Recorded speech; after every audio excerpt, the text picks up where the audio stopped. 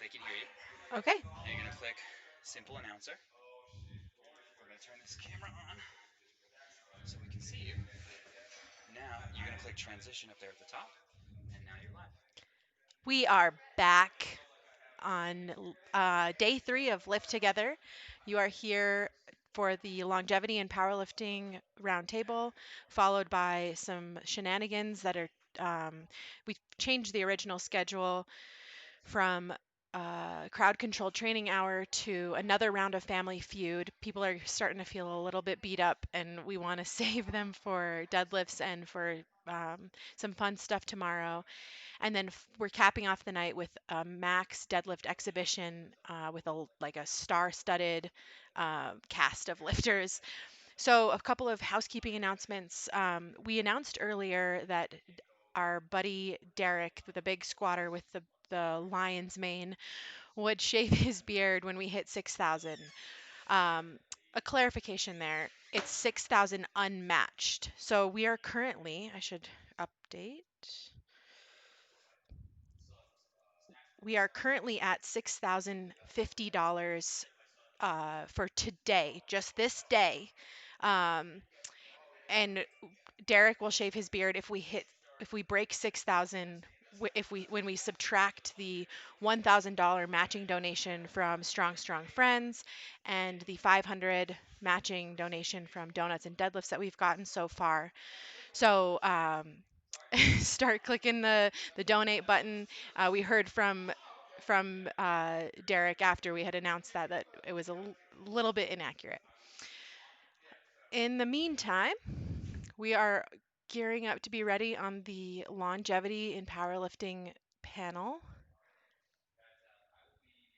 We're just getting the panelists briefed on how the structure of the panel is going to go. We have Ross Lepola, LS McLean, Donovan Thompson, Jennifer Thompson, and Dave Ricks, who you just saw earlier squat 705 for 3 reps at the age of 62 years young. And LS McLean squatted 332.5 kilos, which exceeds the world record in his 93 kilo weight class. He squatted it like an opener. So, are we ready here? We are. I'm going to turn on the audio for them. Okay. They get a microphone on the table. Okay, you control your audio with the mute button there if you want. How do I change?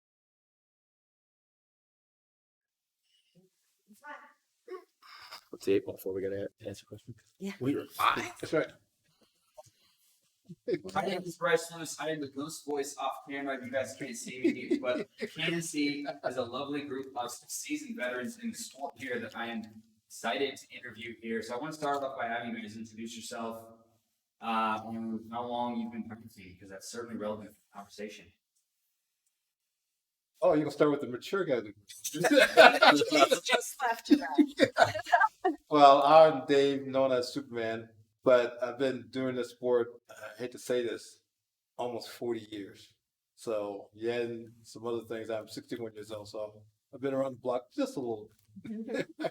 Just turning the corner. I'm Jen Thompson. My very first meet was in 1999.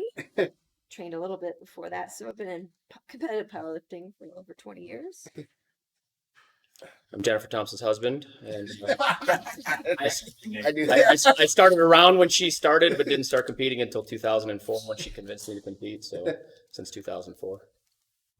LS McLean, been competing since 2013. I'm just old. Be qualified by age. Yeah, I got in by age, not by. That's right. I aged him. He aged in by. I'm Ross Lepola.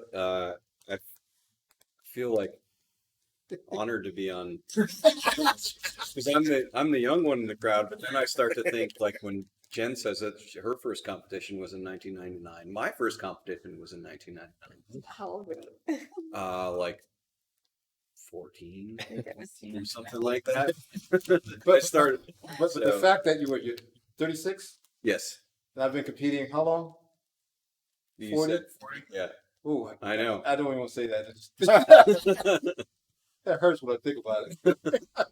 And we may have Greg Page with some questions onto it. I think he might be live. All right, hey Greg. He was Yeah. too old to get on a plane. So one of the first questions I want to ask has to do with powerlifting kind of being like this kind of odd sport that you don't really go into. Sometimes, if you're lucky to be in Texas, there's collegiate powerlifting, there's high school powerlifting as well. But I think for a lot of people, they get into powerlifting by way of another sport. Do you guys feel that's important for longevity? Have you guys transitioned into powerlifting coming from a background of athleticism from something else, or how did you arrive in this crazy sport? Well, I can start. Yeah. I was a simple high school athlete and I played football. I was okay, but I wasn't really good at it. Went to the Naval Academy and I played, called lightweight football. And I was actually an offensive lineman. I did okay. And then during my senior year, they had this club that said, have you heard of powerlifting? I didn't know what it was. I could bench, that's all I could do. And the coach of the powerlifting team was an old SEALs team guy, captain and commander. And his theory was go heavy, go often. And so he had all his athletes, train heavy every day. So for a very young athlete, he made progress very quickly. And so within my first year, I qualified for collegiate nationals and I took third collegiate nationals. But quickly I understood that once I transitioned to be in my full naval service, at the military base, you had places to train. But training heavy all the time, my back just couldn't sustain it. So just my limitations went light and heavy, but I really didn't know how to really train progressively until later on I found someone who knew something more about the sport, about progressive overloading without killing yourself. Because every day I'll go heavy and it's like, I'm not getting better. I'm just beating up my body, even at my early 20s. And so I think one of the key things is just understanding how to train in sport and train safely. That's good. I was a high school athlete. I ran cross country. I ran track. I was a high jumper. Did volleyball. So I kind of did a lot of different sports. And then in college, I did a lot of road races, long distance, because my dad was a runner. I never liked running, but I loved the competition and that you didn't necessarily have to be talented in it, but you had to be a hard worker. And if you had a hard worker, you would succeed and you could do well. And so I love that aspect of it. But then I met my husband Don, and we were just friends, and he's like, you don't have to do that running, you can do this weight training. And I like that a whole lot better. A whole lot better. And we just stumbled on powerlifting, and when we were in LA one time, they had a competition on Muscle Beach. I didn't even know what powerlifting was, and we happened to see them out there doing that, and I'm like, oh, I can do that. And I fell in love with it. Yeah, I came from just college wrestling and lifted weights in that and knew nothing of powerlifting until that vacation. And we saw Bo Moore and Bob DeCourt benching. And I was like, you're benching as much as some of the guys in this meet. You might want to look into this, and that's really kind of, and I think powerlifting gives the older athlete who no longer has that outlet still a competition, right? You can only wrestle for so long. You can only run distance for so long, but powerlifting gives you that ability to compete. Even if you still like it, you run out of places where you can compete in a lot of these other things. Gymnastics stops at 18. Yeah. Yeah. A lot of those sports stop later. So my question isn't whether or not you guys have done sports in the past, but whether you think that's helped you stay in the sport for longer than if you just went straight into powerlifting like a lot of the young athletes we see today. I think you just have to be a competitor. And I guess being in sports probably got you into that mind frame. So I guess that helps. But I think just wanting to compete, wanting to be that competitor. So I don't necessarily think you have to come from that background, but it certainly helps when you've been in that situation. You get that taste and that drive of losing and winning, for sure. No, she had a key point is that it's one thing to go to the gym and move weights, whatever, but having a focus and the mental toughness, because it's not one day, you can't do this one day and say, okay, I'm great at it. This is a very methodical, long journey.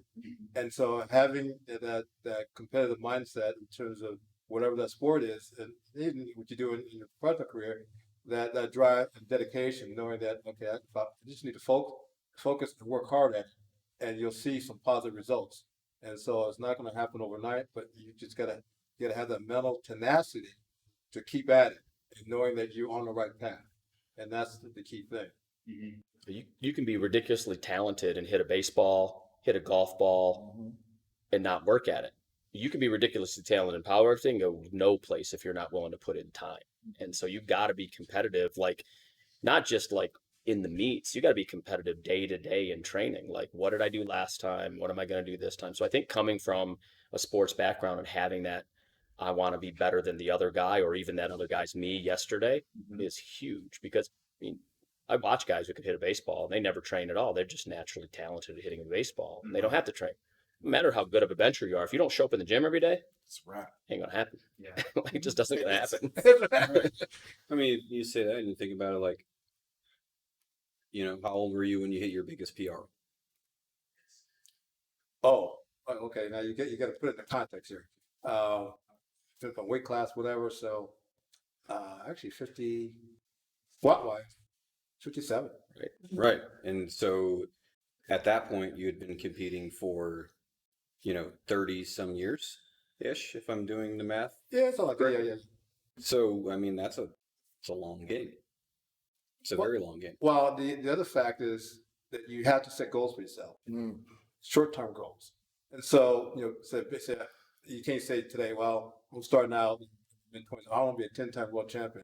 Well, that's a unique journey. And so, but you can say, well, I want to gain 10 pounds in my bench over 6 months. And that's a reasonable, and it's not over daunting. And so, just like, this event where we held this training that Bryce had set up. And so he put the call out with 2 months for that. Yes, about that. And so people said, well, if we're going to do this, well, I'm not going to just show up. I'm going to try to do something. So you had that short-term plan. Even for a guy like me, I was coming off of just a casual training. So I was like, hey, well, I'm not just going to do just a little bit. I'm not sure what I can do, but I'm going to start working that plan.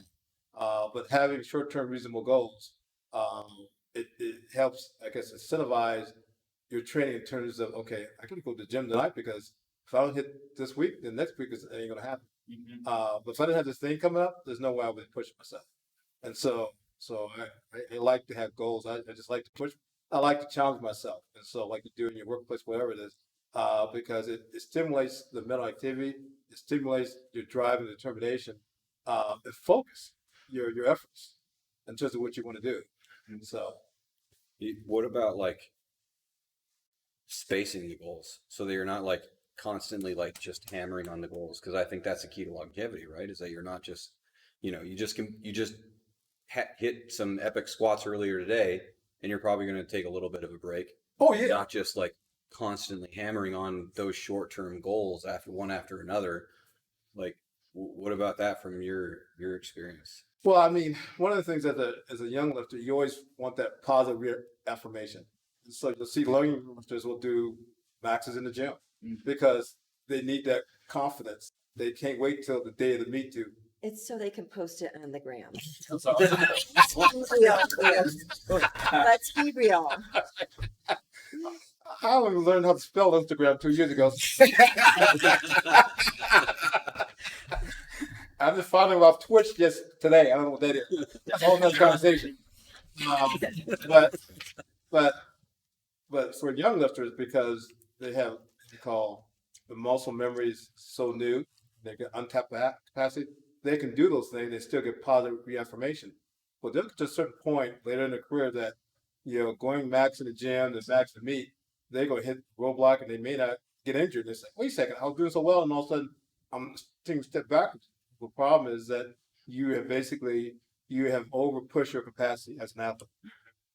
And so you got to be humble with yourself to say, okay, let me kind of readdress that and kind of step back and slow up.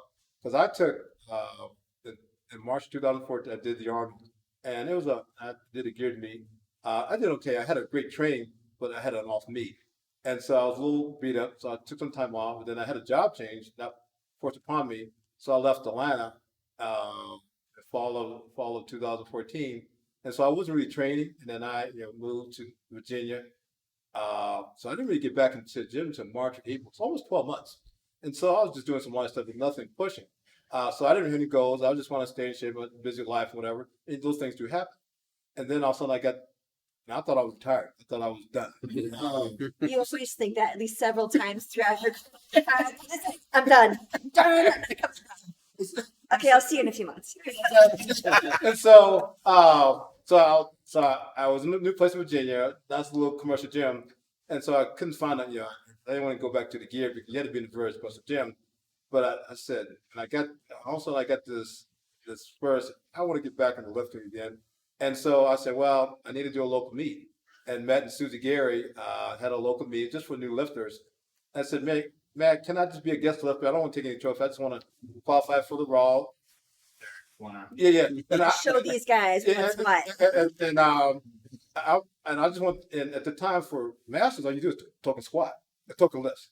All I want to do is do token lifts and call it a day, and then I'll train for the Raw Nationals in 2015. So this was July beat, and so I talked to him like April or May, and Matt says, we'll let you do the meet. However, you need to do some real lifts. I said, Matt, I'm a little older. I only got 6 weeks. He said, that's not my problem. That's your problem. Because if I put your name on the list, they're going to expect you to do something. I was like, wait a second.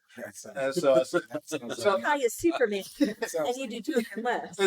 and he kind of incentivized me to. So I started training a little bit, did supplements everything, and so by middle of July, I did that meet, and I squatted 515, pulled 550, really been 300, and I thought, can't do any more.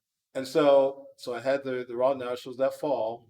And I said, well, let me start working a little harder and focus on the goal. And then she said, well, let me see if I can work with we compete the open guys. So I looked at my numbers, looked at their numbers, looked at my training, said, no, that ain't going to happen. And so I said, well, let me just back off and just be a master lifter. And I did okay. And I squatted and bench, squatted and deadlift over 6 and pulled and bench, I think it was to 400. So that was September of 2015. Now you speed up to the World Championships. This was the Master World Championships Raw in Killeen, Texas. And at that point, my squat had got to a point where I was training at numbers like near the open squat record. And it was 672, I think it was. And I told myself, if I get a chance on my third attempt, I'm going to put the world record on the bar. And I did it. And I was like, okay, I'm done. This I can't do better than that. Okay, so that was June of 2016. Okay, now you speed up to the Arnold, 2017. Arnold's in Columbus, Ohio, and my parents always come to the Arnold because they're from Ohio, and they always like to see me lift. And so I did my second squat. It was like 680, and I had third squat. And I could have done 705, would have been a new world record. But I'd done 705 at the Raw Nationals in Atlanta. I said, let me do something a little more than that. So I put 325 on the bar. And I said, see what happens. I was fortunate enough to get it. And then a month later, I already had volunteered for this to go to a meet in Australia. And Mr. Gino was there. I said, oh, shoot, I'll have to do something now. and I did not plan to do the world record in Australia. I planned to do just kind of like a token meet and whatever. But I trained a little bit, wasn't sure what I was going to do. And I chipped the world record in Australia, and I was fortunate to get it. So I guess the bottom line is the short-term goals are key in terms of, just kind of keeping it very simple. Because you never know, you might have injuries or whatever. And so don't overthink this. And because if you get setbacks, just back off. The world is not coming in. This is really just sport for our mental wellness. I have a very busy job. We all have busy jobs as we get more mature in our careers. And I use the lifting as a way as a mental break. And so it's not like be all end up. When you're in your 20s in college, you can just sleep and work at the gym all the time. When you get a little older, get kids and whatever, the gym is kind of like a portion of your life. It's not the total life. Mhm. True. And so you got to keep in that perspective. But if you have the right goal, it provides you a level of focus off what else going on. So I call it my mental wellness training. It is for sure. Yeah. Yeah. I have a question about kind of progress over time. So, newer lifters, they can expect progress over time at a pretty fast rate. You're talking about these, young 20 kids who can Right. sleep and train all the time. Yeah. some point progress slows down. Maybe you're, expecting just to put 200 kilos on your total time to time. At some point, you have meets that are worse than the meet before, and you kind of just deal with some kind of mental baggage associated with that. And yet, you guys have found a way to continue to lift, and not only that, but continue to get better over that time. So I think for a lot of people, getting over that hump of dealing with kind of maybe not only one, but maybe multiple down performances before things finally go your way over time. How have you found a way to stay in love with the sport for all this time? I mean, I think that, the long-term goal of winning a world title or, whatever title, national title, whatever your goal is, like it's like he says, or like he talked about, it's a series of multiple short-term goals, many of which you won't attain. And you have to understand that to get to your long-term goal, you set up 10 or 15 short-term goals. In the meantime, you might make 30% of those, but you're still 10 or 20% better than you were when you started in, and understand that keeps achieving these goals. And so you have to be okay with that failure. You want to set your short-term goal out there enough that you have to push to get it. This magical, I went 9 for 9, but if you didn't really do something to go 9 for 9, it didn't do anything. You didn't do anything. Like set a short-term goal and understand you might fail at it. And if I fail 7 of my 10 short-term goals into my long-term goal, I'm still 30% better than I started, and be okay with that. And then I think there's something wrong with like this perception of like failure as this thing to avoid at all costs. For sure. Definitely. Like we had forever, since I very first started, at the end of every big competition, we always talk about, we have like a debrief. What went well? What didn't go well? What can we do better? And the very last question is always, did you have fun? And so some of it is, it sucks if you don't win or you don't hit your personal goals. But the thrill is being in the competition and the hunt and pushing yourself and picking those numbers. It's not all about PRs and heavy numbers. There's a lot of times where I've won world championships. I didn't come close to what I could do, but it's all about the numbers and the back and the forth. And so there's so much more than just hitting certain numbers and PRs and things like that. It's being a competitor, which isn't always being at your absolute best. Sometimes it's being mentally stronger than your competitor. Sometimes it's having a great numbers person who totally outdo the other coach and their lifter. There's so many facets of it that it's not just one thing, and you have to look at it in all its different angles, not just winning or losing. That debrief, even if it's a debrief after the end of your cycle, because you don't have a meet, that debrief to say like, why did I or didn't I achieve my goal? Sometimes our debrief was like, well, yeah, you killed everybody, but it was terrible. Like that was, and sometimes it's like, great job, that was perfect. Whatever we did, bottle that, put it on a shelf, remember it, do that. And so I think even at the end of a training cycle, you have to do that. Like, okay, I didn't get my short-term goal. Why? What was the setback? Oh, I had a job that took me out of the gym 3 days a week. Can I do something better with that? My training partners flaked off halfway through the cycle and didn't show up half the time. Those kind of things, you gotta look at that and understand that there's reasons you don't attain these short-term goals. But if you let it like defeat you, then you're never getting to that long-term goal. And, I mean, young lifters I see, and they want to build strength. They don't understand that, like, when you're young in the sport, there's a period of time where your body has to adapt to that part of the sport.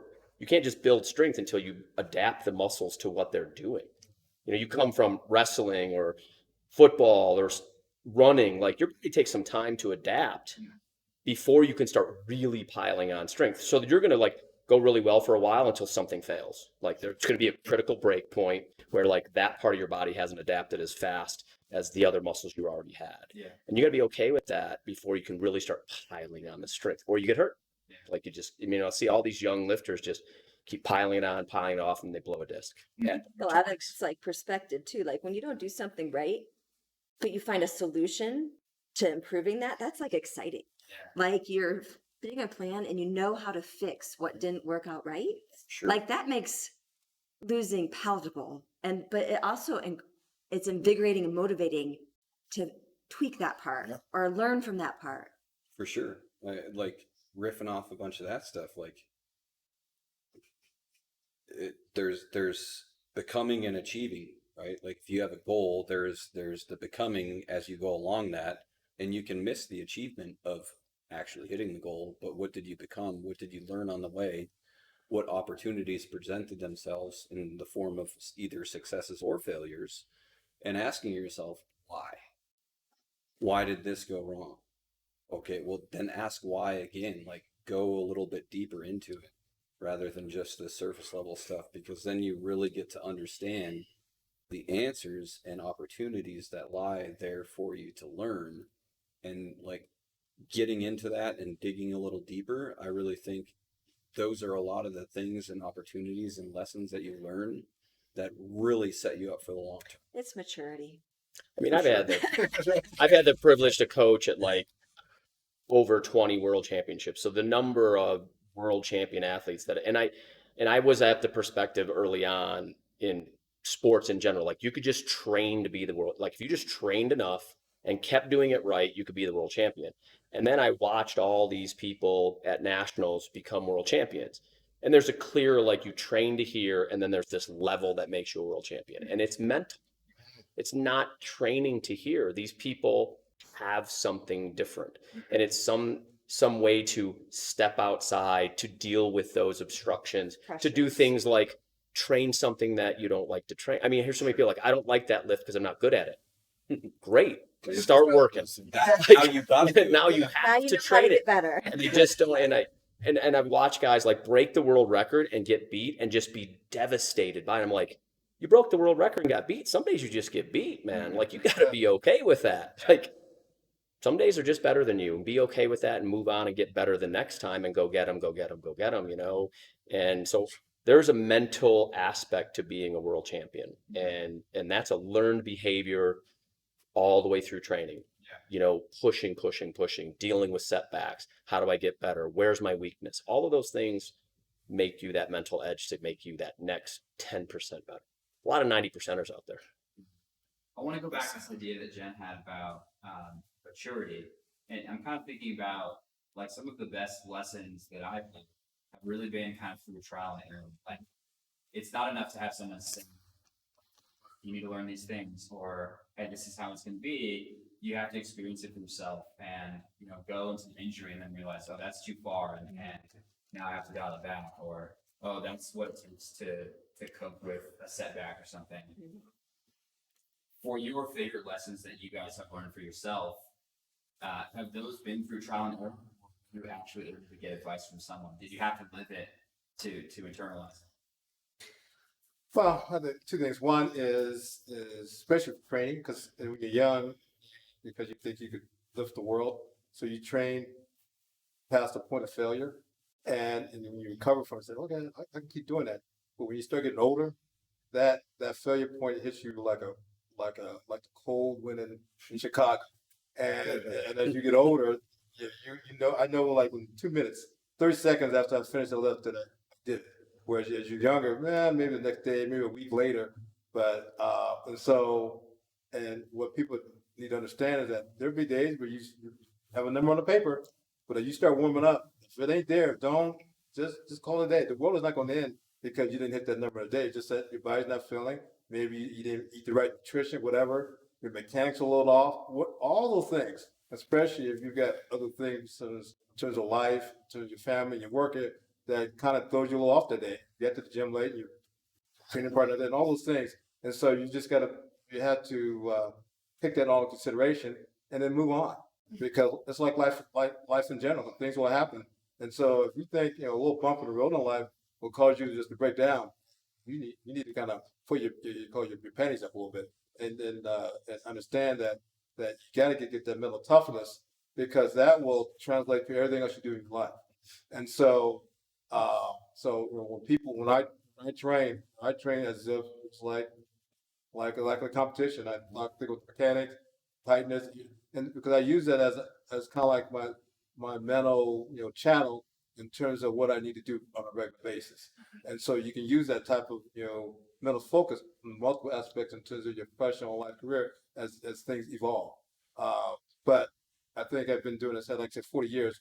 I bombed out in 3 meets in my whole career, and all 3 times was my fault. And so the first time I did this, this was, I had trained for my second national meet. It was 88 PA, and I had flown to Erie, Pennsylvania. Martin Beavers was the national champion. And he was a great 165er. And I took second to him the year before, and so I had that. Okay, I want to be the national champ. So we trained real hard. So we get there. I didn't lose weight the right way. I kind of try to do this crash diet, and so I.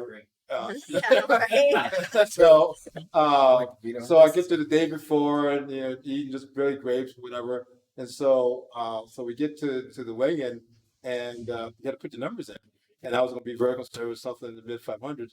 And Martin was going to open in a high five. So, well, she can do that. I can open that high five. Wrong thing. And so we get to start warming up. The meet schedule got a little off, and so I didn't watch the warm-up time, and I was rushed. And so my opening lift, took it off to the rack, started squat. It felt like a ton of bricks. And I didn't go deep enough. 3 red lights, okay. Second, ton of bricks. 3 red lights. So third one, I said, okay, I'm gonna go sing. I went deep enough, but didn't come up. And so my dad was at the meet.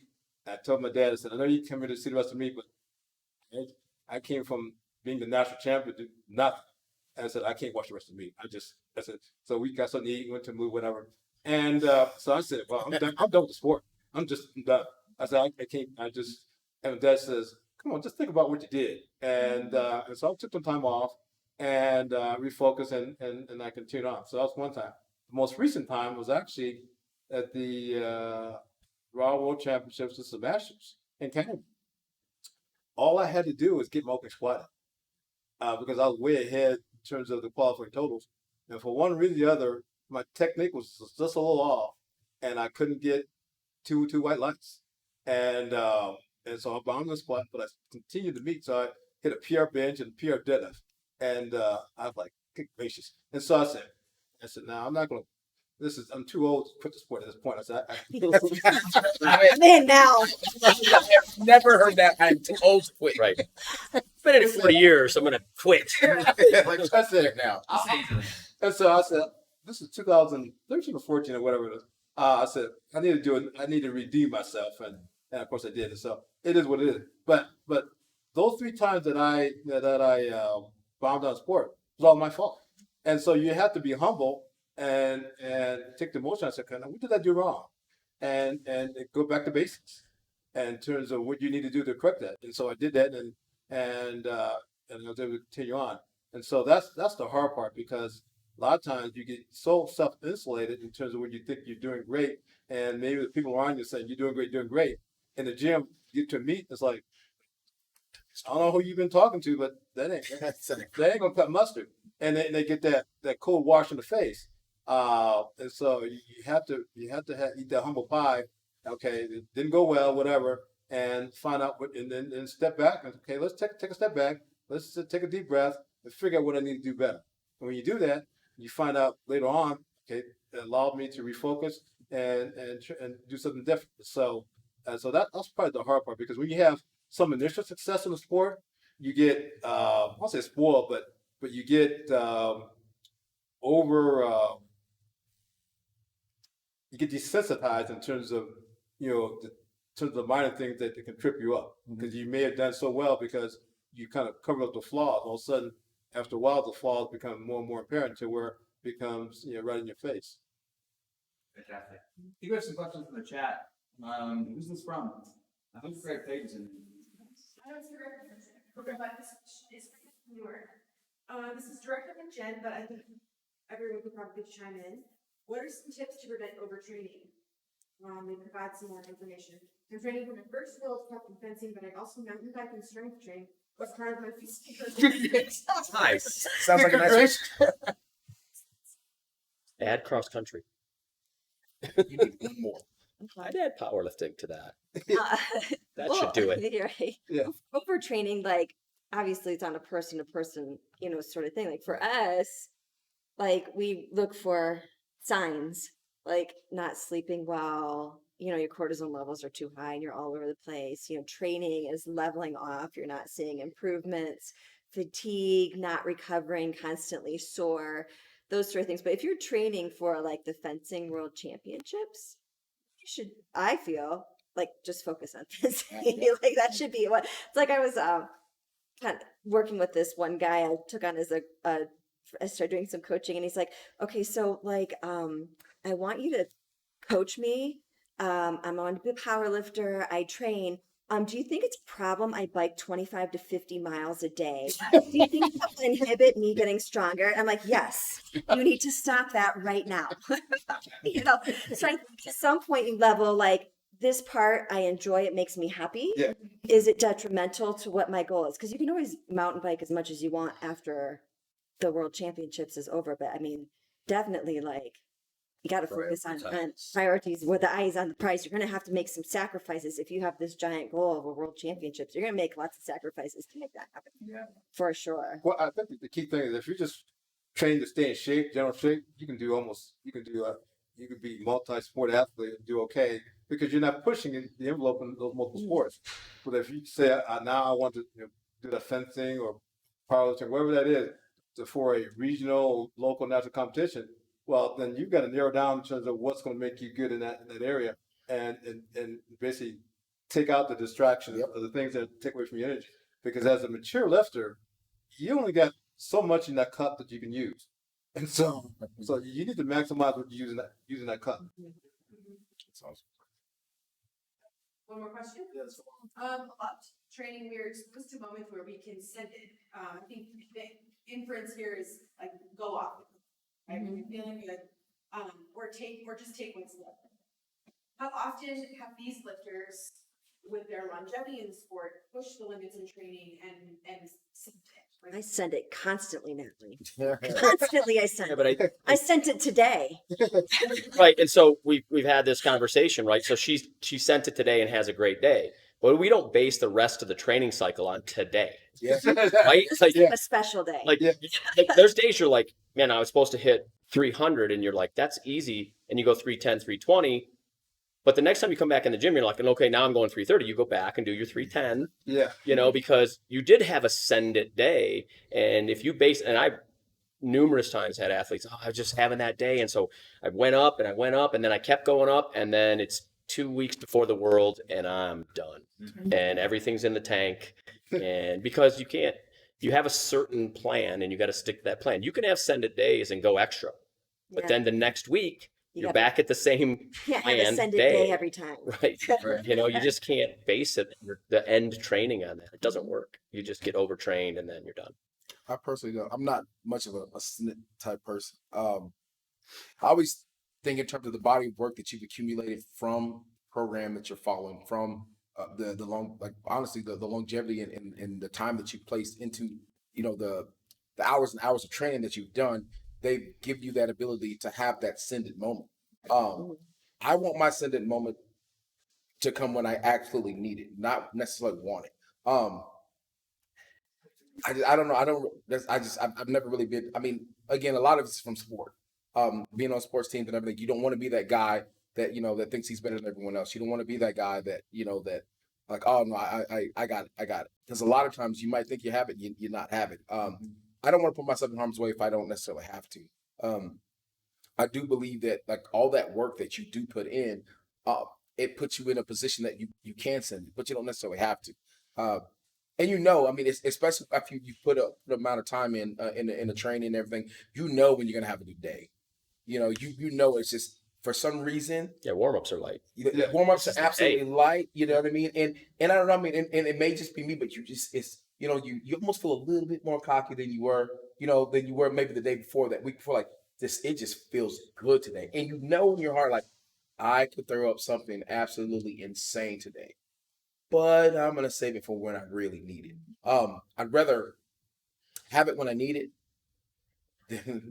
Well, some of it depends, like how far out you are from your big day, exactly. But I think some of the times those send it days give you the confidence to have it on that day. You're pushing yourself, hitting numbers that you didn't think you could hit. Then when you need to hit those numbers, you're like, shoot, I already hit this. I got this. I think one of the things with that, like send it day, to understand it's almost kind of like a meet.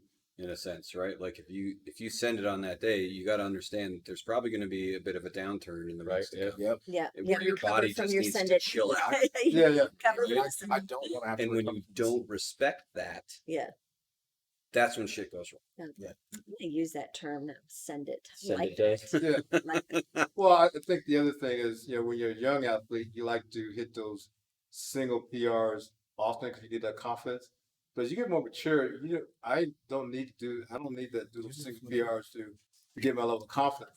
Now I might do more reps because I'm having a good day, and then that puts that in the tank. So like today, my goal was to do reps at a certain weight, and depending how I felt. Now I could have done one, I could have done two, done three, but I knew I had the confidence that if I would have pushed myself a single rep, I could have done it. But I don't need that self fulfillment that I hit a PR today. But by doing keeping within what we call whatever that program and rep range, then keeps you within that framework without overtraining. So that's what I just use. I mean, but when younger in my career, I used to do that PR in the gym because I felt good. But When the you're problem, young, you can recover pretty well. exactly. But I Not so much anymore. yeah, I can't do that no more. It's just so I have to. You have got those what you call the golden tickets that you get as a mature lifter, and so you can't be using those golden tickets in the gym every week. It's like my golden tickets, but I need them. So I've got this question for you guys. You guys kind of all come to these moments where you felt like maybe I'm in, maybe I'm out of the sport, maybe like this is the last time, and then something brought you back. And what I've heard a little bit is that it seems like someone else was kind of this angel on your shoulder to kind of say, hey, look, you can still be involved in the sport, you can still go forward. There's a sense of kind of it being more than just an individual sport. You guys have had kind of support networks that have been influential in you kind of maintaining success for this long. Have you felt that that's kind of been an integral role for you, is just being more than just yourself and having a support group around? Yeah, I mean, I can tell you her moment. It was before there was Raw powerlifting, and they just added the press command back into benching. There's no press. Yeah, you just have to press on your Just own. press, stop at your own. Yeah, you would hold it, and then they would decide if you. And they would held it decide if you paused. Or- Yep. So they just added it back, and it was ridiculous. It was like 1,001 press. And so it became very obvious in warm-ups and watching the meet go on that she wasn't going to be able to put her shirt on. Like, you're going to have to bench raw. Like, there's no way you can take the weights you're going to take down to touch in a shirt and be able to hold it. And so she ended up benching raw and got out pulled and got beat by 2.5 kilos in the end, and didn't bench in a shirt against to lose the national title. And it was a fluke. It was so snowstorm. So we ended up driving to Louisiana from North Carolina. So we have to drive home, like 2 days drive home, and she's done. Like, I convinced her to go on the medal. Like, you got to get your medal, be up there, do the right thing, be a good sport. As soon as you're done, we can walk out the door, and it's, I've seen a lot of, I'll sidetrack. I've seen a lot of people not get on the medal ceremony because they didn't win. The lifters on that medal stand didn't do that to you. If you got a raw call, it wasn't the lifter's fault. Get up there. You can be mad at the judges all you want. That's not the lifters on that stand. But either way, so she went up, did the right thing, and then we started driving. And she had quit. This is before raw powerlifting had started. And I said, well, why did we go? What is it that, like, you love in this sport? Like, if it's just about lifting weights, we can do that at the gym. She's like, it's the competition. I love being in it. I love it coming down to that. I'm like, are you going to let them take that away from you? Are you going to let them, with whatever call happened, destroy your ability to compete?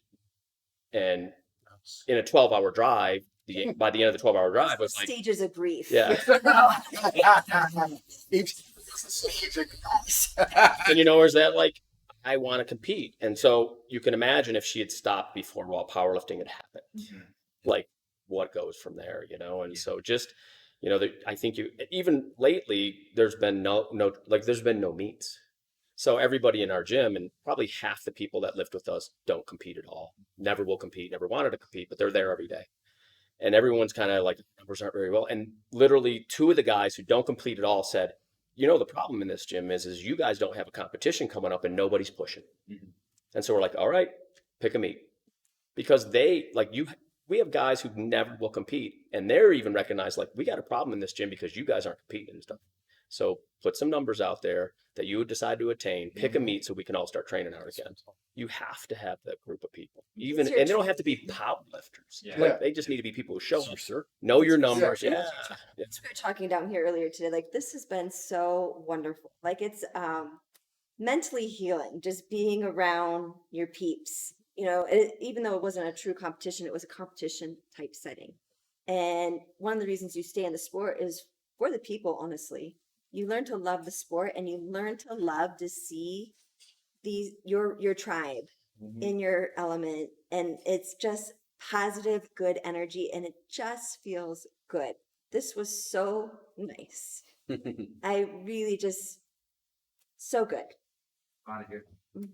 Likewise. For sure. That was the aim. So, have you guys had to redefine yourself at some point? Kind of change how you related with the sport? I went from Donovan to Jennifer Thompson's husband. Thanks, Gino. That's Gino's fault. I went from literally in high school, one of the best athletes I knew, to now probably third, maybe fourth in my family. It's just set every time they start us, like I just go down and down and down. But so yeah, I mean, sure. That's my redefinition. Not in a positive. Something you guys have changed from being single ply to it's a related sport, but as I just mentioned yesterday, it's totally different in many ways. When I tried out, It's a whole different beast. You guys had moments of like this is almost like a new beginning for me, even though it's the same sport. I think, being the senior gentleman of the group, when I started out, the information you got in Parliament was Parliament USA, the magazine. You saw the numbers in the magazine, you saw the training of the month. That's how you kind of figured it out. And then you got into these gyms, whatever you trained at, they kind of got you further into the sport. But this raw evolution, the powerlifting, is almost provided a new life to the sport, because what you now have, you have athletes coming from different, aspects of the sports coming into powerlifting, becoming very short period of time, very good at it. And so provides you a different level of energy and sense of attainment in terms of I need to kind of keep pushing them because they can do it, I can do it. And so for me, as a mature lifter, the raw has given me another sense of something to attain.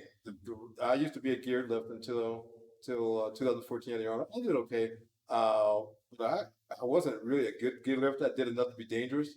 And so when I started, I took a year off, like I said earlier, and got back. I'll just do this raw thing, and didn't know what the raw numbers were. But I started looking at the numbers. And said, I don't know, guys, but I think I can hang with the young folks. But it provided me another sense of purpose. But Janet hit a very good point in terms of the tribe and the vibe, in terms of the whole environment of working with people who are very positive, who wants to basically push the envelope, and they're willing to help you along that journey, you helping them on that journey. And so kind of like iron sharpens iron. And so this whole evolution in terms of what you put together, it's really phenomenal. And so for me, it gives me energy to say, well, they're gonna be out here doing stuff, but throw my head in the ring. I'm gonna show them I got a little stuff left in the tank. Not that I have any left in the tank, but it provided me an incentive to train focusedly and train, at the gym. So when you put that out to 2 months, I said, well, I can't do it today, but you give me about 8 weeks, I might have something for you. And so, but the aspect of working with folks who are just early into the sport and early into their career, but they have a high sense of drive and determination. It fuels my energy. And folks say, okay, I need to sharpen my game up. They're doing some stuff. Okay, I'm gonna hang with them until someone tells me I can't.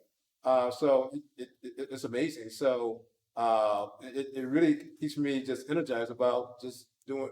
And so you think that you get to a certain point in your lifting career that okay, I'm done. You can't do anything. But if you do it right and you basically work, you kind of put in the proper perspective and know how to kind of just be patient with your goal, be patient with everything you're doing in life, you'd be amazed in terms of how long you can keep doing this.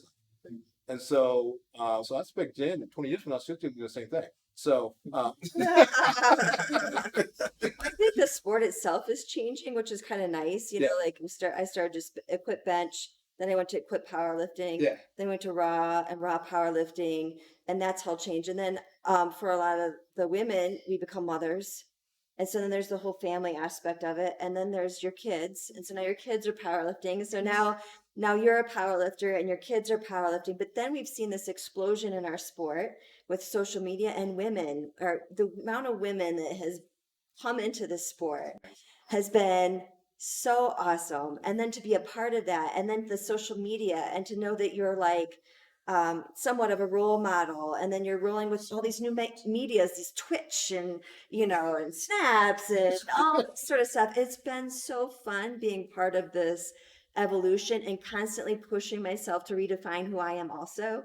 But then watching your own kids do it, and your husband do it, and then your high school kids do it, and there's so many different roles that you can play in it, being a referee and a meet director and on committees, and that you can help continue this role in other aspects of just being outside an athlete. There's many different hats that you can wear. And so that's been really, really cool. Yeah, when we got our first son, I remember, looking at the medals on the wall and talking to Jen. I said, you have to do this long enough that they know like they're old enough to remember you winning one, not just saying like, what were all of those for? Like you got to stick in it long enough that your kids can go, I saw her win one. And this is before all the social media. And now our kids are like she's all over the internet, like everybody knows her, like, Your mom's so, stronger than your mom. I'm better though. They don't listen My anymore. mom's stronger than your dad. exactly. they still, argue with her about benching. Like, you don't understand, man. Like, but that whole, we'll be someplace like at a Charlotte Knights game and like a minor league baseball game, and someone will like want a picture with her. Our kids are like, what is going on? Like, I'm like, to them, like, that's your mom, but to them, that's Michael Jordan, man. Like, you don't understand. And so now that they're getting to the age now in social media where now they're starting to get it. Like, wow, this is like really kind of cool. That's my mom. I'll tell you this unique story was, this was February. So I was in Atlanta and visiting some folks. And I went to this Atlanta mall and had a late night movie. And so I'm coming down the escalator, going to walk out the theater, and I was a little lost. I'm always geographically challenged. And so I come down the theater the second time and see this young guy and his family talking like that. When I come down the second time, he walks up, excuse me, are you, and I did not have no parts of gear. I just had just a casual stuff. And he says, are you what do you mean, the? And I said, yeah. And then he goes, and said, you know who you are? And I'm training. And we had like a good 45-minute conversation. His mom and dad is right there. He said, can I take a picture with you? I said, so you don't understand. I was like, oh, okay. So I see there's kind of like three main ways, at least you guys can correct me if I'm wrong, but I think there's kind of three main ways people stop doing this sport. Either you get burnt out and you don't want to do it. Maybe it's one particular incident, or maybe it's kind of just this long tail that passes over time, or stuff comes up in your life and you just kind of push it aside. Or really the last one is some kind of major injury that prevents you from doing the sport.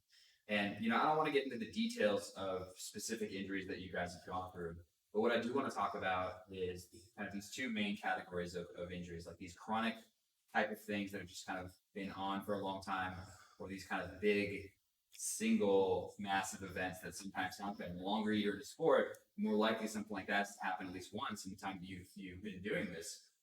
So if you're in it long enough, something like that is relatively inevitable. So if you guys have experienced anything like that, how do you kind of get out the other side? And on the chronic type of stuff, are there signs that you look for, or kind of how do you keep yourself healthy enough to be where you are today and continuing to get stronger?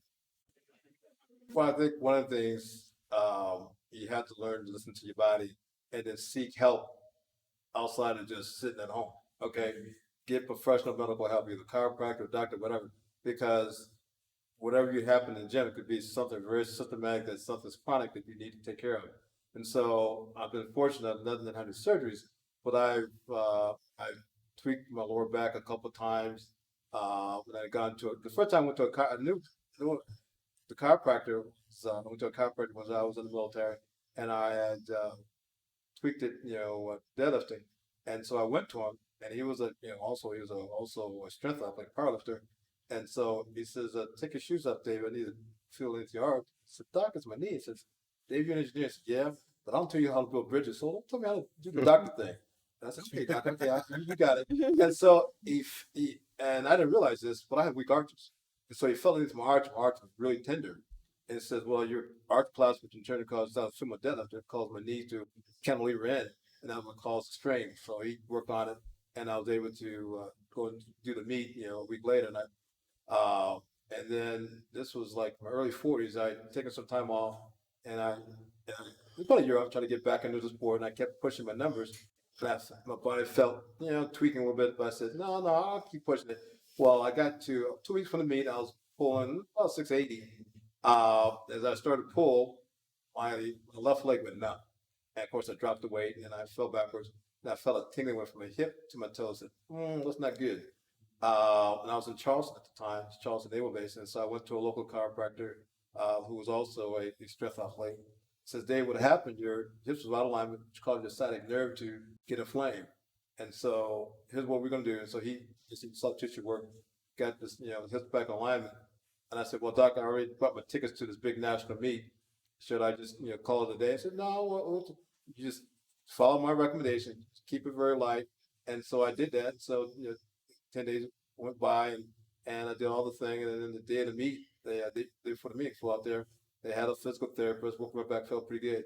And then, so now it's the day of the meet. And so I squatted, conservative, over 600, bench pretty good. Now I come to the deadlift. And so my second deadlift, I think somewhere in the upper 500 and to win the meet. And so I had one more pull and I had, injured this like somewhere in the upper 600. And I said, let me see if I put that on the bar and see what happens. And I smoked and it never really injured itself. And so, and I've done it, I've gone to a chiropractor ever since then, once in a while to kind of keep my body in alignment.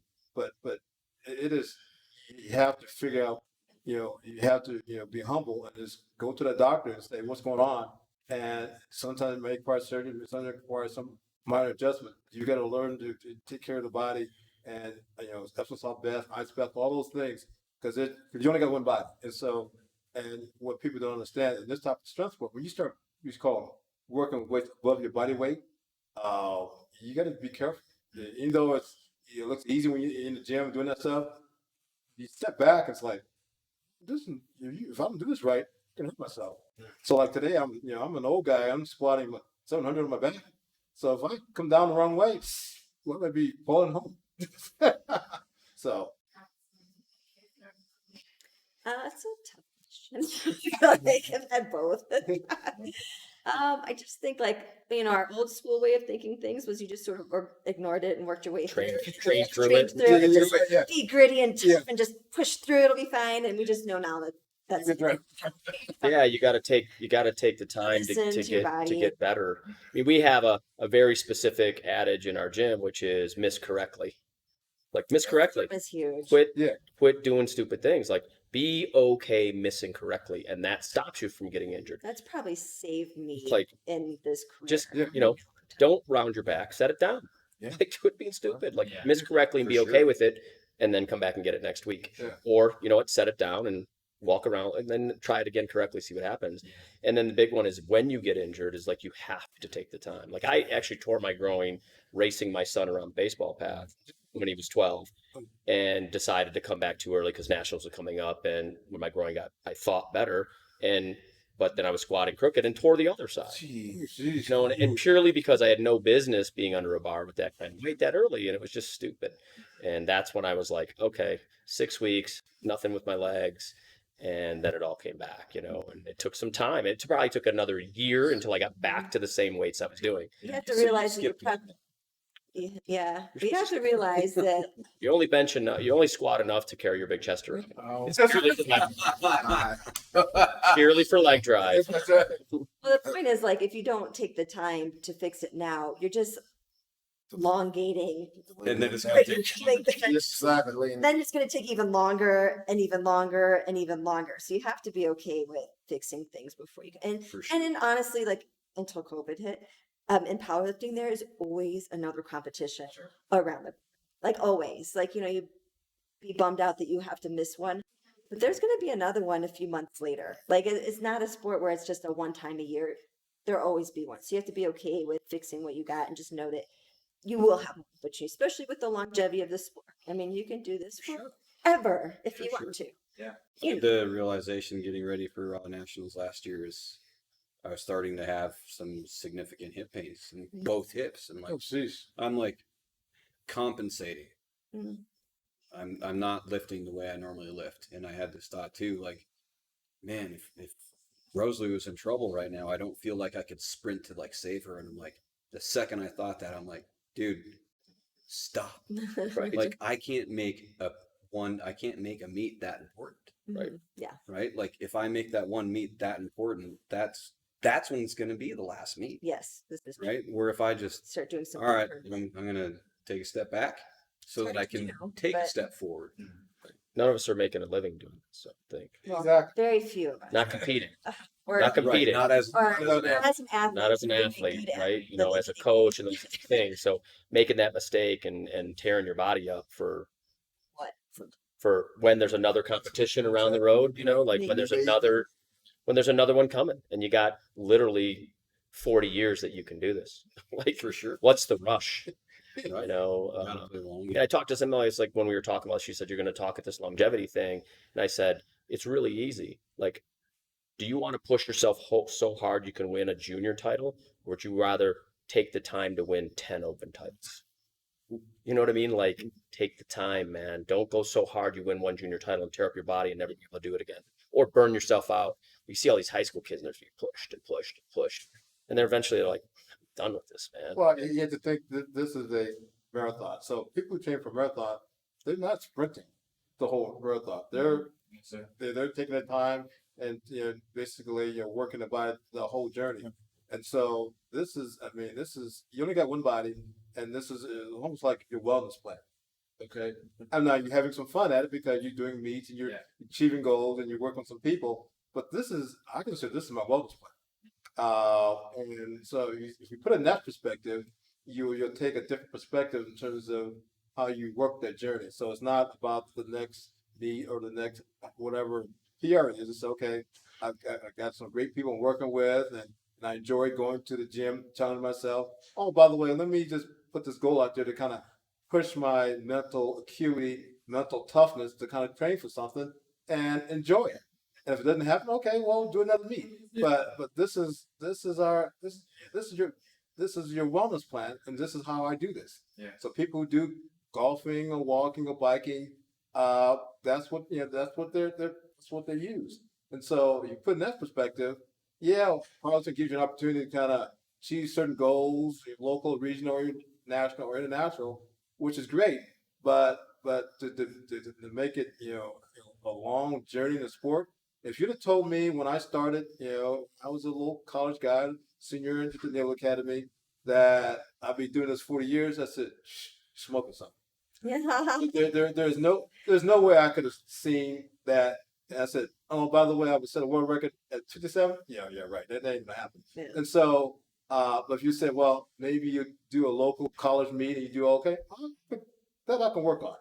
And so your one goal builds upon another goal, and you look back, last 3 or 4 years, man, I did all this stuff. But you wouldn't think about that when you started setting those goals. And so you had to think long term because you only got one body, and so you only got one car. So it's not like you're gonna trade this body in. It's like, well, I want to tune up. I want an extra chassis here. Higher engine. That ain't gonna happen. Yeah. And so you beat up this body, it just breaks up. And so I know, when I really got competitive in sport, there was some folks at my age group in 20s and 30s that was pushing the limit. And by the time they get to the mid 30s, they were done. Done either mentally they just get pushed and stuff, or physically they just biases. It ain't gonna happen. And I didn't realize in terms of why that was. Had to think about all the other aspects of sport. But reflecting back, they just push the buttons, and the bias is you're done. No matter how much you want to do this, you're done being a competitive athlete.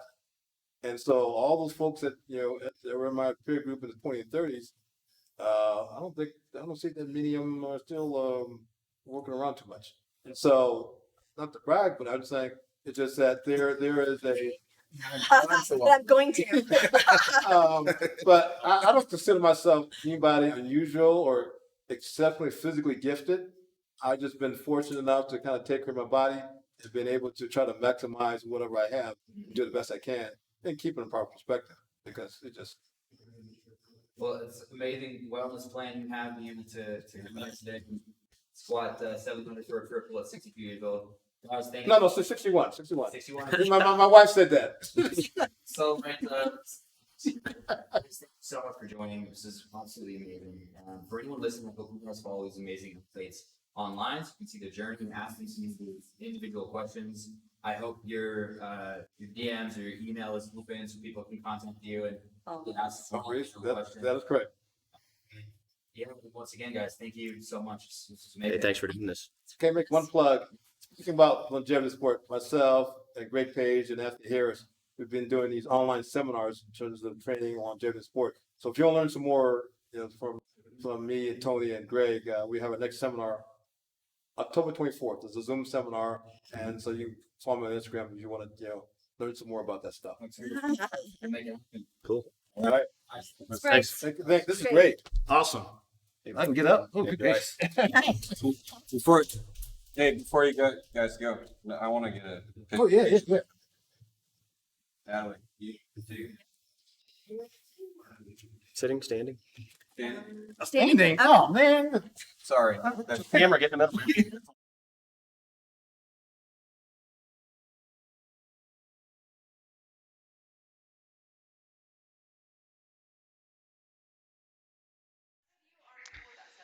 Hello, everyone. I hope you guys enjoyed that panel. Wow, we got 97 people tuning in. I really appreciate you guys. I heard Ben is going to be on, so I sent my people over. Queen Ocha, hey, how's it going? You guys brought people. Well, we appreciate you guys. Thank you so much. We just finished a panel on longevity in powerlifting. What's up, Untamed Flame? We are going to play, I think, one round of Family Feud, and then Ben, I know we have a lot of people here for Ben. Ben is going to do some crazy stuff, which we have some notes here about exactly what he's going to do. And I'll tell you guys, I'm going to keep it a secret for a little while, but I'm going to tell you guys a little bit more about that once we get started on deadlifts. But at 10 p.m. roughly, we're going to start a max deadlift event where Chrissy Piraki, Charlie Yang, Ben Rice, and a few other athletes are going off on some amazing deadlifts. Seriously, we're gonna bring the hype. So one round of Family Feud as we set up these couches. We'll go to a quick commercial. Let's get a few donations here for some ammonia bombs. We can start off Family Feud with a few ammonia bombs. I think that'd be really, really fun. So I will switch this over, and I'm going to keep chatting with you guys here in the chat as we just rearrange the couches, move a TV, set it up, and bring some people in from outside and go from there.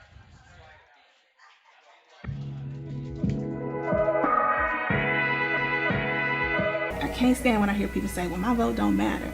If it don't matter, then why do they lynch us for it? Why are they out here trying to keep us away from voting? Have we thought about this? Why do they work so hard since the beginning of time, since the beginning of this country, to keep black people, especially black people, from our full citizenship? Because when I think about us wanting to just be, I keep hearing people say, well, I just want to be treated equal. Like, just stop killing us. We want to be treated equal. Well, the one place we equal is in the ballot box. Bill Gates got one vote, you know what I'm saying? And I got one too. And so we're just trying to put folks on game. Like the game that we not playing is in the politics.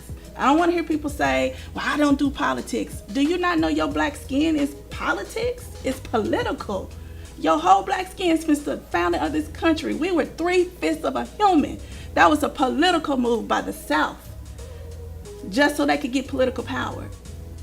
And so our whole existence has been politicized. And if we aren't in the game speaking for ourselves, then we losing. We been losing. And until we start voting and start voting some people out that don't have our best interests, we got to put some more people in that's going to have our back. The more people we got at the table vouching for us, then we can win.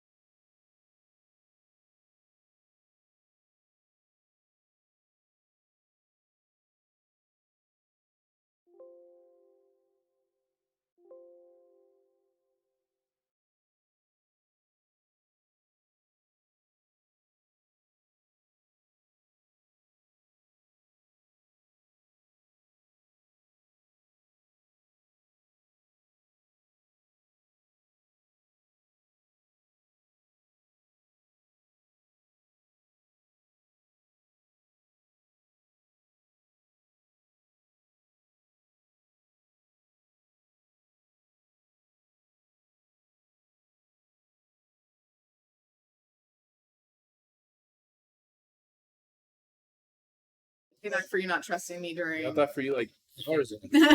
You know what? Fair.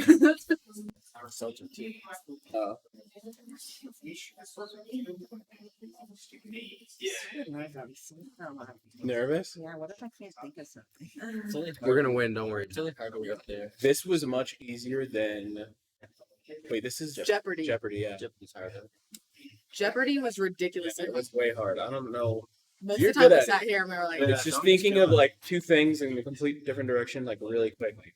And it's so Tilt the camera this way.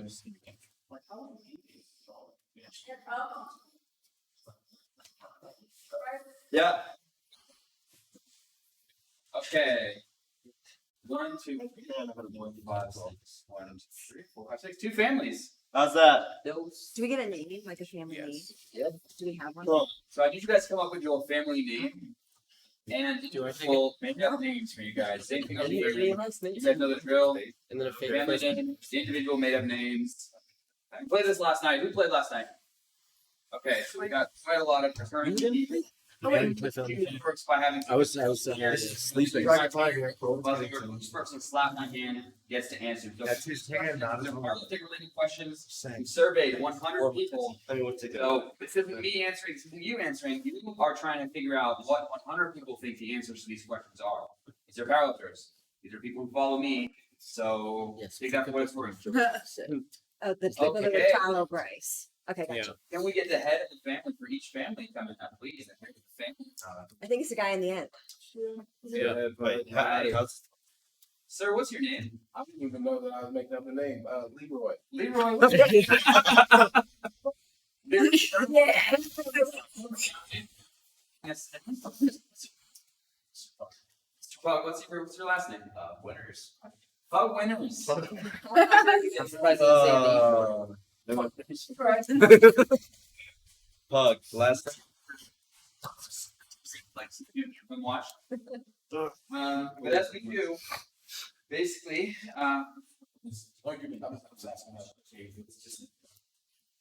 so again, as it works, we're gonna answer a question, and then as soon as you answer correctly, your team gets control. Wouldn't go down if you keep answering correctly. If you miss 3 times in the other, not 3 times in a row, time to pull, the other team has a chance to steal all points. Win. How we doing there, guys? yeah. By the button. Okay. I'm getting optimized right now. Blind us. Chloe, Just trying to own trace. I know. It's a lot of fun when you're these. You what? I should let you. Questions here. I get nervous because he says the question so fast that I don't want to Just hit it slap if it. I don't know what my thought process is. I'm not a big thing. Yeah. I need to really let it. Yeah. I feel like our team's kind of stuck. Not gonna lie. Mr. Leroy. Behind Yeah, your but our back. team's also tied. Okay. The question, I have to finish the question first. Where does Boris Shako come up with his sets and reps? Where does he come up with? How? How? How and where? How do you talk? Yeah. Okay, take that. That's the same question, dude. Another. How does he come up with doesn't his matter. sets and reps? This is what powerlifting. Through experience. Experience. Is it through experience? What? Wait, what does that mean? What in the world? Wrong. Is that the wrong set? I need some. I need a lot of context for that. Oh, Where did they come up with this? Never.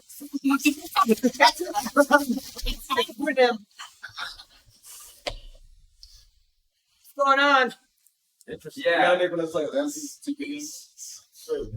Nobody People are saying the overthink game is this. you guys. Leroy, we need you. Leroy. Leroy. Seems I'll have to have a talk Yeah, with ask Shaco. Oh, we're live, right? Yeah. So they just Ladies saw. and gentlemen, just we saw- are experiencing technical difficulties. We do apologize for this. This is a great time to go use the restroom real quick. If you need to get some peanuts, M&Ms, whatever. Don't feel your phone. You can watch from. People said that Judgment. Shaco uses a Ouija board in stream right now. real? That's funny. I don't know. That's what I'm saying. So I can't validate that whether he uses the Ouija board or not.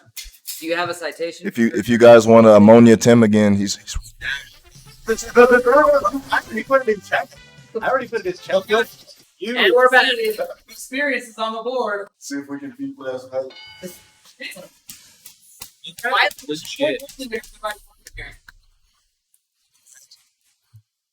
Yeah, Jed. Lorenzo, can you tell me how Boris Shaco comes up with sets and reps? They takes it out of it.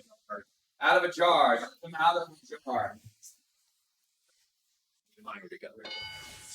Random. Let's gonna say this.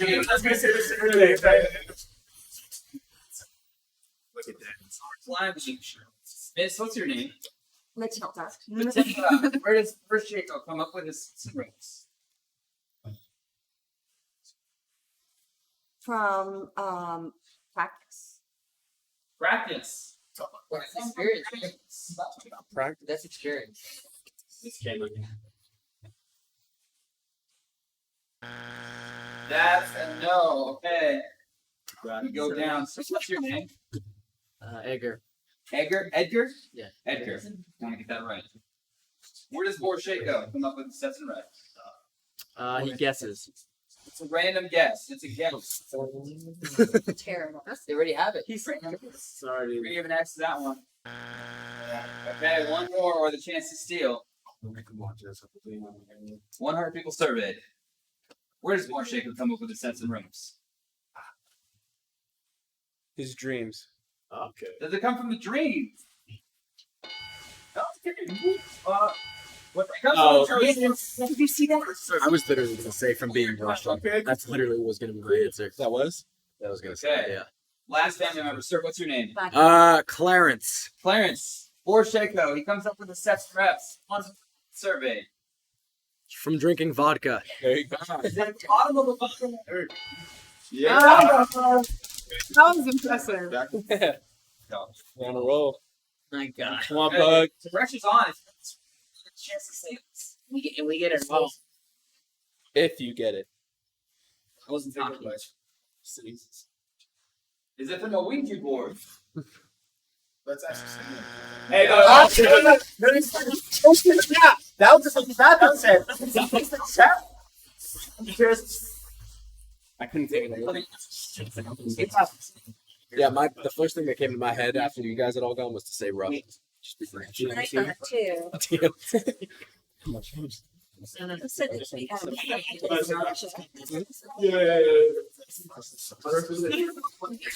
That's the perfect answer. Yeah, You gotta say like. build it up. Because otherwise, people like, Get one pretty specific. You didn't say just. Someone from the family, tell me.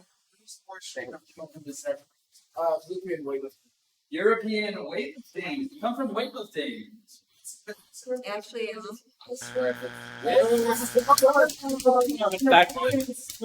Team winners. Nice. Alright, we'll do this. Great work, guys. Wait, what is it? Aliens. Oh, yeah. And Russian folklore. that was good. I like that. Those were hard last. Russian. I like the question. You know what? We need to say more obscure. All right. Yeah. Don't try to make sense of it. Wait, the scores are. Well, I guess it doesn't really matter. That's fine. So wait. No, No. it's okay. KLS. What's my name? I was thinking. What's my name? Just keep adding points to the rental.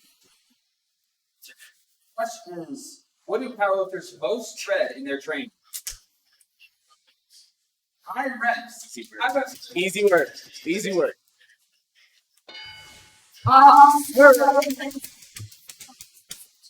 This is easy. 62. Matilda, Matilda. What do powerlifters most dread? No. You got it. I'm gonna say cardio. Cardio. Do they dread cardio? Yeah. That's gonna be tough. Let's see. Are you? Oh, yes, cameo here. Oh, no. We have the morning one for every special owner here.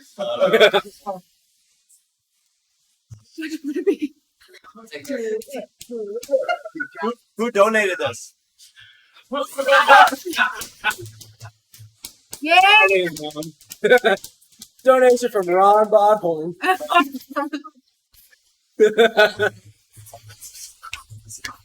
on. This is good. That's got a little important to you. What do powerlifters most dread in their training? AMRAPs. Is it AMRAPs? AMRAPs.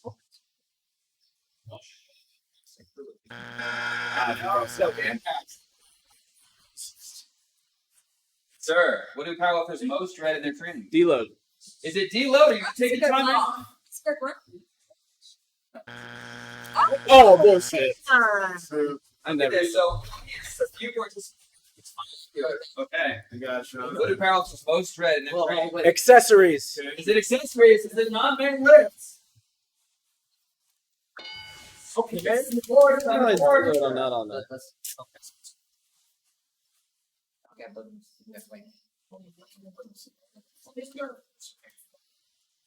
We're going with it's very simple. Okay. We'll same with body. There's gonna be 6 or less. Same with bodybuilding. That ain't it, bro. Is it? Oh, it's okay. No, hey, this steal 73 points, 15 seconds. Let's chat. Question: what do powerlifters most dread in their training? Cause. Injury. They most dread that's a good in training. I swear they're not scared of that. Yeah. Who did you interview? Let's see what the rest of the participants said. PPP. Submax. The grind. Oh my god. Unilateral work. Tempo. Oh, that was right. Yes. I'm right, Tempo. Yes. Hey, if one of us came up and like run, we're like, So you gotta slap Spain. Yes, that's it. Chucky, come join us. Most of people that hell. stop. Let's shut all these down. Hey, he's a doctor.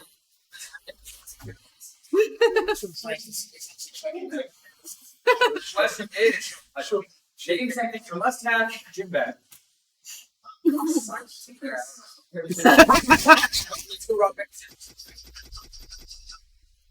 On.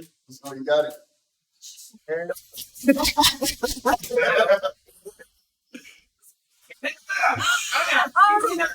She can ask. She can.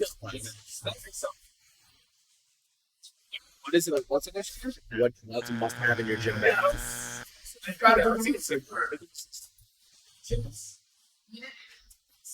Something.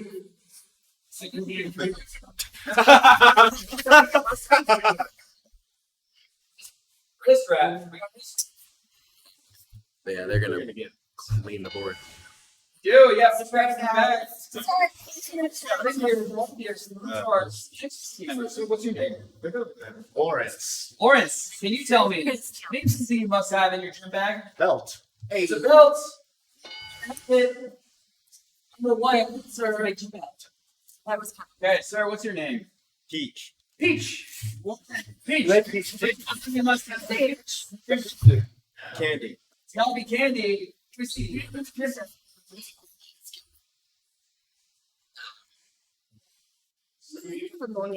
That's like food. We're guys at the top. Leroy. Must have in your gym bag. Leona. There you go. What's in the gym bag? Squat shoes. Squat shoes. Shoes. Yep, lifting shoes are in the bag. Leroy. What's in the gym bag? What in your gym bag?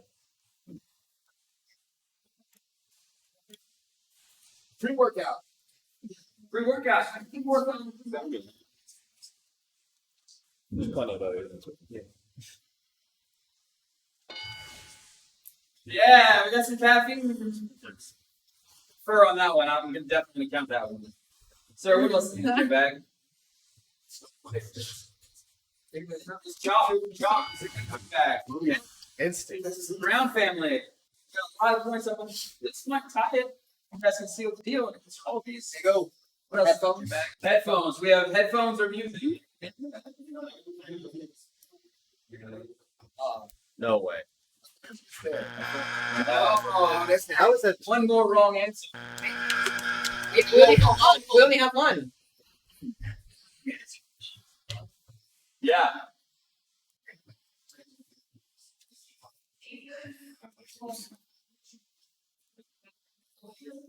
Camera.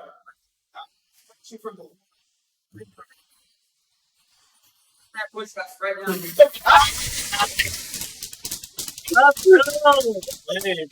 Get started. Just pump. Chest Just the ground. pump it. Can't do it. Smart has bestowed. That's fucking hysterical. Man, let's All go. right, what we got? 1, 2, 3, 4, 5, 6, 7, 8, 9, 12. Knock him out.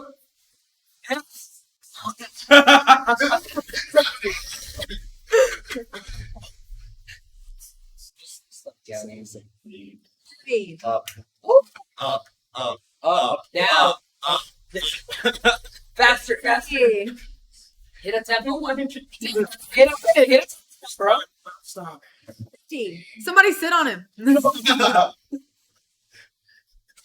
Hey, that's GPP work. What would Seiko do? Do not give up. Oh, okay. Like, jump. Yeah, dude, they're frozen.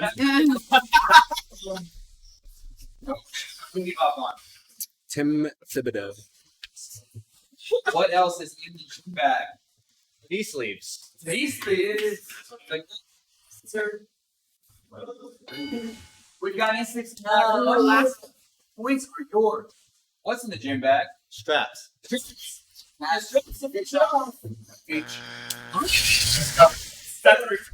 Two.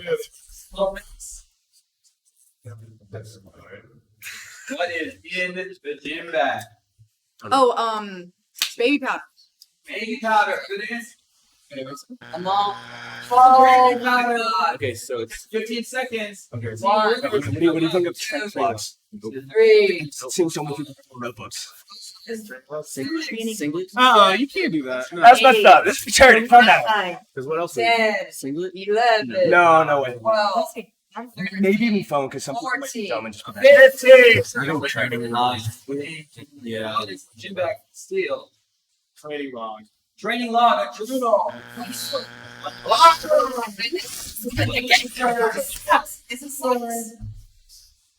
The other What is it? It's socks.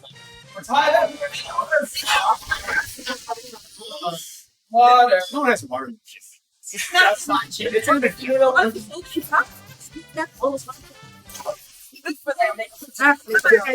Next family member up. That's crazy. Swift like a New answers on the board. And here is the buzzer. The question is: name something every bad program has.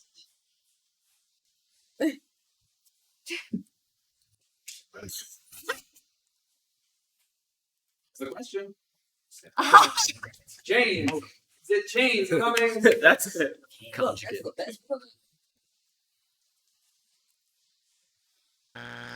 No, okay. Yeah. Chance. It's okay. So name something every bad program Good try. Good try. You got to go next Saturday week. Go on. So home. Something like that. RB10s. Okay. Name something every bad program has. Sir. 10 by 10. 10 by 10. We go on super. 200 number one answer. Hey. What is every bad coach? A bad coach. Is it a bad coach? They got bad coach. Oh, okay. And the Figure that might 13, be so I remember one answer. I have to dig a little bit deep. Everybody. Use to make every bad coach. Cookie cutter. It's a cookie cutter program.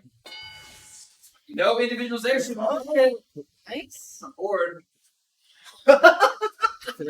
So, lack of structure. lack of structure. No structure. Doing random stuff. Oh, okay. That's just what I think it's just. What's our double digit spells? Name something every bad program.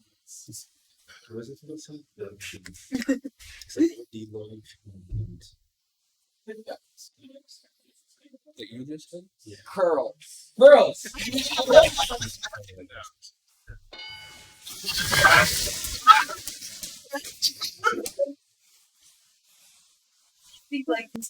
Out of the blue. Okay. Name something every bad program has. Too much variation. Too much variation. If that's on there. Oh, the chance to steal. Name winner. 15 seconds on the clock. They were gonna give it. 3, 5, 6, 7, 8, 9, 10, This is a little too specific. 12, 13, 14, and 15. Front squats. Program has front squats. That's a little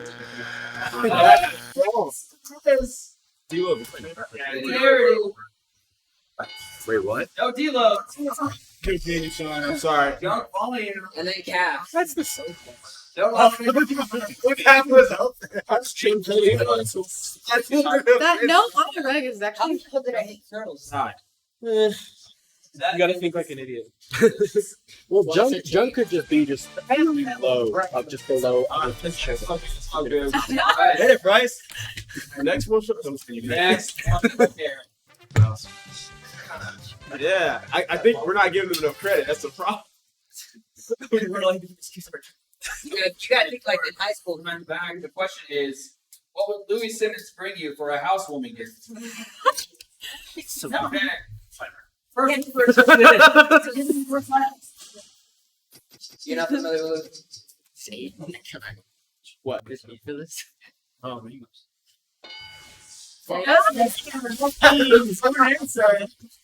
Oh, What would Louis Simmons What would Louis Simmons bring you for a housewarming gift, Sarah? Steroids. Steroids. Something to cheat.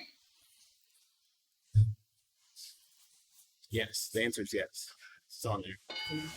Yes. Let's get in the camera, Louis. Louis Simmons bring you for a housewarming gift. Congrats. Did he give you Nice. some combat resistance? That'll work. You take that. wow. There we go. I was surprised. Sir, Louis Simmons bring you for a housewarming gift. Random variations. Random variations. Yes. Imagine.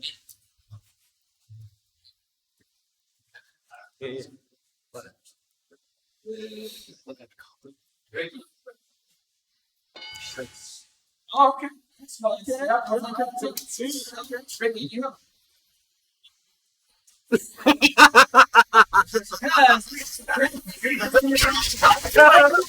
And that's way worse. You have to just That's way worse.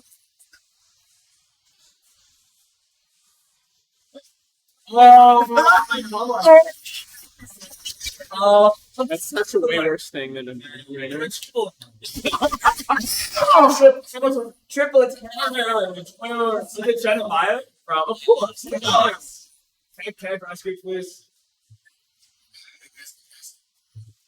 Oh, that's so sorry. That's not even.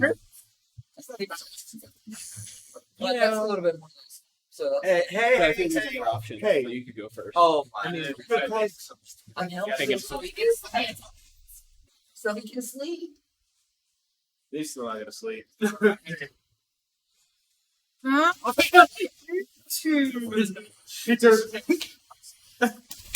Blows it over.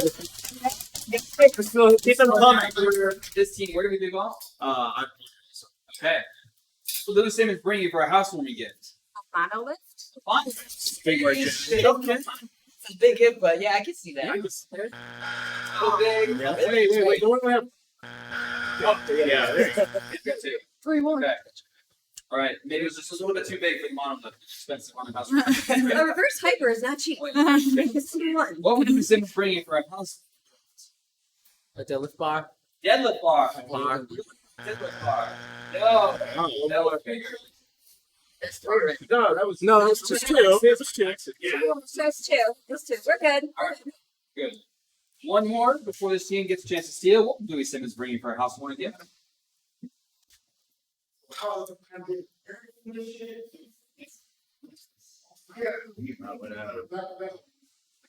Ammonia. Ammonia.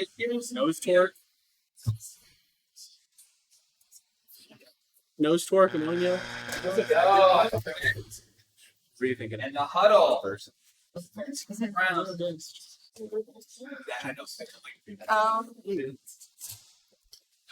feel like a lot of these were on there. I think so too, but mine won't be. I know. Better things. That was bar. Yeah. Give me some multiply here. The steal. Where's the other one? What are the other ones? Yeah, I was thinking about that. But Oh, yeah, what's that? Can I get the next family member up here? Get us back in the game, Sean. It's true. What's that hand, Bryce? Square up, bro. Yeah. Square up. Protein source that isn't a supplement. Chicken. Chicken. Nice. Let's go. Oh. You guys seem confident. Sir, can you tell me what the best protein source is that isn't a supplement? Beef. Beef. This should be. Oh, steak. Steak on the list. Yes. Seems to be more clear there. Sir, best protein source that isn't a supplement. Fish. Fish. Spencer, it's about guessing these. It's about can you guess pork? So you guys are thinking about the low-hanging fruit too. Yeah.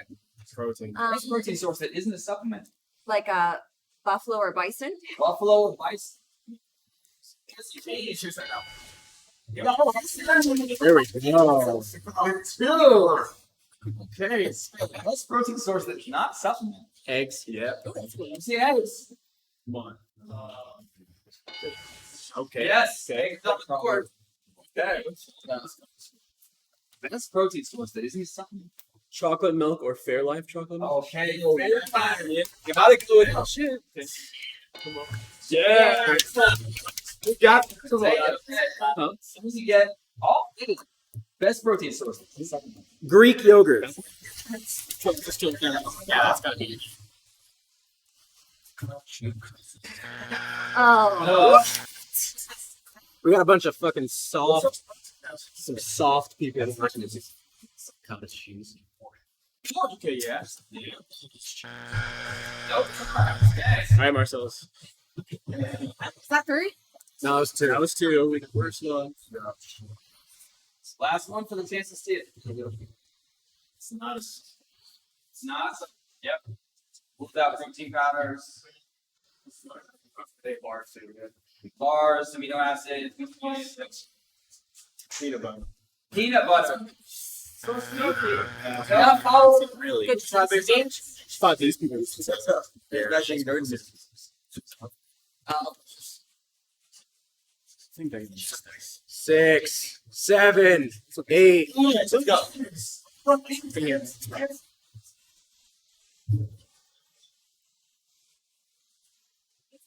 No.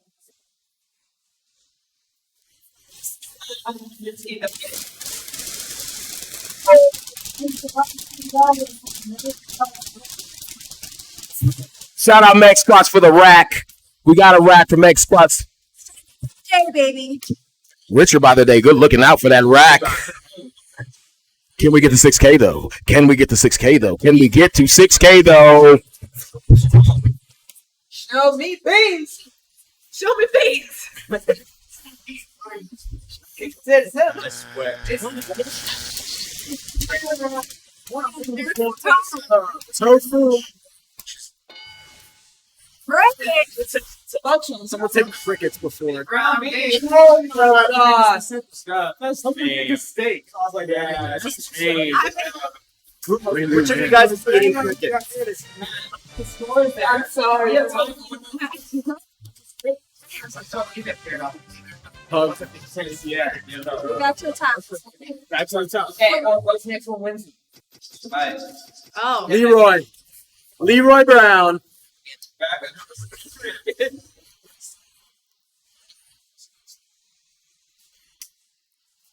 For your families, the question is: name something Mike Tuchscherer keeps in his backpack at a He keeps an RPG trout in his bag. See, look at this. You son of You didn't know. All right. Yeah. Control of the question, sir. What does Mike Tuchscherer keep in his pack of meat? Waverly Snaps. Yes. Snacks in his backpack. Yes. Gotta stay fresh without the day. What does Mike Tuchscherer keep in his backpack out of meat?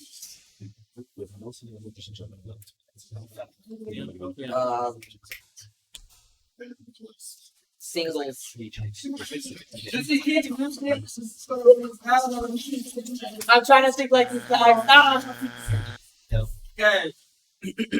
When you're on the spot, strange things happen. Sir, name something Mike Tuchscherer keeps in his backpack at meat. Knee sleeves. Knee sleeves. Knee sleeves. Okay. Knee sleeves. I know. All right. We gotta guess. Before it goes to the other team, what does Mike Tuchscherer keep in his backpack at meat? Smelling salts. Smelling salts.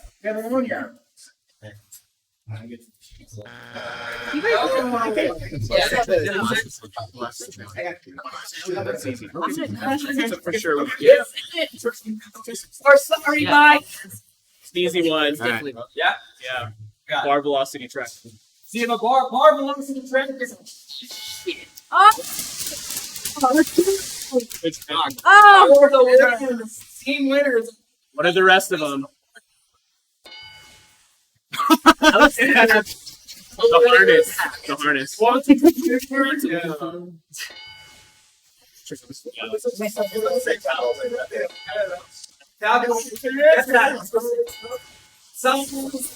That's funny. Hey, Gigi. Thank you guys so much. You guys. Round of applause. Thank you so much. Good game, winners. Good luck spelling his fucking name.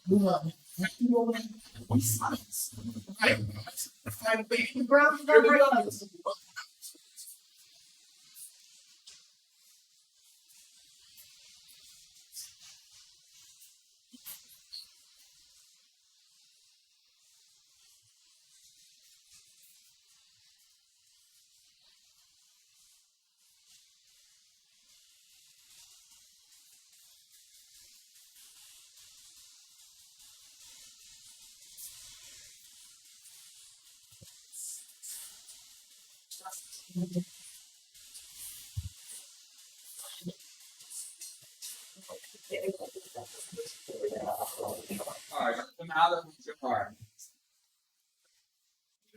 Waiting until you switch it. Random. Hi guys, welcome back. We had a nice last family feud. We may play again tomorrow. We'll see. People are worn out. Bryce can kind of hear. But thanks again to Meg for matching her donation for the Women's Training Hour. $1,000. Like they were saying in the chat, Stronger by the Day. If you're not coached by someone already, Stronger by the Day, $8 a month. And we also, Amanda from Donuts and Deadlift, matched $500 from this morning. And that was the matching donation. Thank you.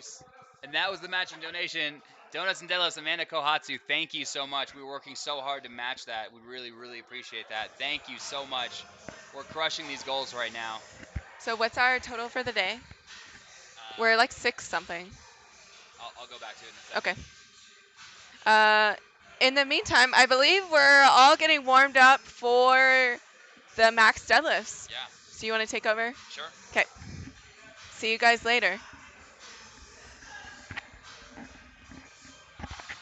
Sarah was just chilling, but she was running Family Feud that entire time, which is not an easy job, especially on pressure, looking up the right answer for that. So that was really fun. I hope you guys enjoyed that.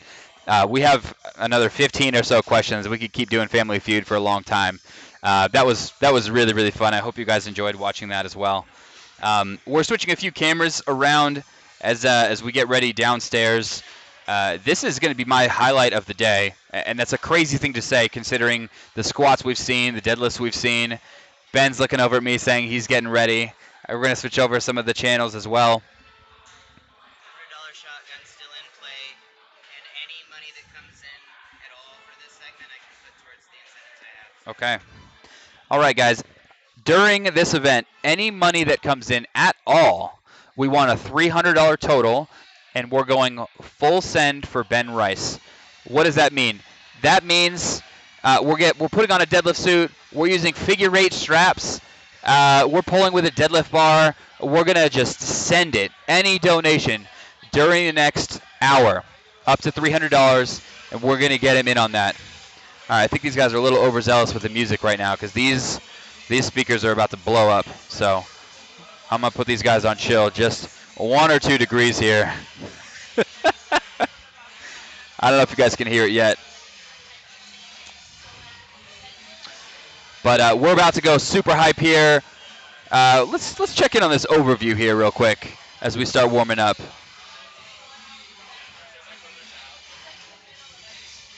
Okay, you guys can start seeing that overview there.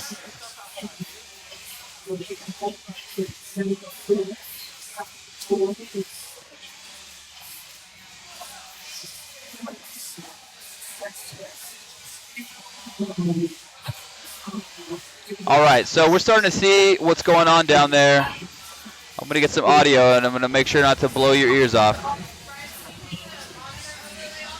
Yep. All right.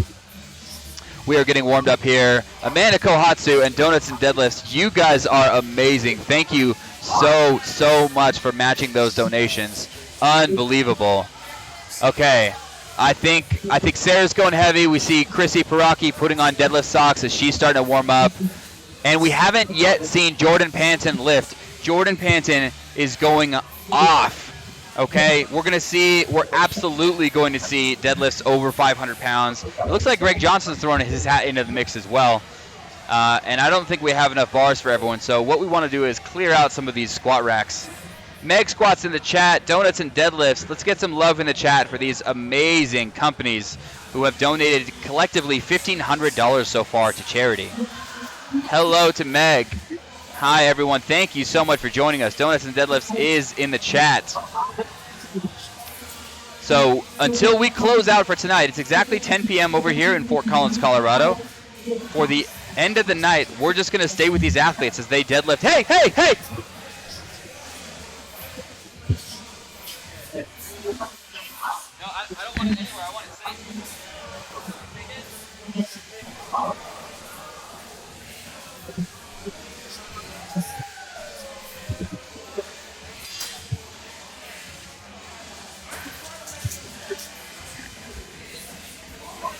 Hello, Meg. All right, I freaked out because my camera nearly hit the floor. Crisis averted. We're okay. No damage done. Hello, everyone. All right, crisis averted. We're going to get a few more camera angles in play here. We're just deciding on which racks we're all going to do. I think everyone's going to deadlift right now. You guys have no idea. Can we vote for the gals to use bumpers? Yeah, good question. Yeah, my camera nearly died.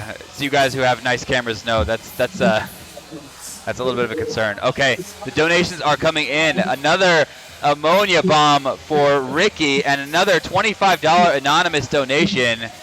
Those all go, so I'm going to start keeping some tally here to work our way toward that $300 for Ben Rice to go full send on equipment. Let me tell you guys what else is on the menu here. Sarah Brenner, 600 pounds. Ben Rice, cheater deadlifts, $300.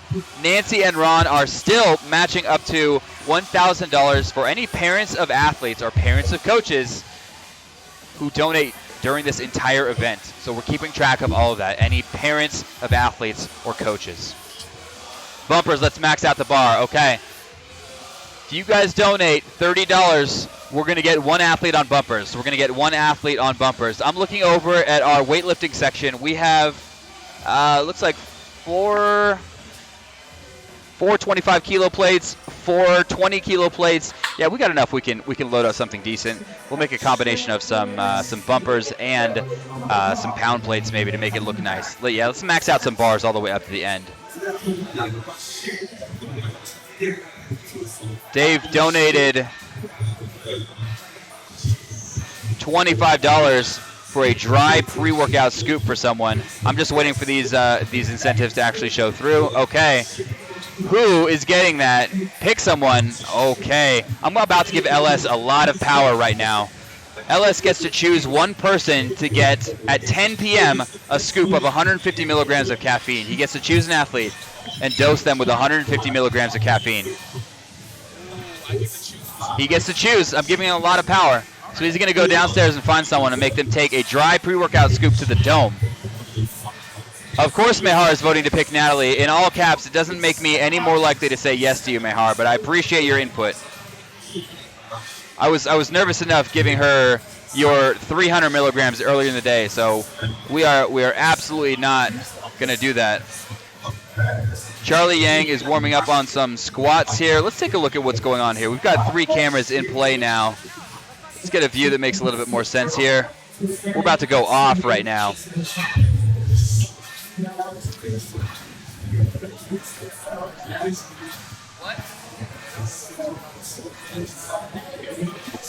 All right.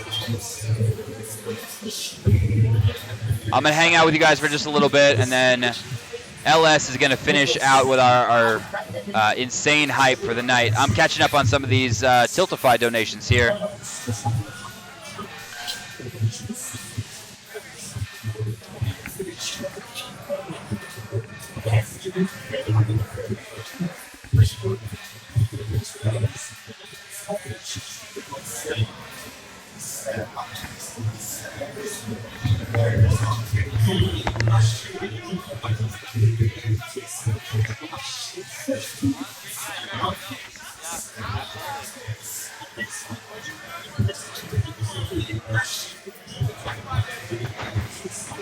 All right, not only did Amanda Kohatsu donate $500, but we got to hit our man Sean Noriega with that dry scoop.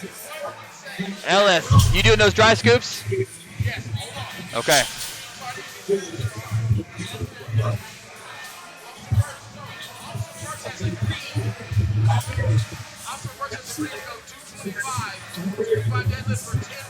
Okay. Okay. Okay. We've got a special.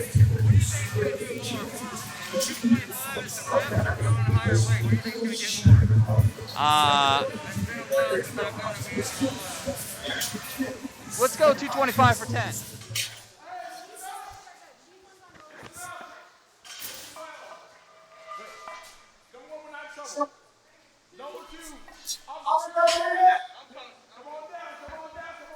All right, guys, can you hear what's going on downstairs? This is what we're doing, ladies and gentlemen. He has agreed to go 225 deadlift for 10 reps. We need a $100 donation. $100 donation. Now, this is what I need from you. Each one of you. I know you have a phone. Get that phone. You got it? You got me for $100? We got $100 for Joe Cap. $100 for Joe Cap. Now, what we're going to do, as soon as Ian gets done with his little thing right there, Officer Burst, let him get his little warm up in if he needs to. We're going to let him rattle off his 10. You good with that? Yeah. He came in with money in hand, straight up donation right out of the gate. Wow. He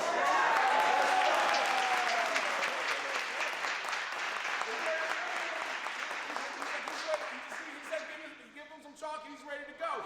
Now, here's the thing. I was given the great responsibility of picking my athlete to give.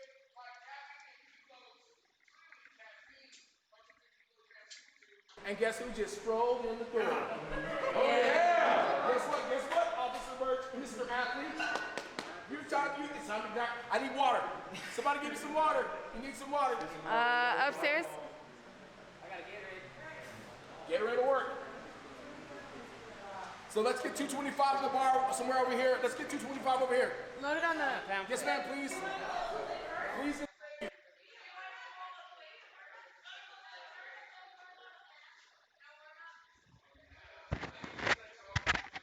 All right, guys, I'm back with you. We're getting some amazing donations coming through. I'm just being bombarded with all sides. I just kind of have to sort to make sure that I have all the incentives covered. I see these donations. We're going to hit Sean with that caffeine scoop. We're going to ammonia bomb Ricky. We're putting $25 towards Ben and ammonia bomb. Yeah, you got $25. We absolutely can do both. Thank you, Adam, so much. Okay. What we've got here is Officer Justin Birch warming up here. We're going to have him do 225 reps for 10 for charity. We've got $100 that just got donated. Justin Birch is actually a local powerlifter who happens to also be local law enforcement, and we are delighted that he stopped by. So he's coming in to hang out with us. He came to check in on all the noise and the ruckus here at 10 p.m. and do some deadlifts while he's at it. It's amazing.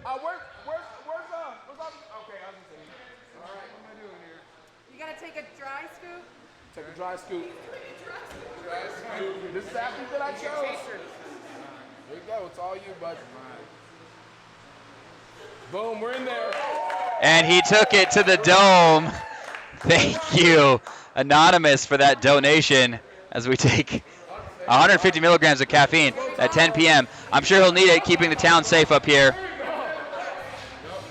We're getting the music cranking back up again. We got Officer Justin Birch warming up. Thank you so much for donating. We're going to switch it. He's going 225 for 10 reps. Eye of the Tiger is playing right now.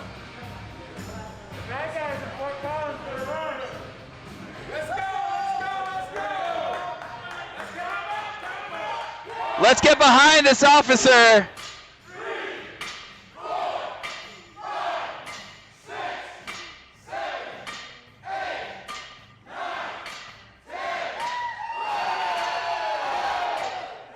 He's repping it out.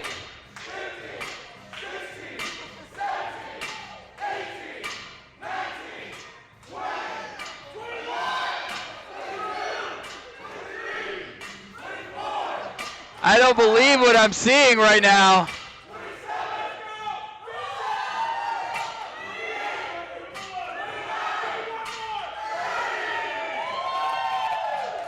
Officer Justin Birch still going. There it is. Everyone on stream, let's get some emotes in the chat for that amazing. Get some. Oh. I'm not done. I see that he just went $100 worth. He did another $100 worth. I'm pretty sure he did another $100 worth. It might not. Is that right? 31 reps. $100 hanging out around here. Joe Cab just went 100. It's already in. I'm going 100. Who's got the other 100? You got the other 100?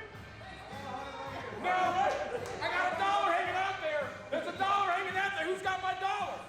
Who's got my dollar? No, it's $10. It's $10. You gonna go $10? No, one rep. One rep's in the. Hey guys. Here it is. So. Captain Cal, ammonia bomb for Chrissy from Eric. You got it. As soon as I get someone to run some of these incentives down here, we've got plenty of time. We're going to make sure that we do that. You guys are reining in money. We're about to see some bid deadlifts. No one's even lifted besides Officer Birch yet.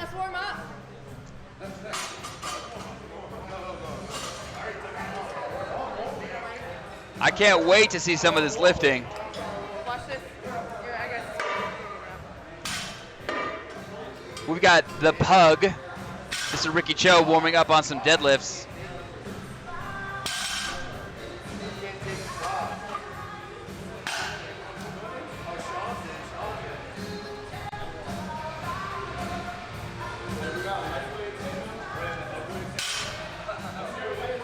Sandy, I got that, absolutely. I'm keeping track of all of these. Sean Noriega's in. Everyone is going to be deadlifting tonight. We're just going to have everyone work their way from 70 kilos up until someone fails. Meg, shout out to Officer Birch. Meg Gallagher with that $31 donation. Officer Birch, thank you for coming and checking in on us and keeping Fort Collins safe.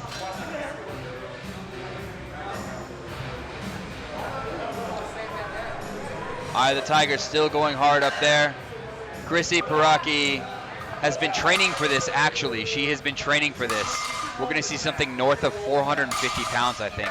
I'm honestly really excited to see what her top end is. Jordan Panton, who we haven't seen an appearance from yet. Legitimately, I am excited about seeing every one of these athletes crush their goals tonight for charity. If you like what you're seeing, check out the 100 incentive. You guys can get some wrist wraps, a figure 8 wrist wraps for a $30 donation and a mouth guard as well. Check out that donation. Let's ammonia bomb some of these athletes.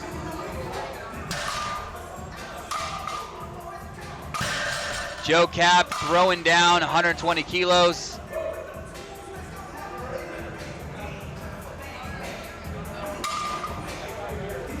Charlie Yang, we got Sarah. I'm going back and forth between them. $50 Stardust Fair. Okay, Ben, come back with your shield. Lift all the things and may all of your plates leave the ground. Much love. I am rooting for you. Stardust Fair. With that, with Big Joe Cap, we have reached $300 so far. We have reached $300. And someone needs to tell Ben Rice that he's going full send. Someone tell Ben he's going full send. Yeah, we're there. We're there. No, we have a few incentives to catch up on, so let's tell Ben he's going full send and come back up and I'll give you a few more things. He's already in a suit. He knew you guys were going to reach it. He knew it. Okay, all right. Let's cause some mischief here as I send Sarah Davis down to go cause some mischief here. So we got one dry scoop for Hamstring Poppy. We got an ammonia bomb for Joe Stanek. Let's start off with that and let's. Okay, all right. Let's get some mischief going here. Ian Bell, the number of athletes going heavy tonight is off the charts. This is a true deadlift party. True deadlift party. Bring your friends, check out those quads, check out those shorts. Literally across from each other, 10 feet across from each other, two of the world's best deadlifters here going back to back. Take it to the dome, Shine! All that caffeine goodness, 150 milligrams, dry. Kelsey McCarthy. These deadlifters are going off. We haven't seen anything yet. I hope you guys are loving this right now.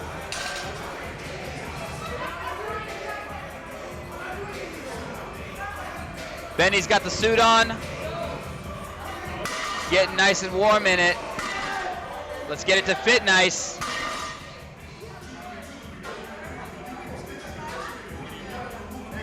We're going full send.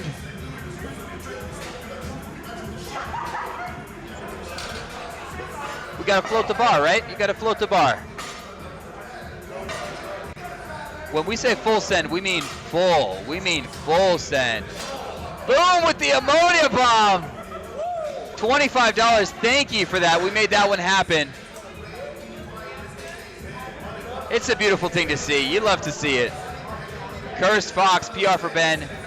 Honestly, with an 800-pound deadlift with straps at RPE 8, I'm going to guess we're going to see 850, 860, something like that. We're going to see something crazy, okay?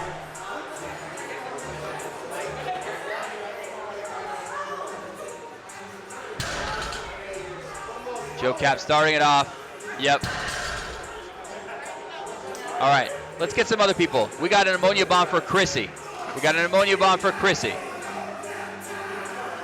LS McLean, $100. I love you guys. Let's keep helping people. LS McLean, let's keep helping people. You're about to see a deadlift technician, Charlie Yang. Charlie has told me, and I can tell you guys now, he's going for the unofficial world record. I want you to know that. Tonight, you're going to see it. Chrissy Paraki, 275. Crushed it.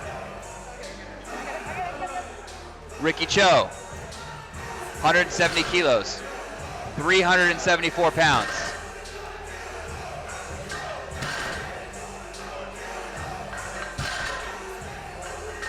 You are seeing the best of the best. Jordan Panton, 275 pounds, moving like air. It's moving like air.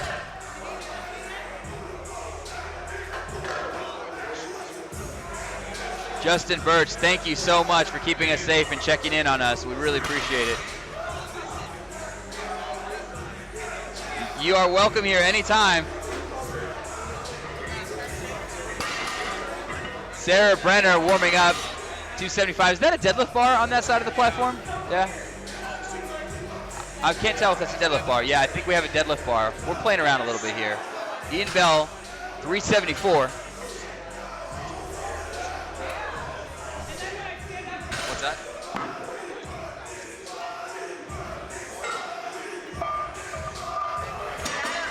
Can we put these plates behind? Yeah, let's do it. There's Sean. Okay, we got to keep this donation train rolling in, guys. I want ammonia bombs. I want these guys to be raining in ammonia. Stardust Fair, thank you for that $50 donation. Meg Gallagher, $31. Captain Cal, who got that ammonia bomb for Eric coming.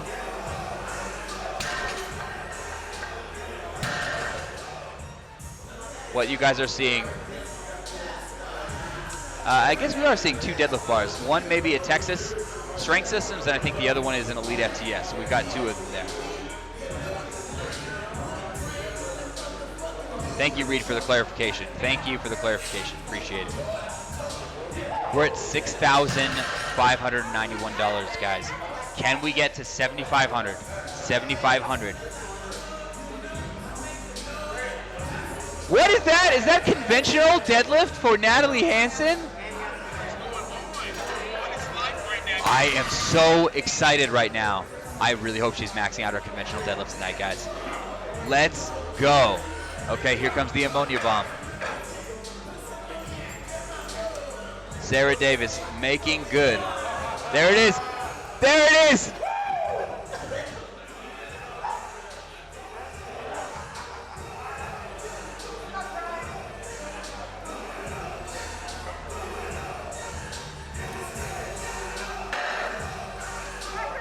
We got a few more donations. We have an AMRAP push-up donation. Jen Thompson needs to do AMRAP push-ups. We need to find Jen Thompson for some AMRAP push-ups. Charlie's feeling it in full decked out black SPD gear. The classic Star Wars collection. Hands fully chalked, donuts and deadlifts. I think he's feeling good. Charlie's been chilling this whole time. He's been saving himself for this event. We've had quite a few athletes that have told us, hey, look, we really want to take it easy. We want to do something special on Saturday night. And that is tonight. That's saved it up for tonight. Sarah's killing it on these donation runners. And we have to go tell Jen Thompson that she's doing an AMRAP push-ups. Okay, all right. Kelsey McCarthy. Throwing up 315 on the deadlift bar. That's a wide deadlift stance if I've seen one. Seems to suit her very well there. On the other platform, we've got 220 kilos. That's 484 pounds getting loaded in the bar. We've got the headphones in now. You can tell as the weight's getting heavier, these guys are getting a little bit more serious, taking a little bit more time on their setup, except for Joe Cap, who just walks up to the bar and grabs it. We got the belts coming out. We got the quads coming out. We've got Sarah Brenner on the other platform who just took 315 pounds.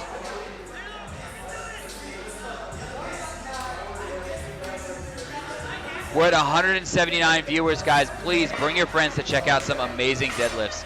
Please bring your friends to check out some amazing deadlifts here. 484 pounds for Mr. Pug the Goat, Ricky Cho. On the other platform, the pounds platform, 365 pounds.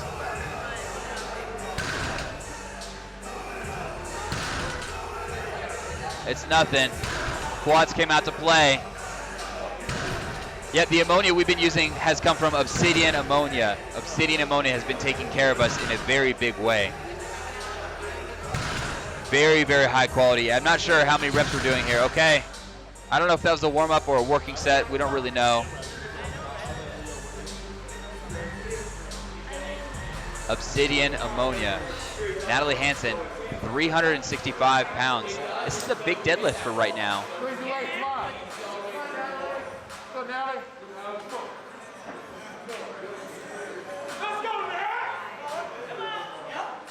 Oh my goodness.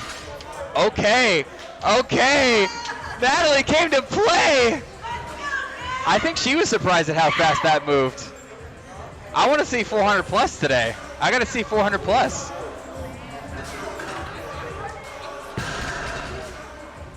Yeah, I think 205 has been the highest conventional. 205. Okay, Chrissy's got 365 in the bar. 365 pounds. Nothing. It's butter. It's nothing. Pira, $60 donation for a double ammonia bomb. We're going to get sent down immediately for Sean and Ricky. Sean and Ricky. We're going to hurt them for charity.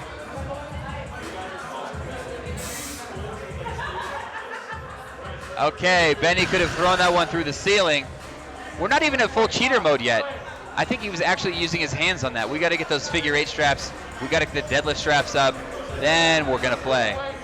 Okay, this is what I'm excited for you guys to see. Jordan Panton. She's been quiet this whole time. She was on our racial panel. That is the fastest I've seen that weight move so far. 365 pounds. It's blowing my mind right now. Charlie Yang, 484 pounds. Let's get some donations rolling in. You guys can give money to charity. We're raising money for the Equity Alliance right now. We're at 6,700. We want to make our way to 7,500. That is what we're looking for. PK Fit, you are welcome. Kelsey McCarthy now, 365 pounds on the bar. Kelsey McCarthy's taking it. Urban Powerhouse, $50 for a donation for one ammonia bomb for Big Joe Cap. We're going to make that happen. We're absolutely going to make that happen.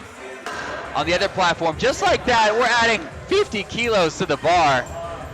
That's 595 pounds, my friends, 595 pounds. We're going to switch it over to the other platform right now to see this 365-pound warm-up for Sarah Brenner going over 600 pounds today. She is purely getting started. And a $100 donation from Jen Burns at Kelsey. Thank you so much, at Kelsey. Jen Burns, if you are listening, let me know if you want anything special. If you want, okay, we have some kind of a tandem start going on here. I think they were warming up separately. And now we might see the heaviest tandem deadlift of all time. That might be what we're about to see. Both these athletes individually can pull over 800 pounds. I think perhaps Ian Bell has pulled over 900 pounds equipped. Here's that double ammonia bomb for Sean and Ricky together. Thank you so much for that $60 donation. Straight to the dome, fellas.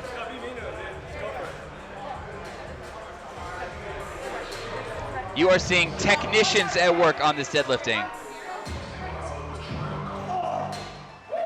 He's unfazed. Sean's unfazed. He has no more nose hairs left. He's unfazed. We're losing brain cells at this point, guys. We're cranking the music up. I can hear it even through my headphones. Shane Nutt for the $10 donation. Thank you so much. Every little bit helps, guys. Every bit helps right now. Remember, if you donate $30, you can check that reward. For $100, you get yourself a pair of figure 8 wrist straps. You get yourself a mouth guard, and you get to give $30 to charity. Everything donated goes directly to the Equity Alliance. $6,800. We're working our way toward that. Natalie Hansen right now taking 385 pounds on that deadlift bar. With room to spare, 385, just like that. Guys, I haven't seen anything like this. Athletes going back-to-back max deadlift warm-ups here. I think outside of a competition, I haven't seen anything this exciting. Usually when you see something like this, it's one athlete going heavy. But we have something like 15 or 20 athletes all going to work on their deadlift. And we want to see some of that money to support this great cause here, as we were able to fly these athletes out and bring something special for you guys. There's the figure 8 straps now. We're starting to get equipped. We're going full cheater mode. We're seeing if you might need help getting those straps set. Yeah, this is not a competition, Monkey Dish. This is purely for you guys. Purely for you guys. It's so easy, 595 pounds, like nothing. The straps are still down. XGen Studios, 100. We want that 100 donation in. Ricky Cho, Pug the Goat, 595 pounds. We're gonna let him take this. Chrissy Paraki is waiting for 405 pounds on the other platform. We're going full cheater mode out here, guys.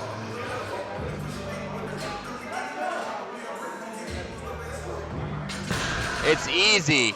We don't even need to put bars down here. Chrissy Paraki, 405 pounds. She's been training for this. So fast, so fast. Oh my goodness. Shane Nutt, we got to give a caffeine dry scoop for Chloe Devlin because I love her.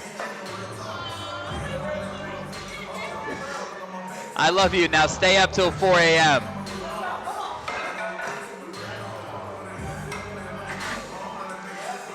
Okay, Jordan Panton. If you blink, you will miss this 405-pound deadlift. I don't even know what her top end is right now. She's such an underdog, it's ridiculous.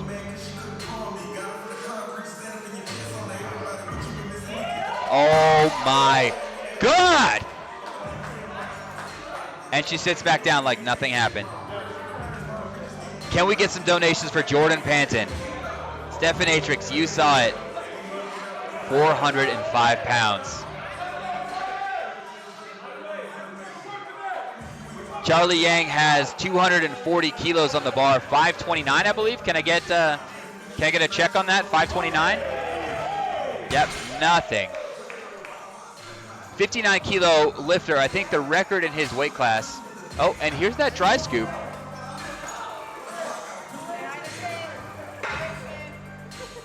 Shane Nutt, thank you. She loves you and she hates you. There it is. We'll wash it down. She loves you and she hates you. Thank you for the donation. Every little bit helps. Thank you. Okay, what do we have? We're throwing another red on the bar.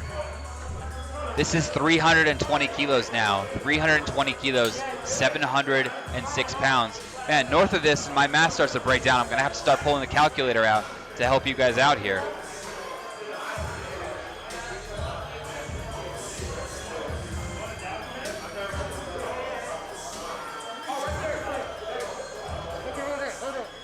Yeah, I think they are going for the heaviest tandem deadlift. No straps. Okay. They're ready for it. Dave Ricks brushing off the bar, getting this ready for our athletes.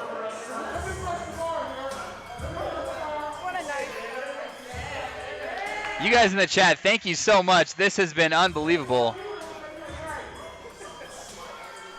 Dave Ricks is brushing down the bar for these athletes. Bryce, check your DMs. All right, let's see what we got here. Oh, all right. I am reachable everywhere right now. Let's see Joe Cap do something nasty. Tina, thank you so much.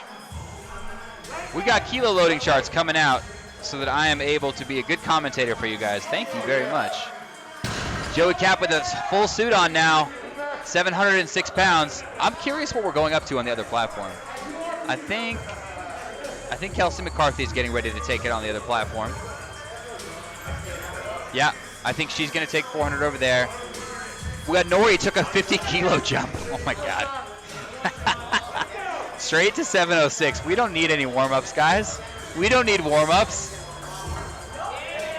There we go. We don't need warm-ups when we're pulling on a deadlift bar for charity.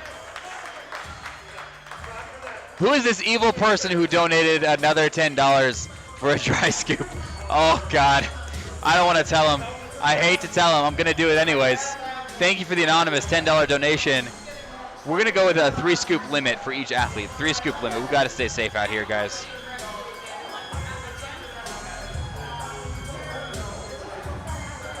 $706 pounds. This is what Ben does on a weekly basis, as his chat knows that. Can we get some hype for Ben? Can we get some hype in the chat? Bring your friends, guys. Bring your friends. Who is the guy in the back with the white mask? Can I dry scoop? And you sure can. You absolutely can. That's Alex. We absolutely can get him some scoops. Let's get $10 for a donation.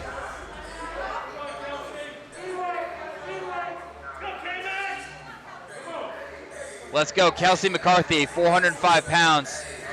Oh, yeah. So we warmed up raw. As soon as we threw on the suit, you knew it was happening.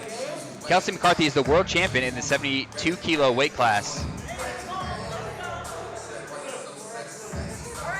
All right.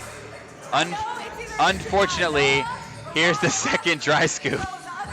I feel like these donations might be a little mismatched, these incentives. $10 for 150 milligrams. I don't know, guys. There it is. She took it like a champ.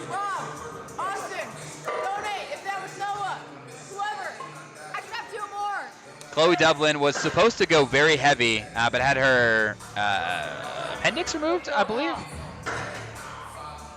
right before she came out here. Not to mention risk of COVID exposure.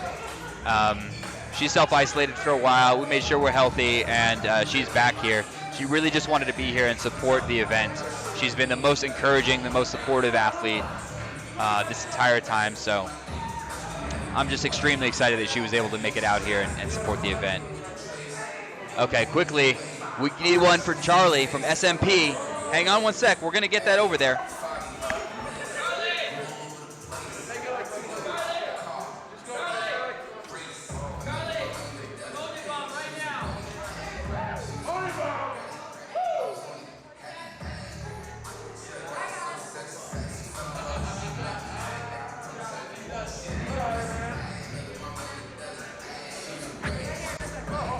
Just like that, we deliver, guys. We got it down to him.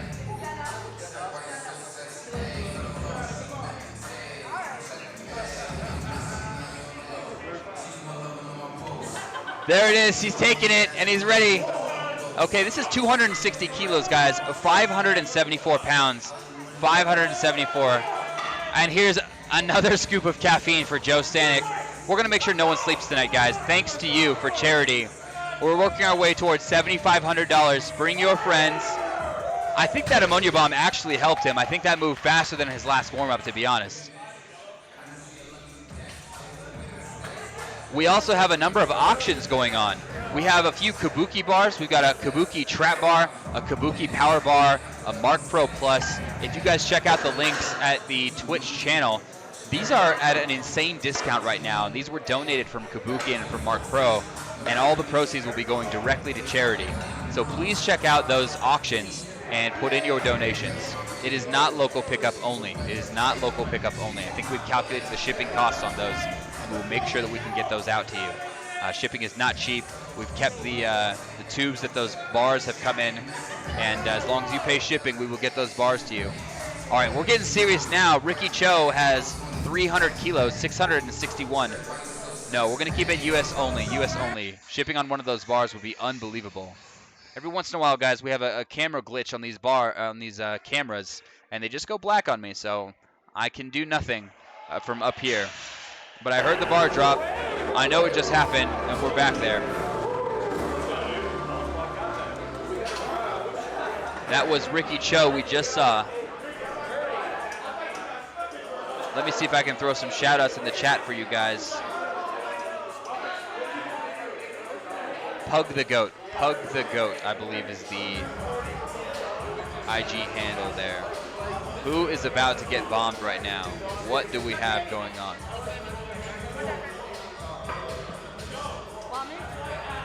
Chrissy Paraki.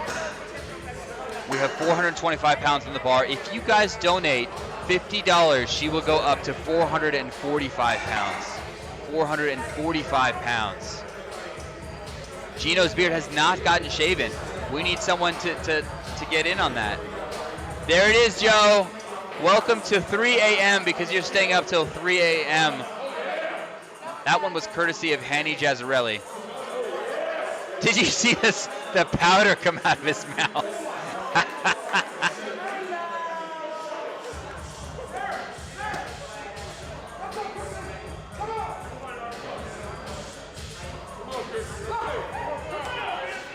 Yeah, Dilarama, I think we're doing all right. You might want to check your internet connection. Chrissy Paraki, 425 pounds.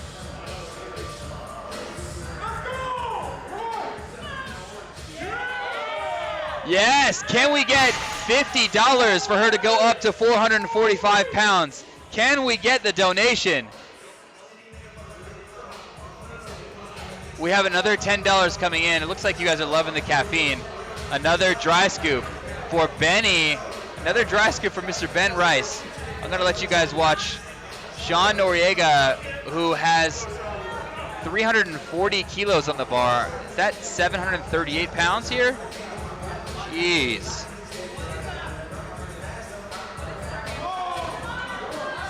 Oh, just shy of lockout. If I know Sean, I know he might want to take that again just because he's so stubborn. I think he just needs a little bit more speed at the start for that lift. All right, guys. Jordan needs to go up again. I don't know why she's taking 425 pounds because 405 pounds moved so fast. I think she needs a bigger jump, in my opinion.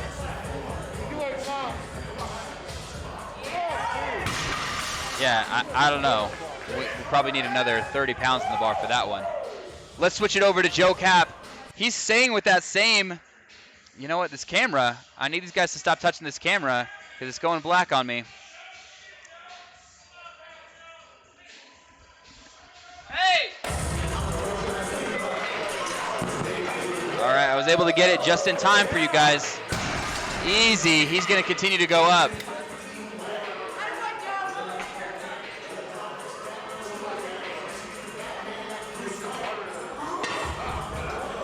All right, Greg, pick things up, put them down. Kai Marsano, double scoop of caffeine for Chloe.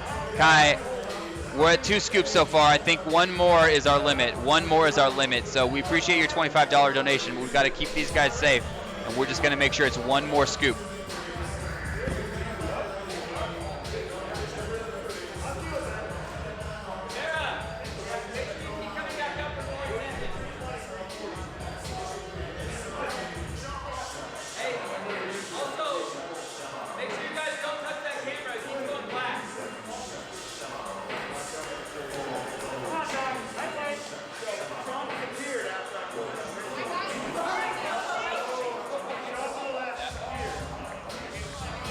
Chloe needs one more scoop of caffeine, no more.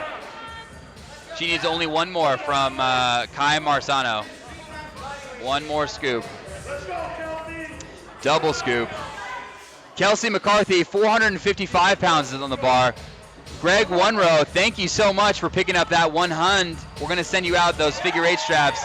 Yes, as soon as she got the bar moving, that was an easy lift there. Mr. Cheater himself, Ben Rice there.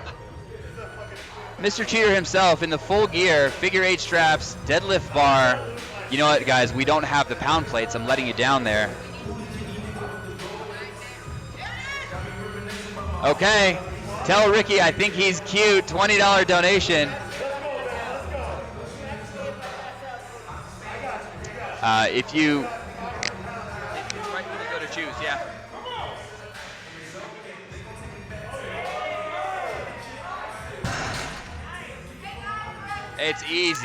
750 pounds. We have just passed $7,000. We've just passed $7. You guys are raining down ammonia bombs, caffeine, and just pure donations. Sarah Brenner, easy work with 455 pounds. That's another red going on the bar. That's 370 kilos.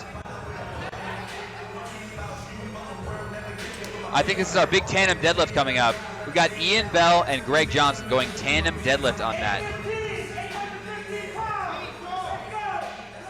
815 pounds. Okay, if this blacks out on me, I'm gonna switch over. I hope it doesn't.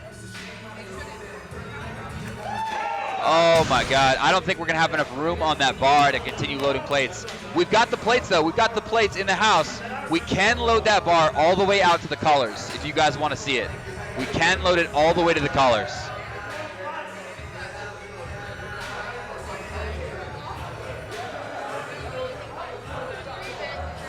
Yeah, we're cutting Chloe off at 3 scoops of caffeine.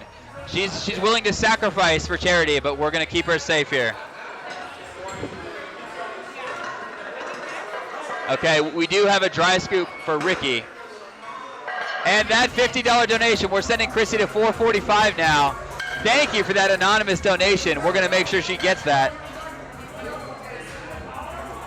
Austin Jordan picked up the 1 Hunt package, the set of figure 8 straps and the mouth guard for charity. Thank you so much. Yeah, please. I am here with you guys as we go back and forth between these bars. I think Ben Rice is deciding if he wants to go up or not. Charlie Yang is coming through. Guys, this is an unbelievable lift right now as I have to pull up the IPF World Records on openipf.org.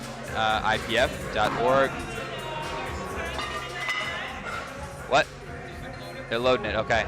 We have to see the men's weight classes right now.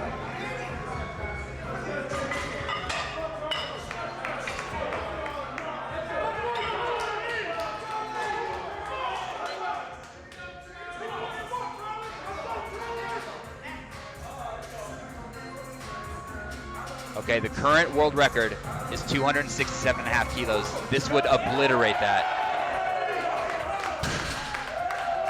275. Okay, so he just tied the world record deadlift. Of course, it's on a deadlift bar, so we're playing around a little bit here. He just tied the world record. He wants $100 to go up past that. What do you guys think he can do? I'm calling 285. I'm calling 285 if someone can donate $100 for Charlie Yang.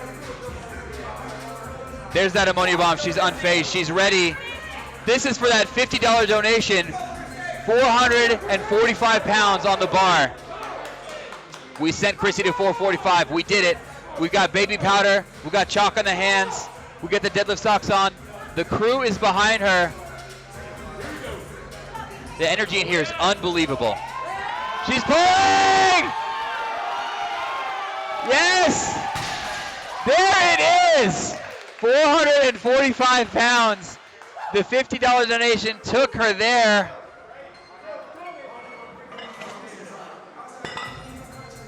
Greg One-Row, thank you so much for picking up the 1 Hunt. Chloe, we apologize so much. All right, easy work for Sean. Sean's backing down. He's getting in his sets of 8 here. This is normal training for Sean. As we get a beautiful view of Natalie's traps, she realizes with a quick drop, I like the athleticism. I think he's repping this out. I think he's AMRAPing this. Can we get some donations? We'll call it at 6. That is absolutely plenty of reps after a 750-pound attempt. Take it to the dome, Chloe. Thank you so much to Caffeine and Kilos for the caffeine. They were also providing us with some amazing coffee beans this morning that we've been using to have our cups of coffee we had along with our donuts this morning. Okay, Jordan Panton is taking her sweet time right now warming up. She's getting ready at the bar. The headphones are on, so you know it's serious. We have the baby powder on. Guys. All right, we'll take another one for good measure there. Yeah, that's for Alexis. We like it. From Chloe, we're going back to back between these guys. Ben's parents are in the chat. Chaplain Rice. Jordan Panton is going to blow this up right now. We've got $500 to go to get to 7,000. Martini Monsters, I see you. Thank you for joining.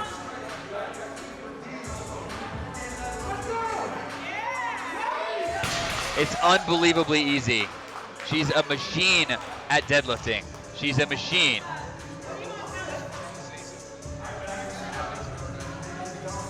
We still need that $100 for Charlie Yang. Charlie's hanging out. He's chilling. We need that $100 so someone to send him over and get us all the way for that unofficial world record deadlift. You saw how fast that moved. You know he's got it in him. We just need to get him there. $100.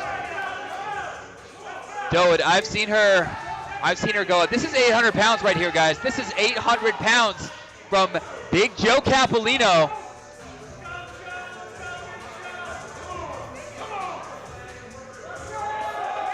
We got 800 for Joe. That's a day of training for Joe Capolino. That is unbelievable. I think we've got Ben Rice going up there. This is 800 pounds, 360 kilos on the bar. The straps are up, the mask is up, the headphones are in. I don't know if we can get any more equipped than we have right now. Jake J with a $30 donation for the One Han gift package. Thank you so much. Okay. Yeah. All right, we got to keep this a little bit more reasonable. Jordan Panton, the underdog I've been telling you about, who just smoked 450. Can we get $50 in the donations in any incentive you want? Any incentive you want, and we're going to send her up to 475. We're going to send her to 475 pounds.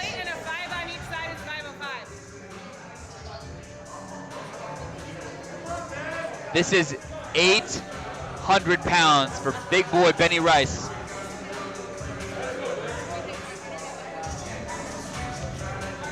For big Benny Rice, let's get the chat. We got the hype in the chat.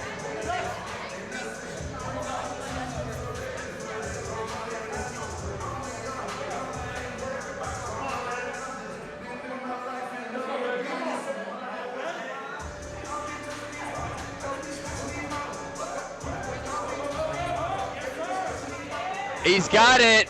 800 pounds. 2 days in a row. He did it for charity, guys. He did it because you guys donated $300.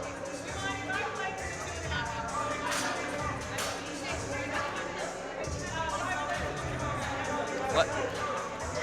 No, not yet. No.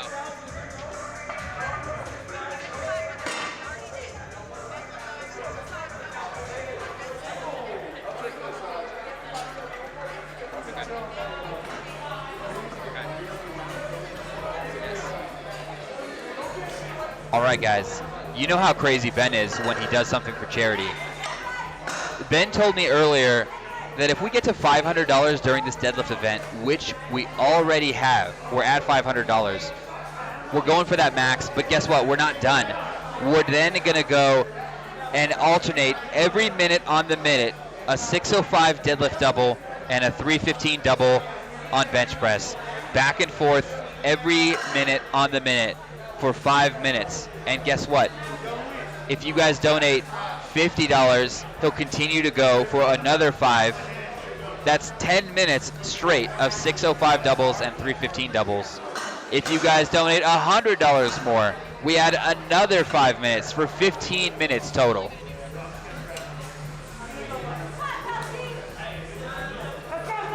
I'm glad you like it, Meg. 495 pounds, 5 big wheels for Kelsey McCarthy.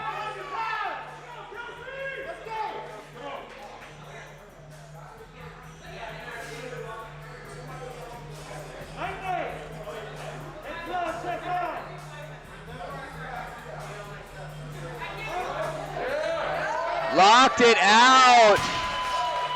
5 big wheels for Kelsey McCarthy, the world champion right now.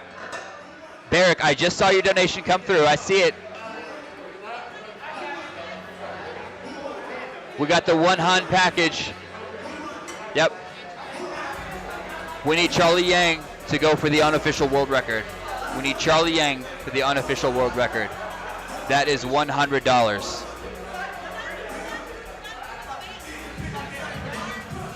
Okay. Nothing's happening until we get a little bit more money coming through. We need that $100 for Charlie Yang.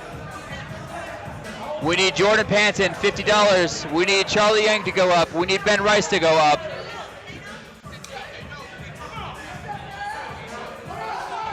We've got 500 pounds here for Sarah Brenner. I see those 2.5s there. Yes, she makes quick work of that. $105. We want to see our boy Charlie go up. We got Charlie. Charlie's going up. Someone let Charlie know. We got Jordan. We got Jordan to go up.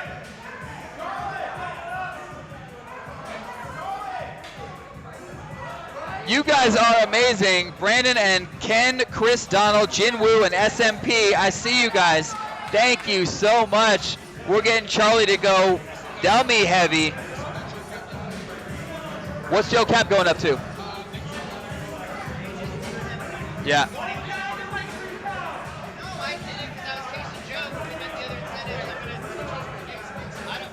All right. We're talking about what's going on here. I don't think I've ever seen this many reds on the bar, my friends. We're going over 1,000 pounds on this tandem deadlift. To be honest, I think we should go even heavier than that. Someone in the chat, I need you guys to start counting some reds there for me. Okay. These guys have said this is the last one they're doing for free. We need another $50 to continue to load another, well, after this one, another one. That's what he's saying right now. He's saying we need a donation before we go up. He's saying this is the last one we're doing for free. Jill Arno, $150. Tell me what you want that to go for. Tell me who that's for, and we will make it happen. $150. We are $75 away from our $7,500 goal tonight. We are a short $75 away. You saw how fast it is.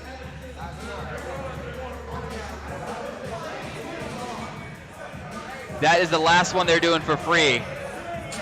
We're going more than that now. Okay, who's telling me what's on the bar? Okay, we're cleaning off this bar right now. That's 500 pounds over there. Gino's giving a little something there. Thank you. Tina, you're gonna have to help me with this Twitch thing. A whisper from Barrick.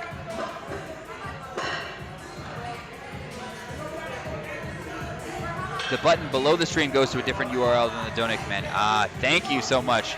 I am unable to fix that right now. Okay, so it's going to the American Foundation for Suicide Prevention. That makes a lot of sense, guys. It's still going to charity. I am just unable to fix that donation. In the chat, if you press !donate, you will get to the right donate link. !donate gets you to the right donate link.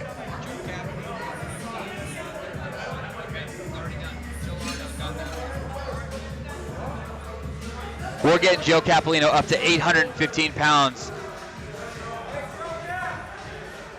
Donuts and deadlifts, we donated $100 for Sarah Squats to go up. I'm going to go yell over this balcony and make sure they know that. Donuts and deadlifts, thank you so much.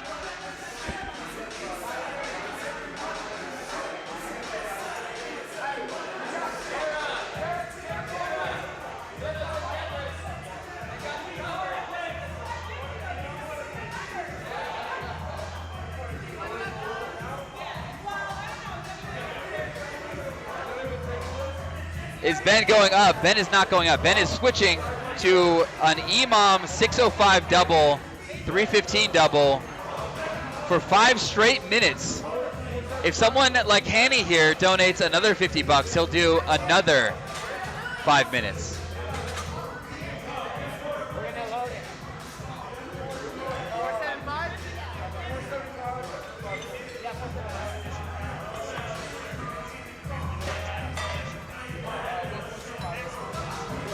Okay. All right, I'm getting the deets here, guys. The details are $25 for each additional minute of torture for Mr. Ben Rice from the chat. It's a mega EMOM. He could be doing this for 25 straight minutes if you guys donate enough. It's $25 for each extra minute of a 605-pound deadlift double and a 315-pound bench double. How much do you love to see your boy Ben Rice tortured by deadlifts and bench presses? Meanwhile, we've got 2 bars loaded here. We got an extra round for Ben. Just up here, we got an extra round for Ben Rice. The money is coming in. All right, Tina, thank you so much.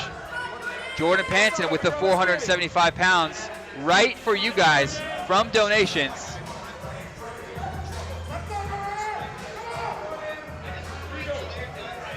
Thank you, Tina.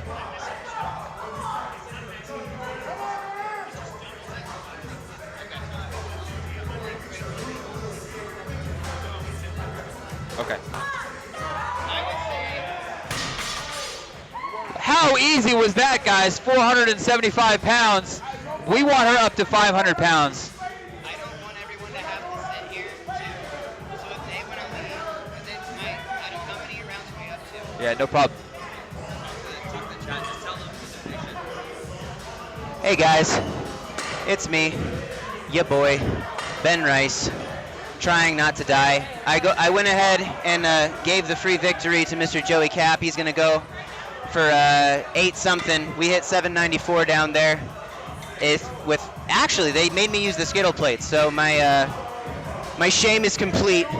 We're going to be doing the death set. I made a promise on stream to myself and all of you I'd never try to do this again. Once everyone else finishes their stuff, we're gonna load up 605 on a stiff bar because the deadlift bars hurt my hands too much.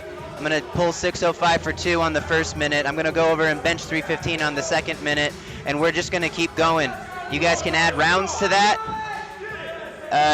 for $25 for the first 5 rounds, after 5, so up to 10 rounds, $50 per round from 10 to 15, and we'll see how my hands and existence are holding up. I reserve the right to quit if I fail. I love you all, even if you hate me in this moment. Now go back to these big, strong people that are doing some amazing things. Good luck, guys. Thank you so much. Keep it coming. Keep it coming.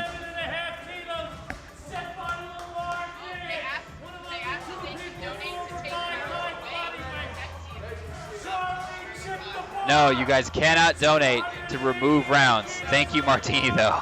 Your well wishes are supported. 285 pounds. If Charlie Yang does this, this is an unofficial world record.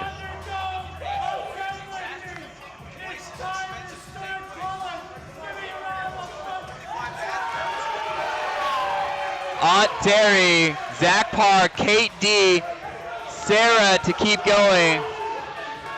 Sarah is going to keep going. She's going up. Let's get behind Charlie Yang right now.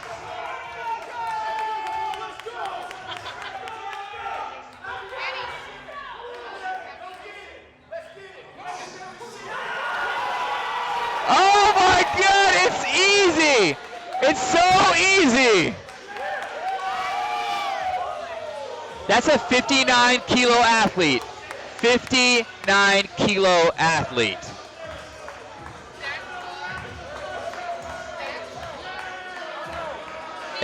It's one of his athletes.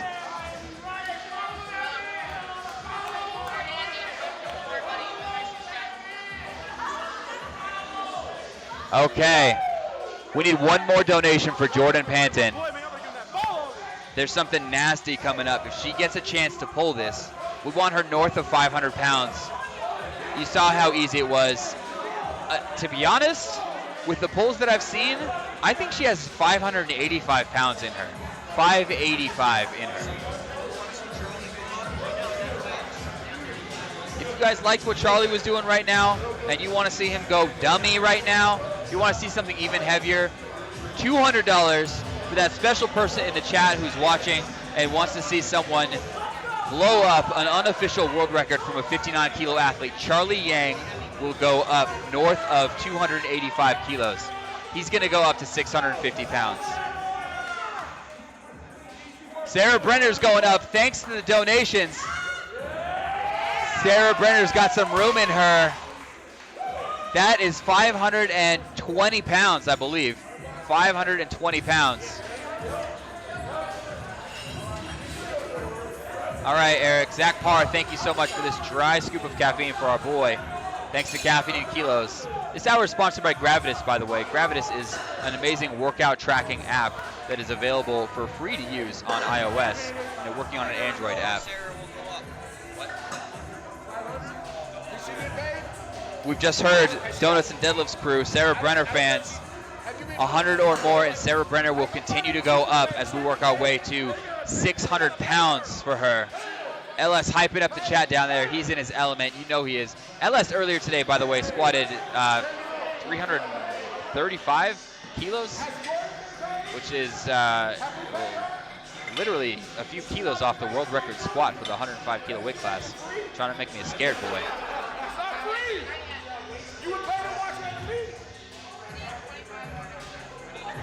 We just need one more $25 donation. We're going to send it for Jordan Panton for 500 pounds. Joe Capolino, this is 816 pounds. 816 pounds. This is insane.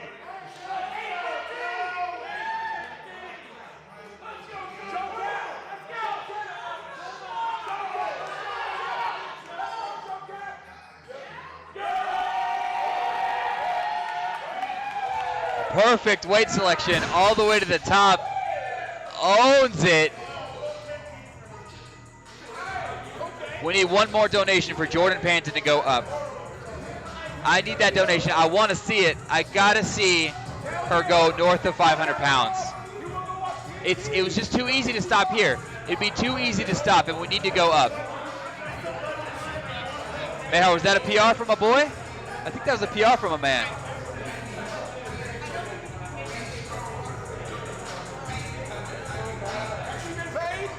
Kristen Bernadette, send it for Jordan. Send it for Jordan. Thank you, Christine Bernadette. Really appreciate it.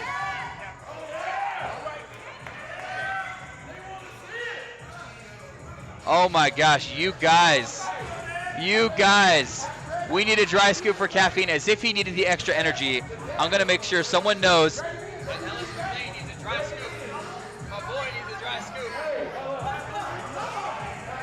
Yeah.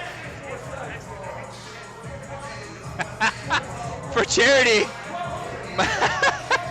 Hanny Jezreeli fat-fingered a $10 donation and turned it into a $100 donation. We will take those errors any day.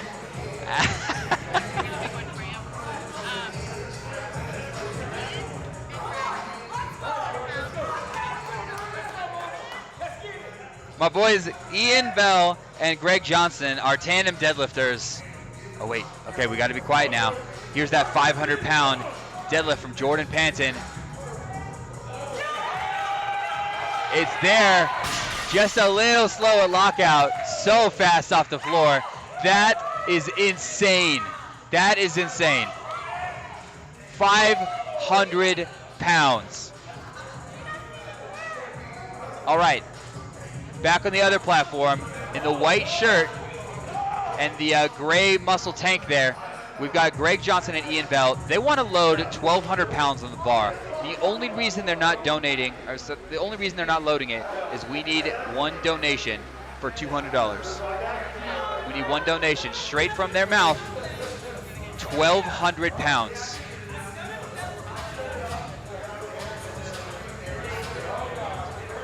In the background there, Gino's about to do some muscle ups. Honestly, I would donate for that, but that's not an incentive right now. I would donate to see Gino do some muscle ups.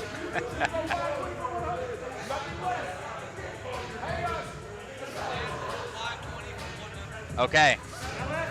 People are coming up to me and giving me more incentives. Jordan will go up to $520 for $100. She will go up to $520 for $100. Sandy, I see you in the chat there. You called the number. That's a coincidence. Tina, $10 donation. Dry scoop, Tim Thibodeau. Tell him it's from Mom, officially putting us over 8K. Tina locked us in at 8K. Let's go. On behalf of lightweight girls in the USAPL, go Jordan.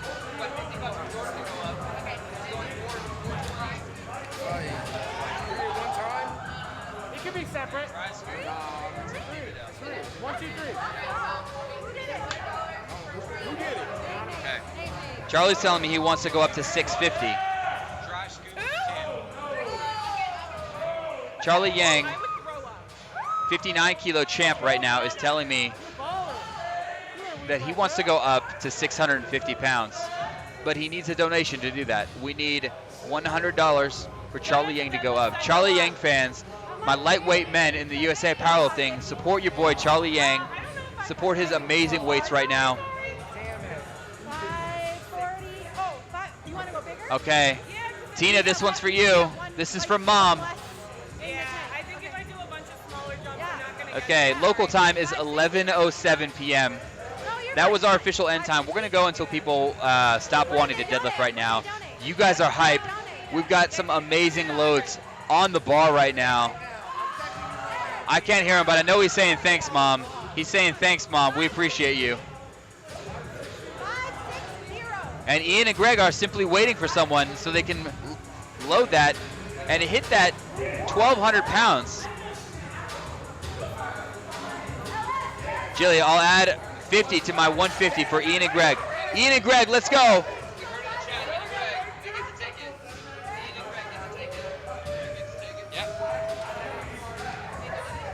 We got it. All right, we're gonna see it. Thank you, Jill. Locked it in for charity, guys. Locked it in for charity. Yeah, Charlie Yang is a freak. I have never seen a deadlift with that short of a range of motion. It's unbelievable.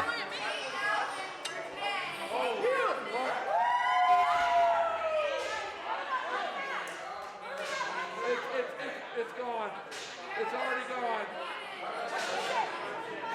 Christine Bernadette also picked up the 100. If you guys are just donating for charity, make sure you click that 100 link. We'll be able to send you out a pair of figure 8 straps and a mouth guard. Those come from 100, very quality. We've got 39 of those available and no more. So that's what we've got on deck. All right, I feel like Kelsey's been chilling for a while. Then she says she wants 525 pounds in the bar. Someone give me $25 for Kelsey to go up to 525. 525.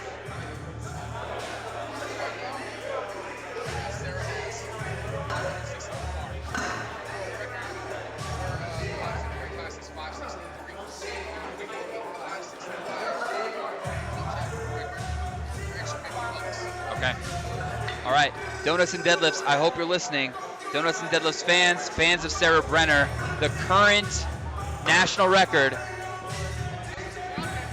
the current world record for the 84 plus weight class is 563 pounds. Okay. We're at 560.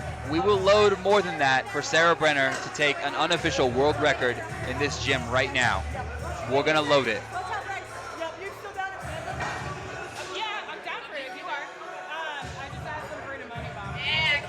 Jen Burns locked it in. Kelsey McCarthy is going up. We want Sarah Brenner to take that unofficial world record. We want to see it. Yeah, the bend on the deadlift bar is insane.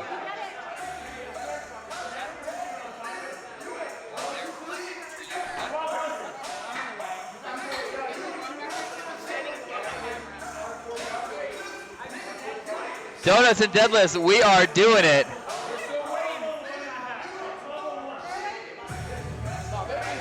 We want to see her take that unofficial world record. But before that, we got the green light for this 1,200-pound tandem deadlift. I am rubbing my eyes right now at how unbelievable this is. I think these guys are selling themselves a little bit short right now. Honestly, I would love to see a, I don't know, 1,500 pound? Let's see it. You know what? I got to see 1,400 pounds in the bar before I ask you guys for any money. I want to make sure this is legit, okay? I got to make sure this is legit for you guys. Look, they're asking me things. I'm going to be able to push back a little bit, okay? I'm pushing back for you guys, all right? They want that cheddar. You guys see Greg Johnson right now. He wants that cheddar for charity. We're working for the Equity Alliance right now, raising money for social justice and racial equity. 81.41. That was 1,200 pounds, guys. Moving like air.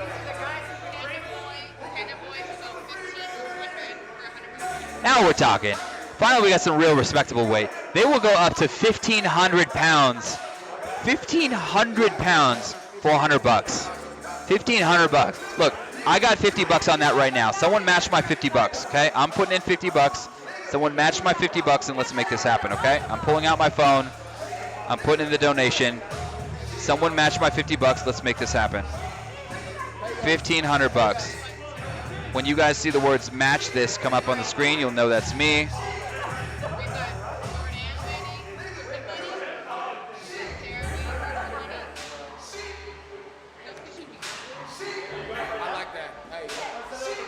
Okay, boom. I got mine in. Someone match my donation.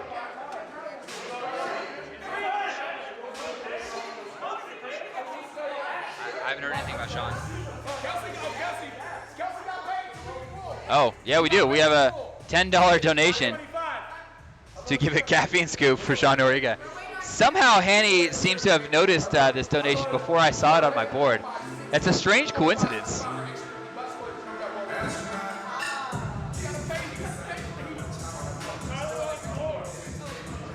All right, someone match my $50. I need someone to match my $50. Let's get 1,500 pounds for this tandem deadlift.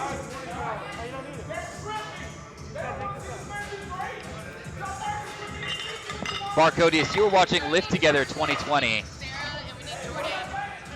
Lift Together 2020 is the first powerlifting charity event where we raise money for the American Foundation for Suicide Prevention and for racial equity and social justice through the Equity Alliance.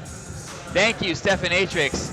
Straight out of my pocket, straight out of your pocket, straight to charity and to a good cause. Every little bit helps.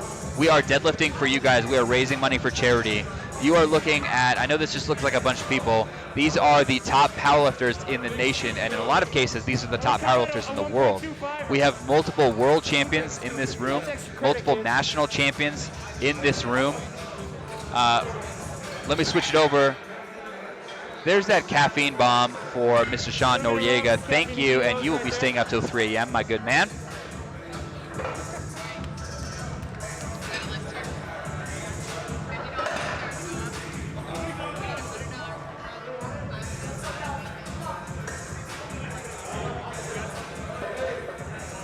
Okay, I gotta pause right now because Charlie Yang, with a little bit of money from you guys,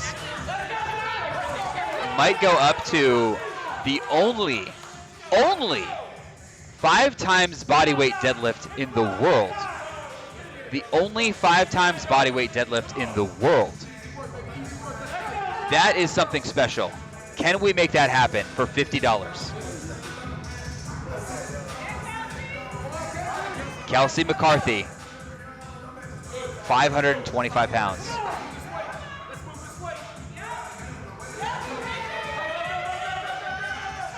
Okay, even with the figure eights, somehow they don't magically make you stronger. A valiant effort there. We're going to give it to charity.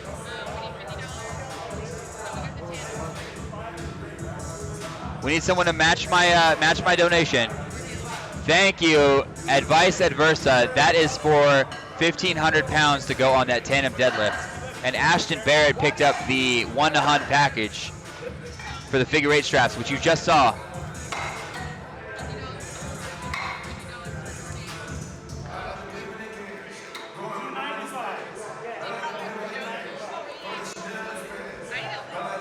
All right, bros, I'm getting hit with donations from everyone. Look, we'll make it simple. Donate $50 and your favorite athlete will go up. You just tell me who. We're going to put more weight on the bar. We have Charlie Yang, we have Joe Capolino, we have Jordan Panton. The Tandem boys are getting ready to go. We've got the bar loaded for Sarah Brenner right now. Hit that donate link. let's make it rain for charity right now. At vice versa, more deadlift weight. We're going up. Ashton Barrett picked up those straps and the mouth guard. This hour is sponsored by Gravitas. We're at $8,271. What about the EMOM set? Yeah, Monkey Dish. Every $25 you donate, we're going to add one round of that. Another 605-pound double and another 315-pound double on the bench press. Stephanatrix, I donated for my straps earlier. Where should I send my address? Stephanatrix, it's going to get lost for quite a while, but I will absolutely make sure to get these to you if you send your address to me. And I just sent you my email address. Thank you so much for your donation.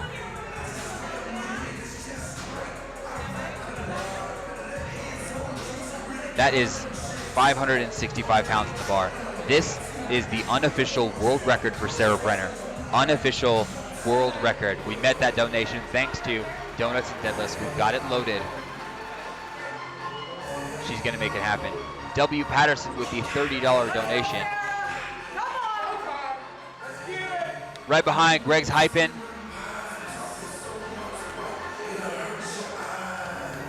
Sarah Brenner's getting ready. Again, the unofficial world record. It's happening here at Lift Together 2020. We're doing all of this for charity. These athletes all came out of their own pockets to come help us raise money for you guys.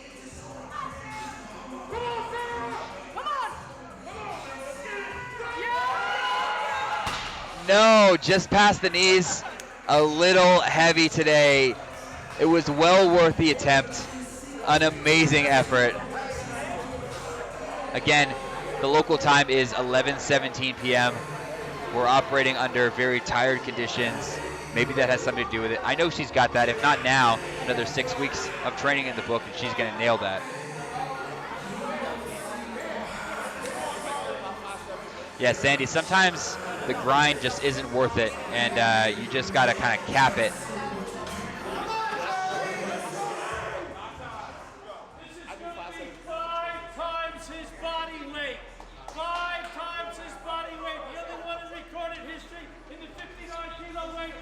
To do over 5 times body weight.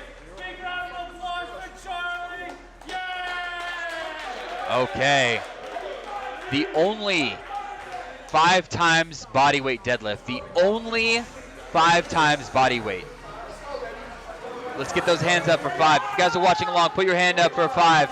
For a 5 times body weight deadlift. This is actually a really big jump up from his last one. I think this is an extra 20 kilos up from the attempt that he did before. 285, okay, so we're going up a little bit here. This is massive.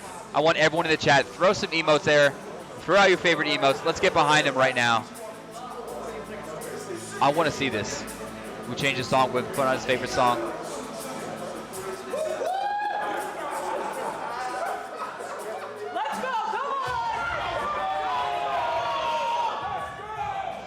The energy in here is unbelievable.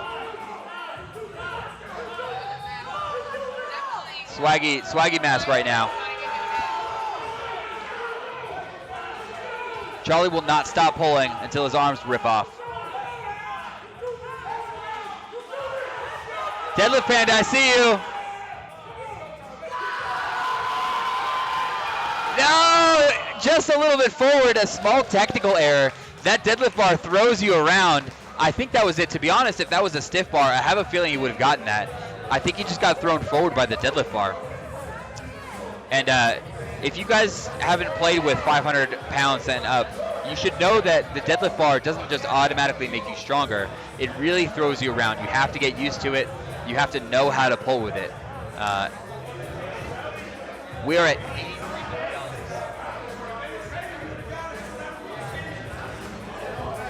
Yeah, that was so close.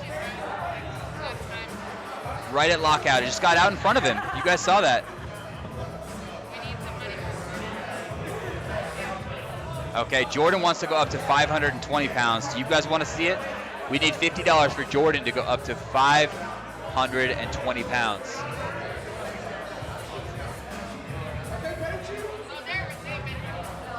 Chad is ready to torture Ben Rice here. Ben's standing by right now. We got a little more caffeine for Tim Timidome coming in. Mr. Tim Timidome. He's going to take 150 milligrams of caffeine at 11:21, which sounds to me like a great idea. Well, we're doing it all for charity.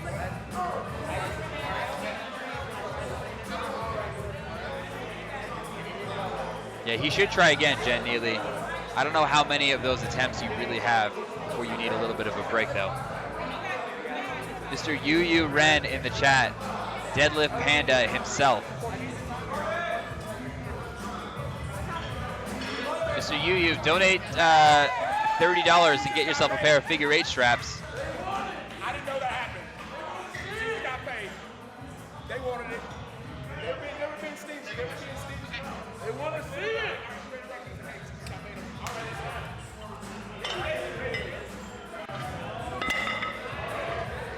Reed, we will check up on that. We gotta get our facts straight.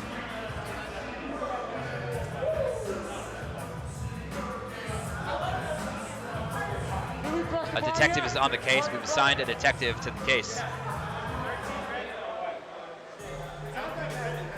Okay, are we loading the bar? Yes, Jordan Panton is getting ready. Jordan Panton is getting ready.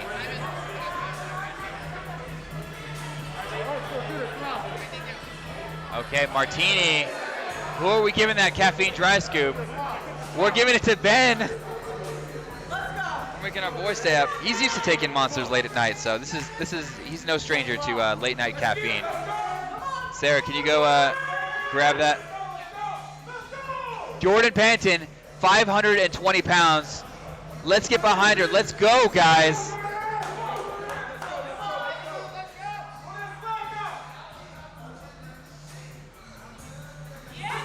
Go! No! It's too heavy. These athletes are pushing their absolute limits. The chat's right about that. The chat is right. The chat is sometimes right. And the chat says that actually that would not have been the first 5 times bodyweight deadlift. That privilege is owed to Dalton Lacoe, who pulled it at the 2018 IPF Worlds. So thank you for that clarification. We appreciate that. Is Chrissy going again? With a 271.5.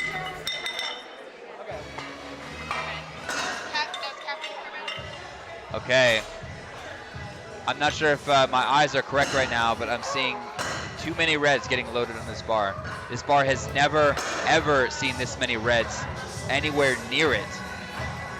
The bar is on a deadlift jack, and the plates are nearly touching the floor right now. That's 1,500 pounds getting loaded. 1,500 pounds getting loaded on the bar right now. Martini Monsters, thank you so much for that donation. Thank you so much for that donation. I will be losing my voice today.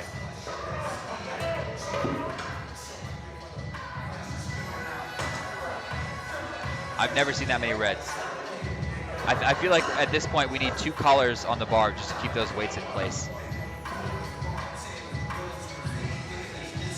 We have raised $8,300 tonight.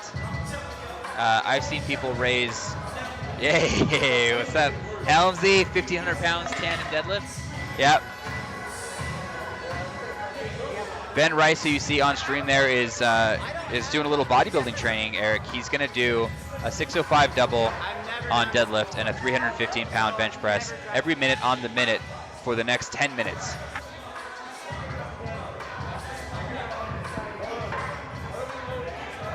Eric, today we restarted the count. This is all today. This is from 0 today because we are now raising money for the Equity Alliance for racial equity and social justice. Everyone say hi to Mr. Helms 3DMJ in the chat.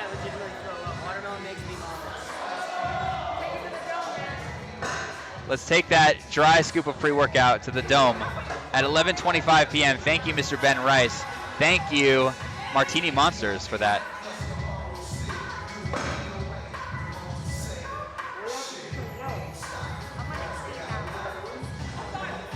Oh, it doesn't go down smooth. Yeah, somehow it's a little bit easier to take when you drink it with a little water. I don't know exactly what the science is behind that, but we're going to see if we can get some water on the next one.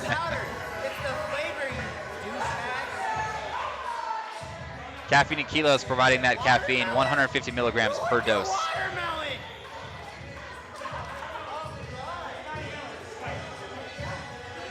It is watermelon. Yeah, it's watermelon flavored. Ben's going to roast you guys for that.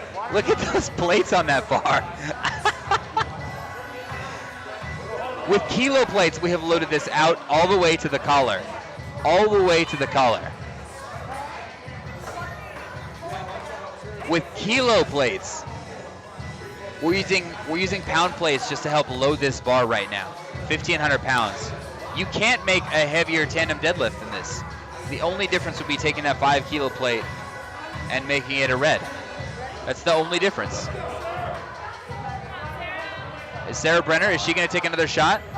Nope, no, she's just, oh, she is! She's going to take another shot at this 565 pounds. Unofficial world record attempt.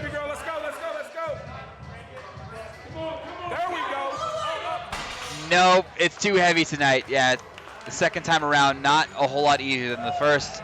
That's okay. She's really working on it. Good night, Meg. Thank you so much for joining us as we're switching over to literally the most weight I've ever seen loaded on a barbell.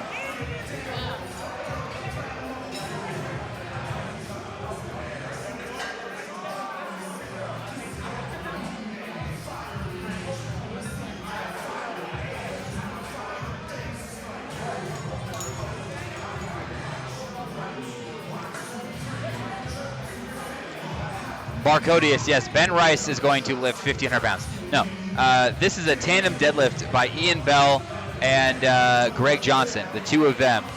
The two of them are going to do a tandem deadlift with 1,500 pounds. I'm really glad they replaced it for the comp collars there.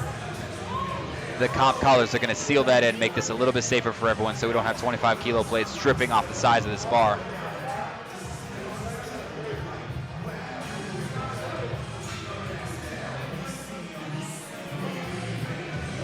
We gotta stay safe, my friends. The host, you bet. No, I'm immune right now. I am immune because I need to wake up tomorrow morning and make sure that this stream continues to run effectively. So I claim immunity right now. Thank you, chat. Thank you, Barcodius. If anyone comes at me with caffeine, I'm gonna deflect, and I'm gonna use my ninja skills to make sure that I'm not taking caffeine right now.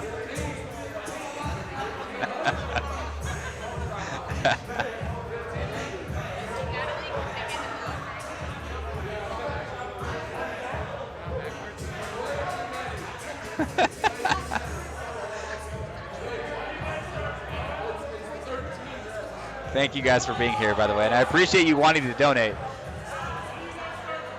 I gotta go to sleep, my friends. I gotta wake up tomorrow morning and make sure that we're doing. Actually, tomorrow morning we're starting off with some Wii Fit. This is our first actual gaming thing. Our first actual. I'll take an ammonia bomb. I'll take ammonia bombs all day. That's no problem. This is Emo Model Bryce. Yeah, this is Emo Model Bryce coming at you. We need that donation first. We got a $20 anonymous donation. I'm waiting for the incentive to read it to you. What's up, Cursed Fox? Hey, how's it going? I'm doing ammonia bombs. All right, but before that, 1,500 pounds from two world-class lifters. No straps. Oh.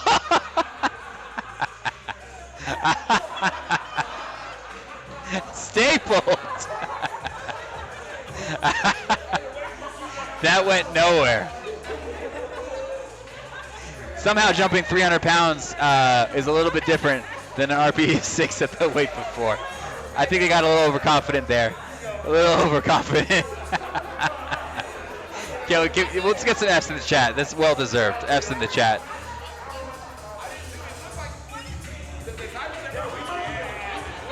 I don't know what we're doing. We're just trying to finish the night off here.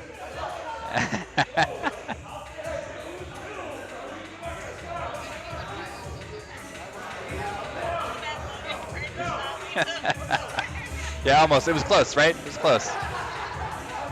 What's that? RPE6 with a misgroove. Definitely RPE6 with a misgroove.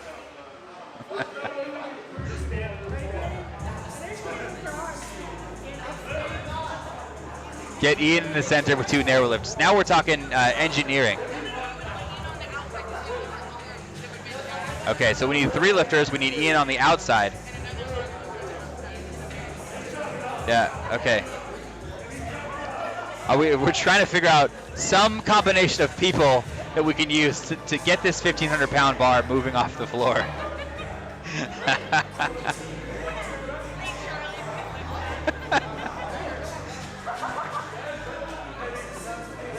What if we have athletes on both sides of the barbell? Kind of leverage it from both sides. We need 3 athletes on both sides of the bar. All right, Greg Johnson is seeing if he can set up and be a little bit narrow on one side. Someone was asking me about my own training. Actually, during the break, I needed to get in a little bit of normal training, so I did 3 sets of 5 on deadlift at 672 pounds. I'm actually prepping for. Okay, I think they're trying it. Ben's stepping up. I think we're actually going to try it. Can we get some donations coming through?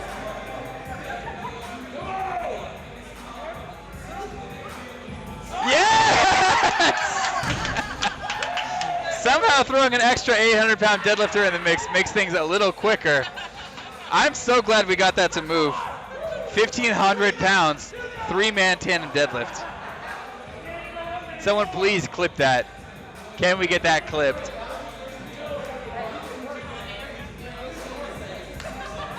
You're greedy, chat. You're greedy.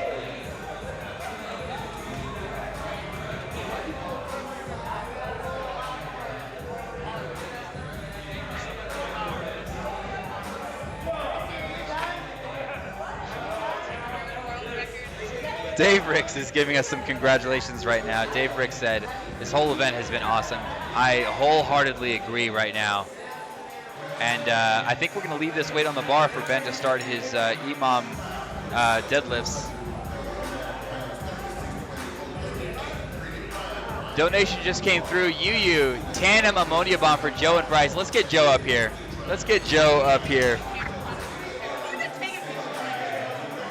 Little goons taking pictures. All right, Yu, I'm going downstairs. We're going to get that ammonia bomb. I will see you in one moment, my friend.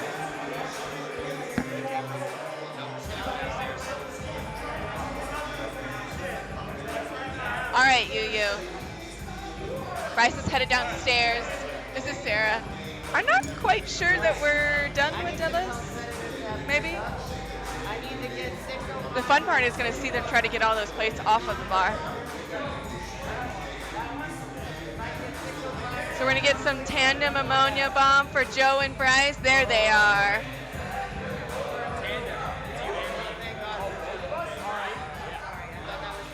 Where's Big Joe? There they are.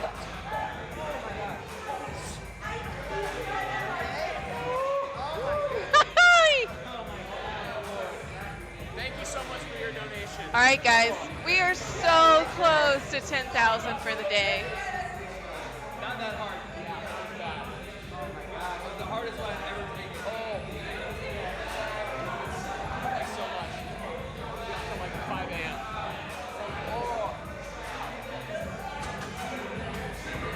All right, guys. I think we're about to see Ben do his EMOM. Probably has to get warmed up a little bit. And Bryce is back, looking a little red-eyed and a couple little tears.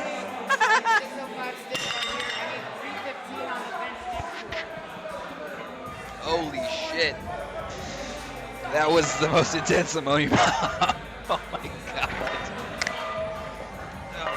god. That literally floored me.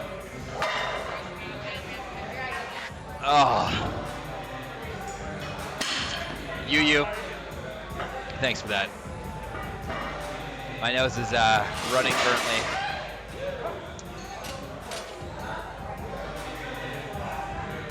Oh. Yeah, Tina, I spoke too soon on that one.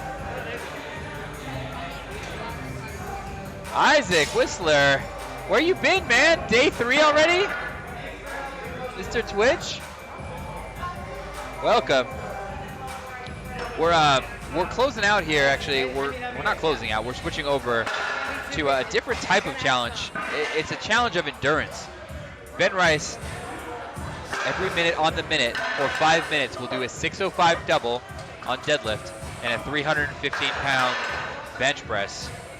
Every $25 donation that comes in from the chat, we will add 1 EMOM. One EMOM. He will keep doing this until you guys stop donating. He will literally continue doing this until you guys stop donating. My nose hurts so bad right now.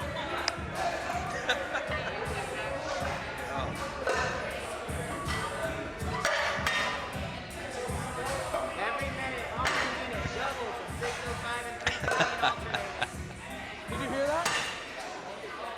Unloading that bar is an absolute workout. Yo, astrology.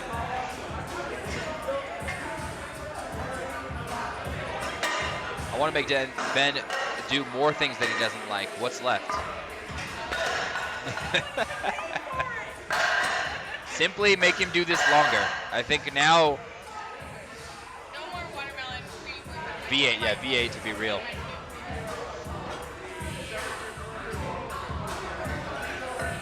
I think Ben has saved the worst for charity, which I think is an amazing thing, to be honest. Well, we've got a kind of a little lull here. I want to briefly talk about Gravitas, who's our sponsor for this hour. Gravitas is a free workout tracking app available on iOS. I use it every day. It allows you to track your exercises, track your past PRs. You can see progress over time, and it's a nice little app. It's got a camera built into the app, and it's got a timer as well. It allows you to log your workouts, and you can kind of copy past workouts. It's really amazing. So thank you so much to Gravitas for sponsoring this Max Deadlifts event. Barcode is, the problem is that we don't have any V8s here. The problem is access. We don't have any V8s. So if we can find a V8, but I don't think we can. It's 11:37. No shops are open, so V8s are off the table, my friend.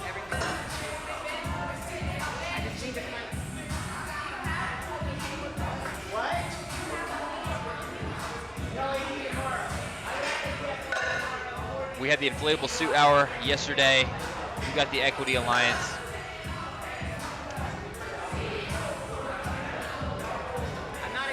Is that bar bent? Is it still bent? Well over our time. It's just the longer I go, the more money we can potentially do. So I want to encourage. Yeah, Kate Loading, if you type !donate in the chat and donate, there's a donation incentive. The first 39 people who donate for the 100 reward, we're going to send you out a pair of figure-8 straps and a mouth guard for that donation. The donation goes straight to charity. One Hun has donated some of their products for us to give to you guys. Don't forget to also check out the auctions that we have for the Kabuki Trap Bar, the Kabuki Power Bar, the Cadillac Bar, and the Mark Pro Plus from Mark Pro. These are all way lower than kind of standard prices, and you guys are getting something amazing, and all the money goes directly to charity. On the screen at the same time. And no one has to click any buttons. Minnie, I hope Ben takes a little bit of a break here, but something tells me he is not going to take a break, and he's going to pull 700 next week. The straps are one size. Okay, Dribbler, the straps are one size fits all. It's figure-8 straps. I don't know if you've ever seen them. Your hand can slide right through, and they are very usable. You will feel like you can lift a lot because your hands don't have to do anything. You just bend your knees, straighten your hips. First one's going to be the hardest because I'm a bit iced. They have 3 sizes? This is news to me. Thank you. I don't know the answer to that question.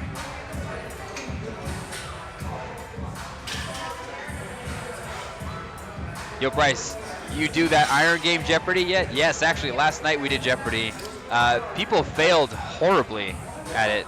Apparently, people are better at Family Feud than they were at Jeopardy because Sarah Davis there helped me come up with some of the questions. Between your questions and hers, we had like a 20% success rate with answering those questions.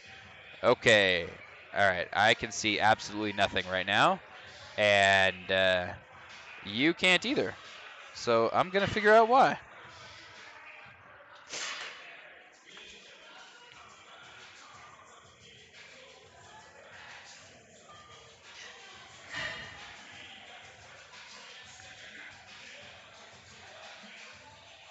All right. There we go.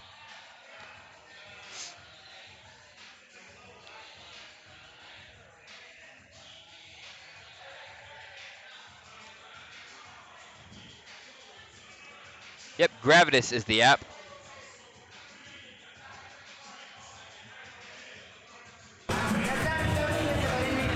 Now we have our bench angle. We've got our bench angle as bench has to re-warm up again with 225 pounds.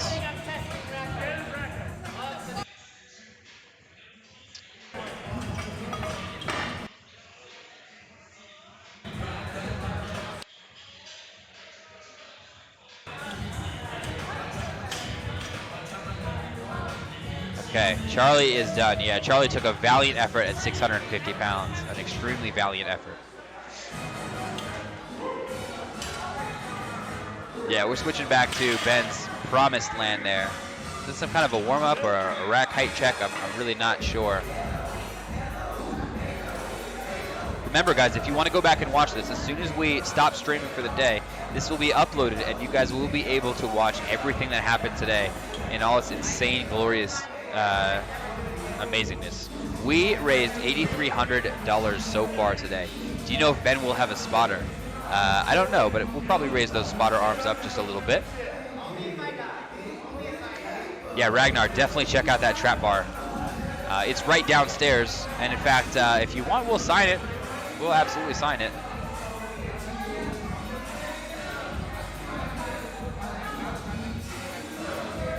Get a bunch of these top athletes to sign that bar for you.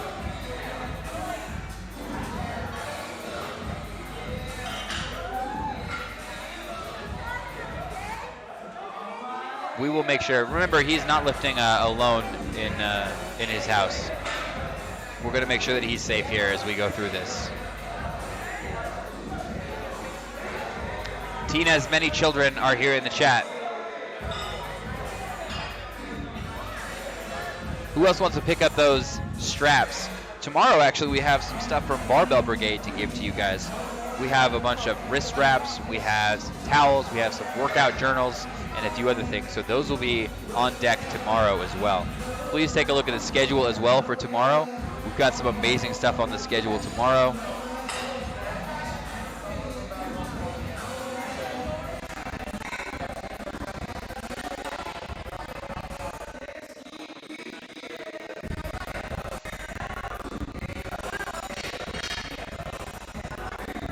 Big boy Benny is not even started yet with his every minute on the minute 6:05 doubles. How many rounds are we up to for Ben? How many rounds are we up to?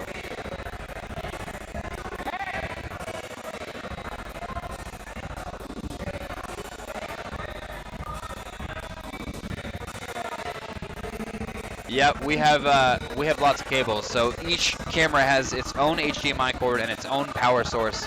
We've got 2 cameras downstairs, 1 camera upstairs, and a few audio sources as well. So these cables are putting in work, and they have to be mobile so we can move these cameras around because the athletes are all over the place. So it's been fun making sure that all the visuals are good for you guys, but it's been great as well. So.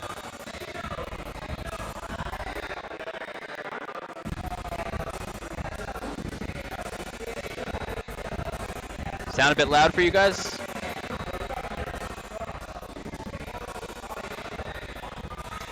Today is for the Equity Alliance. Today is for the Equity Alliance, which is for social justice and racial equity.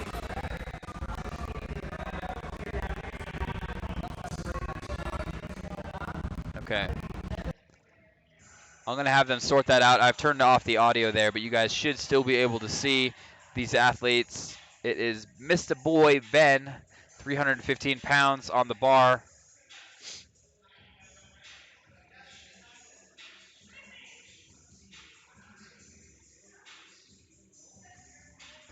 They're saying the audio is choppy. Can you make sure the microphone is connected?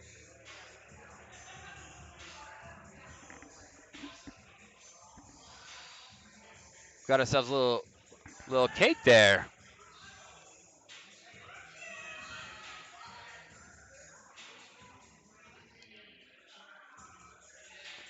Okay, let's get some audio back on. Let me know if it's choppy, and we'll see what we can do. Okay, I will be here for you guys, and I will make this audio right.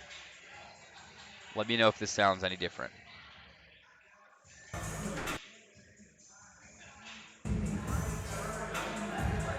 Oh, you know what? It probably sounds choppy.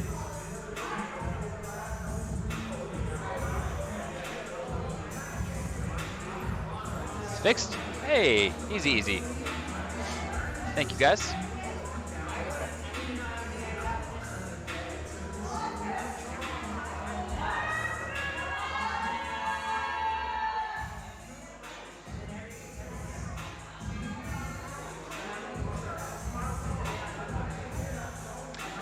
My name is Bryce Lewis. I am your commentator. I've been your commentator throughout the evening. It's been my pleasure to introduce you to these amazing athletes and guide you through their performances.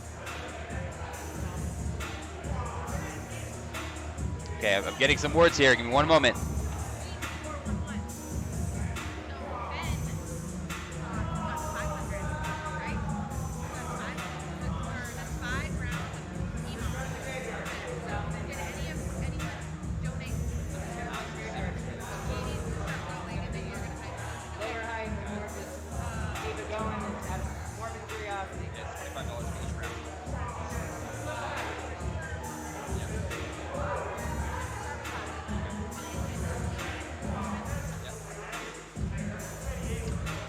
Okay, your boy Benny, he's going to get started, but he's only going to do 5 rounds unless you guys want him to go more. So how much do you want your boy to hurt? How much do you want to punish him for going off his normal plan and doing all of this for charity?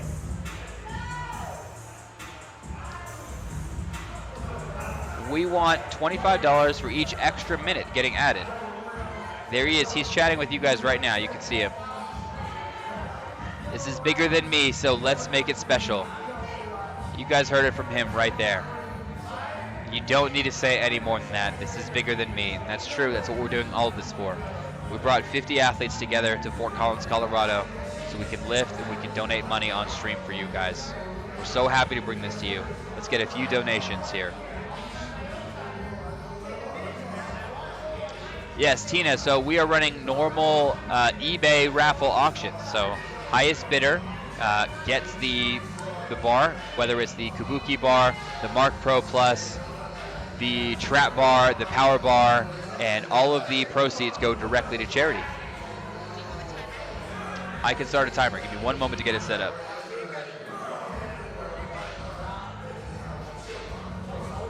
Okay, we're getting that timer for Ben.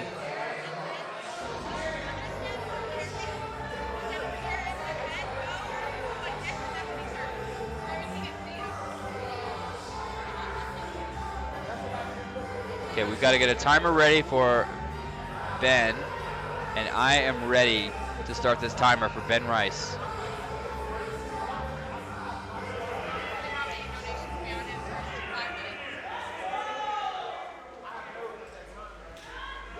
It is 25%. It's $25 per set.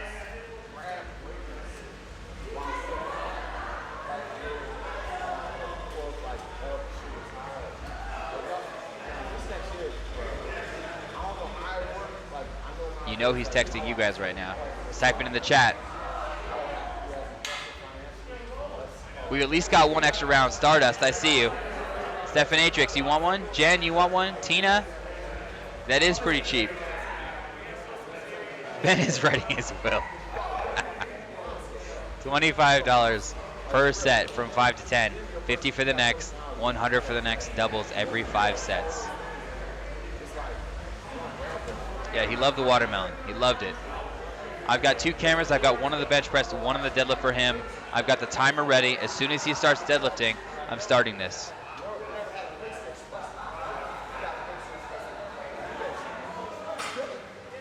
He hates it already.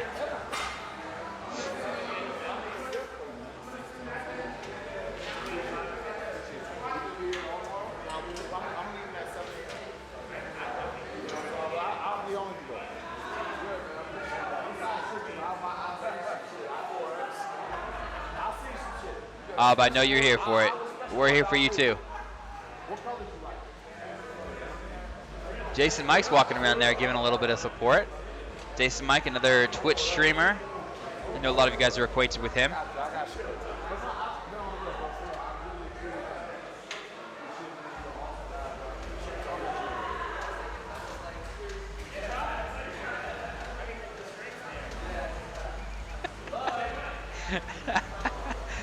I just rewatched that video. Holy crap. Thank you for that ammonia bomb. not sure I took that one the best.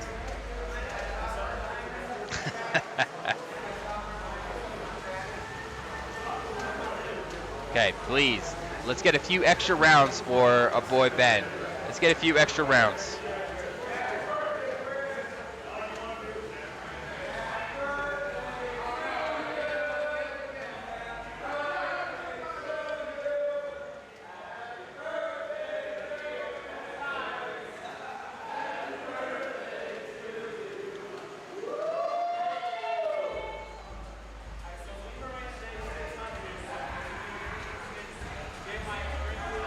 Stardust, I see it. We got that extra round. I'm going to let them know. So I have to start the timer up here, and then I will shout down over the balcony and make sure they're aware to start this.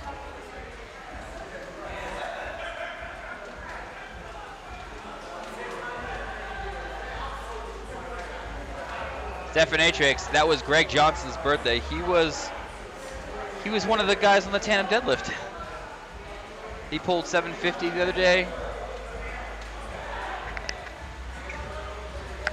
We will go give a warm happy birthday to him. Well, maybe we'll bring him up here.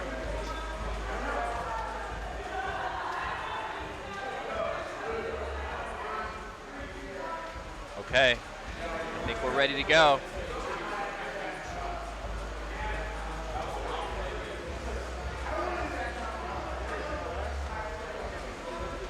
Yes, it is.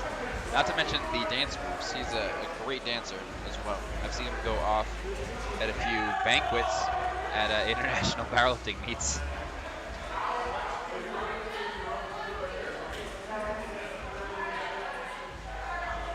Once Greg gets a little alcohol in him, he very much enjoys himself. Is it possible to do a max deadlift with rubber bands? Sure, absolutely.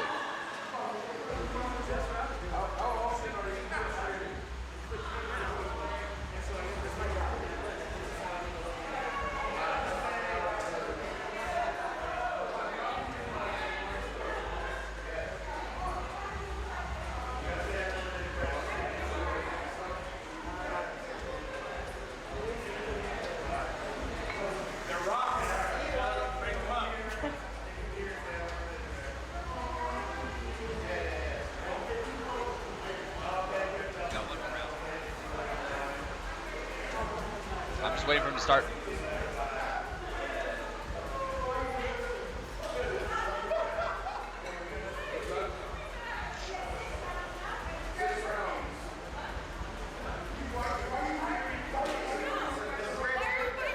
Ben has been going off. For fun, for life.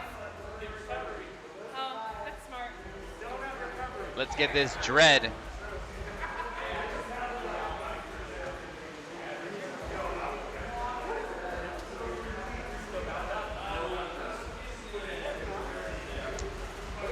Another one, Kate Driscoll adding another set to Ben. We have 2 added sets for Ben. We've got 2 added sets now. 2 added sets. Thank you so much for the donation.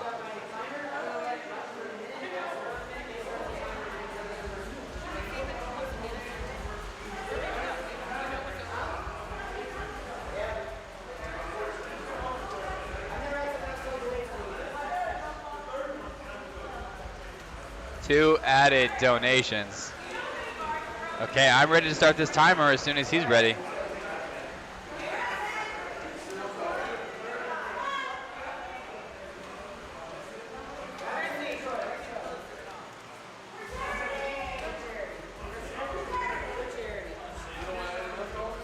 We're getting the wrist wraps set. I think that's wrist wraps over there. Let's add another. Can we get it to 8 rounds? 8 rounds?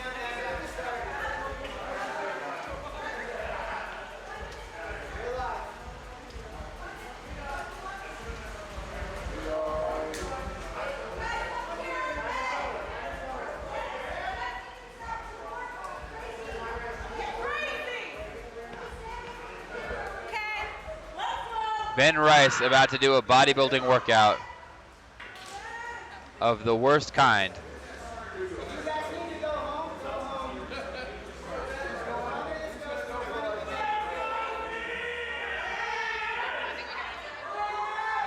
Fam is still here cheering him on at 11:56 p.m. Fam is still here. We did. What? Oh my God. Barcodius.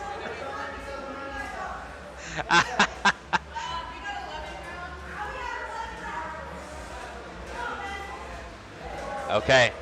I just started the timer. 605-pound double and a 315-pound bench press every minute on the minute for 11 rounds, thanks to Charity. Seriously, this is going at least 20 minutes. Don't wait for me.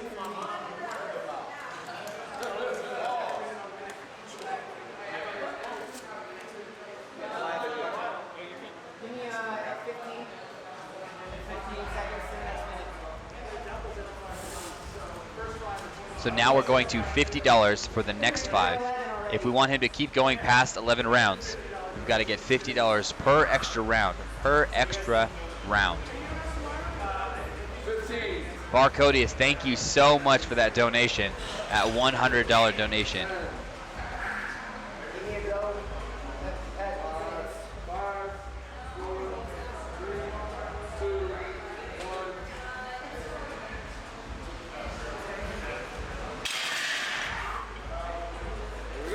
Okay, we're going back to the deadlift.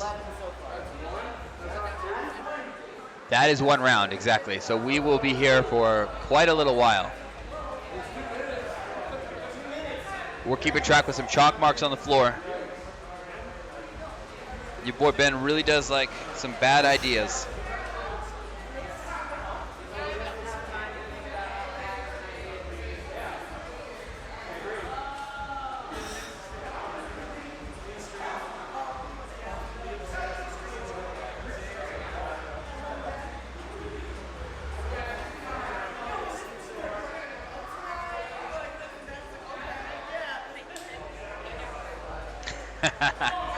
In 2 minutes, we can say that Ben deadlifted for 2 days straight.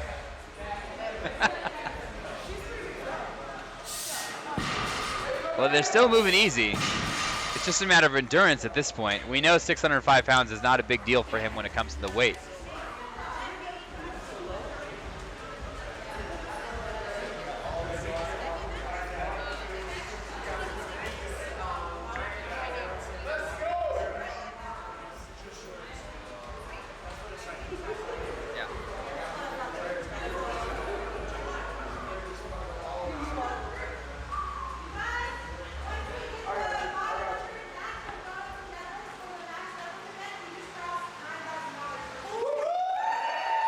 Donuts and deadlifts matched $500 during the Max Deadlift event. We are at $9,000 today, guys. We're at $9,000. Thank you so much, guys. Thank you so much. Thank you, Gravitas. Thank you, Ben Rice, for torturing yourself. Thanks to all the athletes for putting their hearts and souls into these lifts with the roundtable discussions. And we still have 1 more day.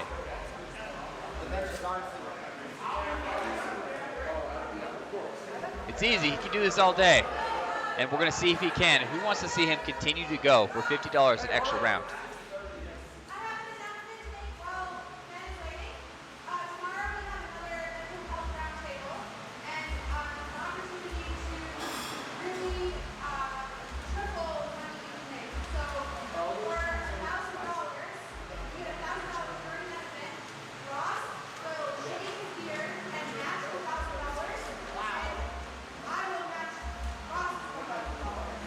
Wow, I don't know if you guys heard that. During tomorrow's mental health roundtable, we have a triple match up to $1,000. A triple match up to $1,000. Every dollar that gets donated, Natalie Hansen and Corbin Strength Co. will match, and Ross Lepela will match. If we happen to get all the way to the top, we're going to shave Ross Lepela's entire beard off, which I've never seen his chin, to be honest. I've never seen his chin. I don't know if he has one under there. It's a triple match.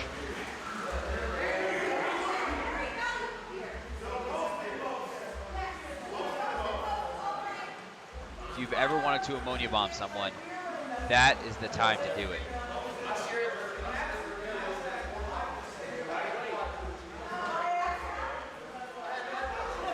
Barcodius, I'm glad you picked up that 100 package as well. The figure 8 straps and the mouth guard for lifting. Okay, we're on the bench press now. 315 for another double. One at a time is the way to get this done. Oh no, Danny. 2 more rounds. 2 more rounds. Danny, how could you? Oh no. We're up to 13 rounds now. That's 26 minutes of lifting for Ben Rice on his 3rd day of doing dumb stuff for charity. Danny, thank you so much. We really appreciate it.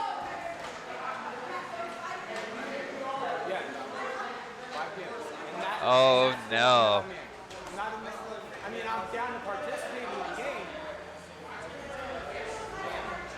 but I want the conversation to be open and vulnerable as fuck. So there's no games allowed.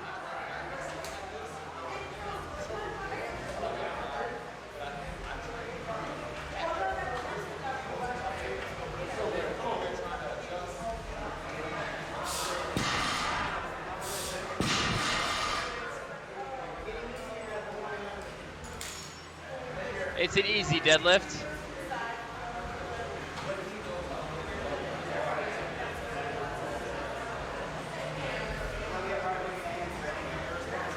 Where are we? There we are. He keeps navigating this space right between the cameras. It's hard for me to keep track of our little shifty boy.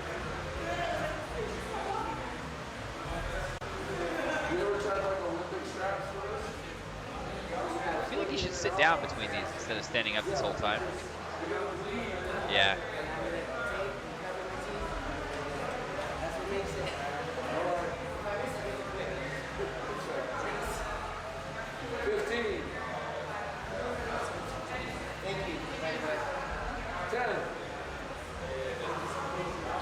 We need to get him to sing some a cappella songs in between here.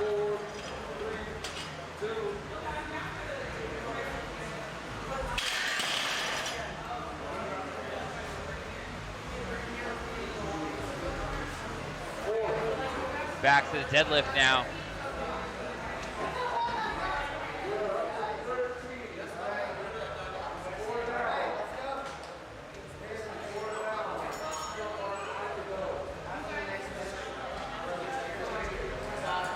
We're 7 minutes in to every minute on the minute deadlift and bench presses at 12:04 a.m. right now.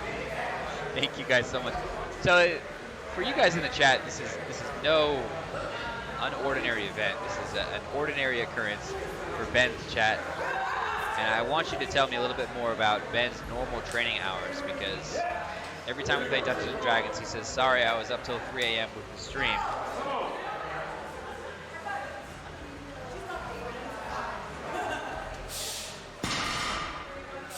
It's easy. That was a good one. I like that. I think he's catching a second wind here. I think he's catching a second wind.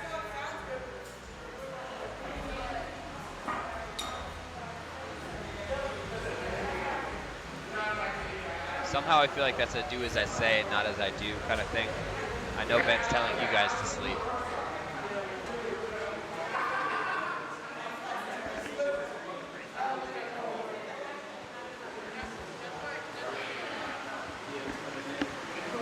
I just heard we will put a $50 donation and we will play the Witcher song and fill this whole gym with the Witcher song. I know how much he hates it at this point.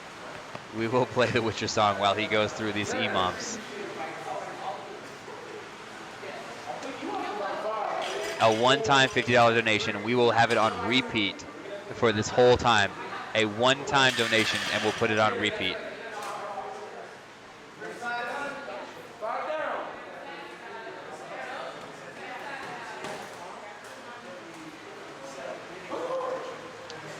That's a pretty good deal. I'd say that's a pretty good deal.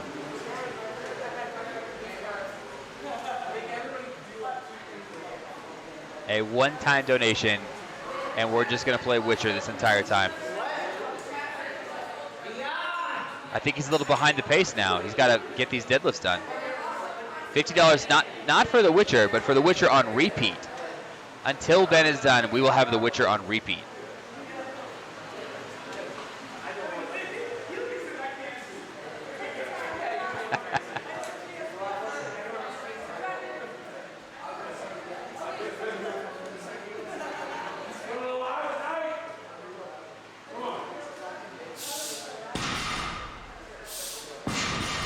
Good, some speed deadlift reps. Ben is now doing every minute on the minute, 605 doubles on deadlift and 315-pound bench presses. Who's getting me that $50 donation? $25. Okay, we're gonna put that toward The Witcher. Or maybe it's an ammonia bomb. I'm waiting for the incentive to come in.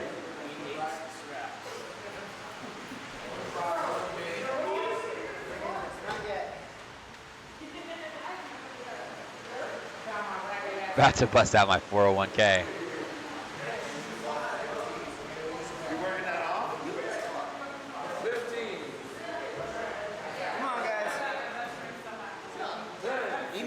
This may be too light for Swag Ben. We need a few more rounds, guys. We at least need The Witcher. I want The Witcher as he finishes this out. It's easy. He could do it all night. We need one more $25 donation, and we're going to get The Witcher on. And that'll be $50, and we'll get him one more round as well to make it up to 14 rounds. We're at 11 minutes already.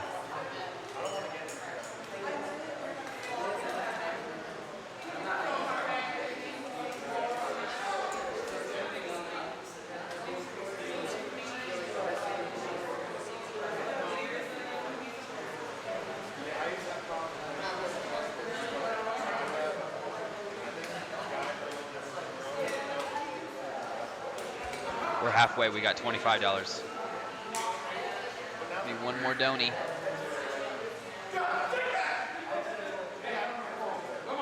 Yeah.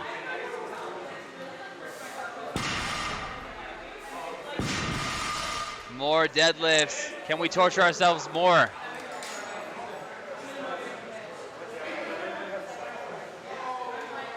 $100.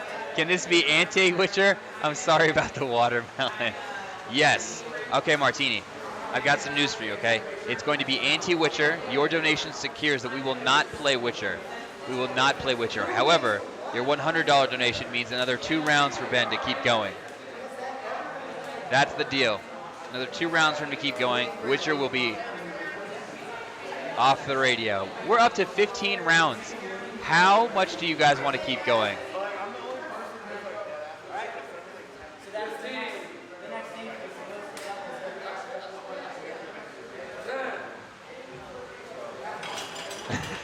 I see a little bit of a war in the chat right now. Some people want Witcher, some people don't. We just got a $25 donation from Adam to play The Witcher. We got Leaf with $10 toward The Witcher. I have to weigh Martini Monsters $100 more. I think it's fair at this point. Plus, it's an apology for the watermelon. You guys can see the tick marks back there. We are 7 rounds in right now. We're not even halfway.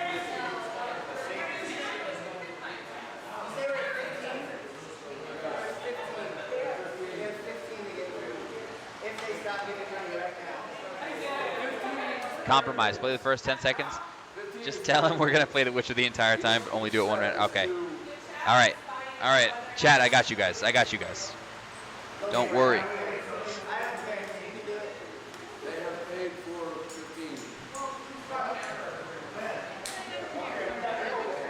Yep. Okay, chat. It's the Witcher theme song. We're doing it, guys. We're doing it.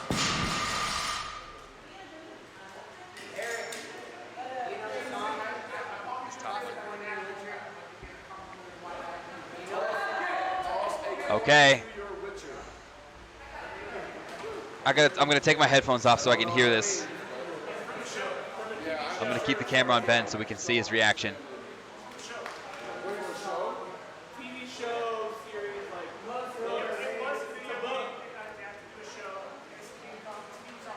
I think he knows. I think he knows.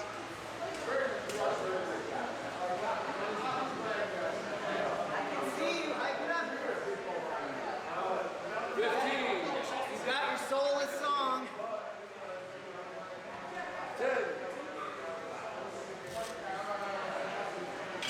5, 4, 3, 2.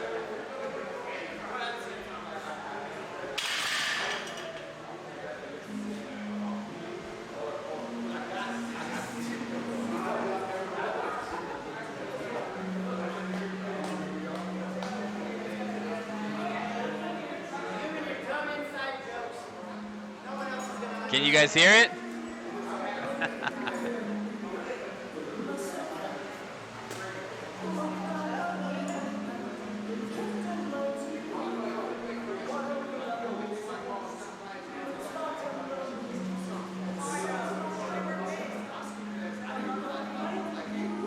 What's up? I'm joined by Eric Bodhorn up here.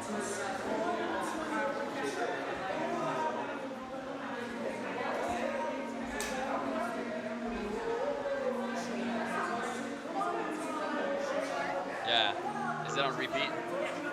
Yes.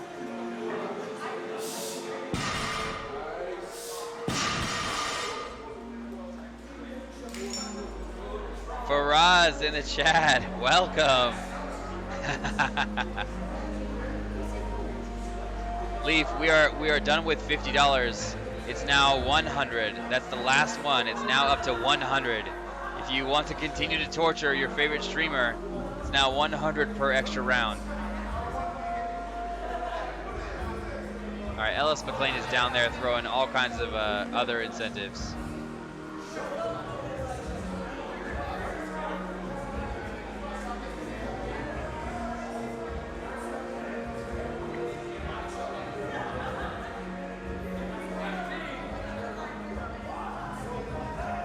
We got it. We are playing that Witcher for our boy. And we're playing it solid. We're playing it solid for the next 20 minutes.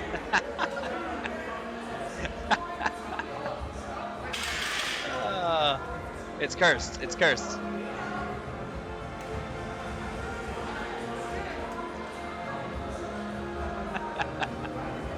He loves you guys. You know it. Combined today, we've raised $8,700 plus an extra $500 match from donuts and deadlifts. We are over $9,000 in one day. That was some kind of finger. I think we're getting a little tape. Remember, Ben was saying early on, he thinks the main limiting factor here isn't his strength, it's his hands. It's always the little things. To be honest, when I was doing my AMRAP squat with 135 pounds, which was brutal, by the way, it's the small muscles that give out. It isn't the big muscles. One of my little quads that just cramped and I couldn't go anymore.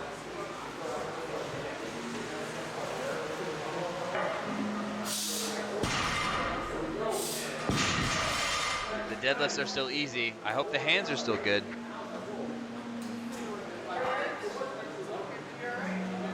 This is your one chance to get to troll your favorite boy, one of my little quads.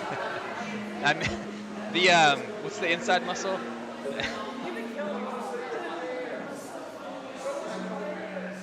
Okay, look at all the tape we've got there on the hands. Eric, I didn't know you were still here. Hope you're doing well, man. The vastus lateralis, I think it's that one. Yeah, it cramped up on me and I couldn't straighten my legs anymore.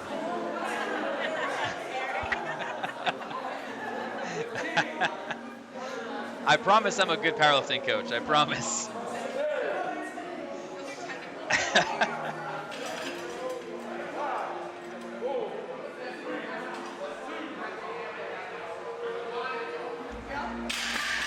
Okay, I'm done. I'm done. I'm blaming it on the time.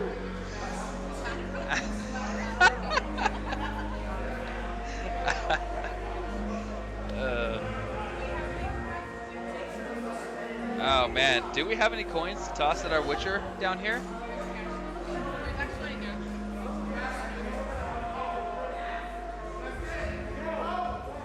Thank you for the host, Faraz. We really appreciate it.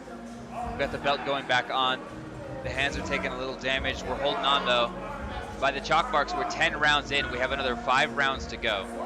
5 rounds to go. Are we still going? Yeah, we're still going. Ben started this challenge 19 minutes and 45 seconds ago.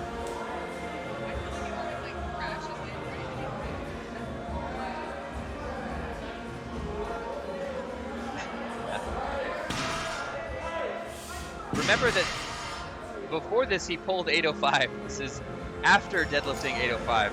Your boy really likes some pain.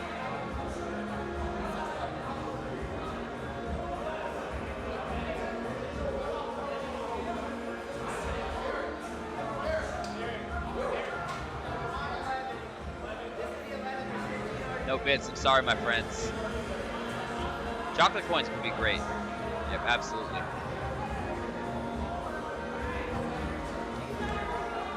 Witcher is blasting and filling this gym on these brand new speakers, cursing them. How much Rel has to sing it? He asked the lyrics after the 4th time. True.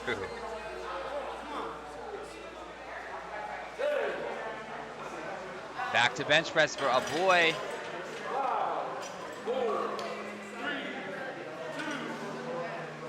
Thank you for the raid, Faraz.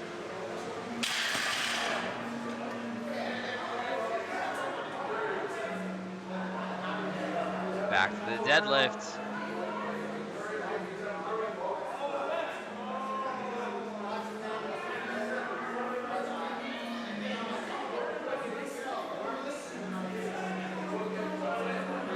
I think we've hit just about everything Ben dislikes right now.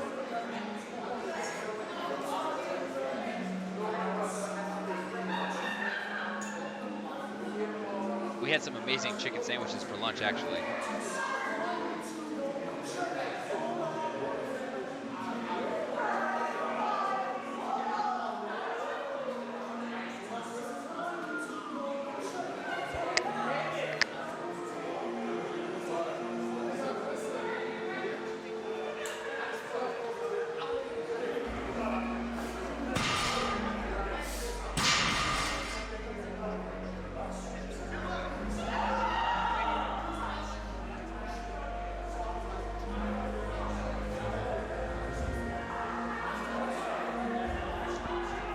We do have a melting pot about 10 minutes away. We have a melting pot about 10 minutes away.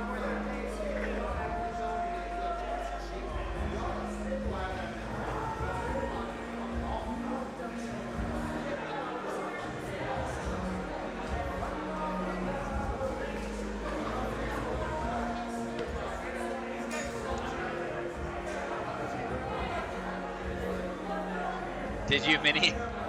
You're so evil. What is Ben's Twitch handle? That's Ben Rice PLG. Ben Rice PLG. Underscore. Can't forget the underscore.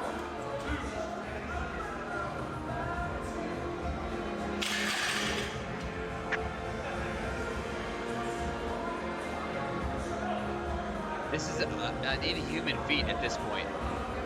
I can't see the chalk marks back there.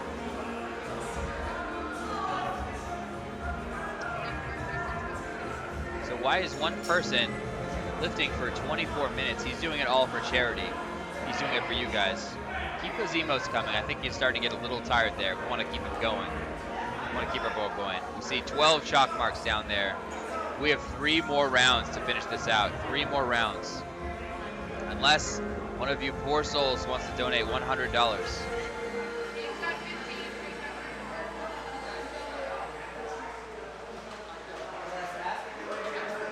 Curse Fox, you're absolutely right. He's finishing out the workouts that everyone else started. Oh, you can see that starting position start to deteriorate a little bit.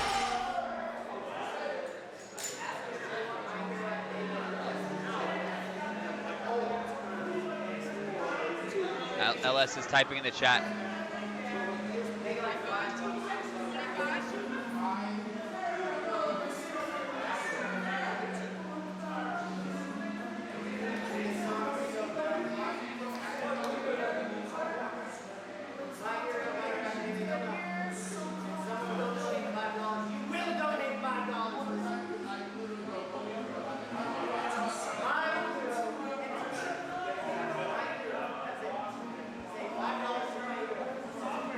Yeah, cursed fox.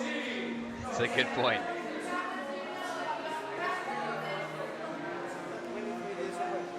We're back on the bench press. 315 pounds. Man, I wish all you guys were here on the chat right now. We have about 20 people's worth of leftovers for barbecue. Some mac and cheese, some pulled beef, some ribs. We have way too much food. These guys aren't eating as much as we thought they were.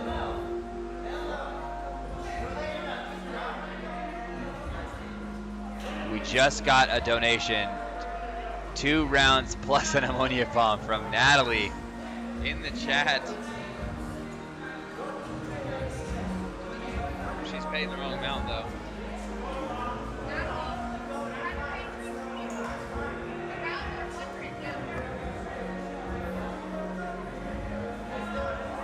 Is she gonna step up? Whoa, Natalie's stepping up with some big donos. She's putting 2 rounds at $100 each plus an ammonia bomb. Late game donation from Natalie Hansen from Corvus Strength Co. to keep this going.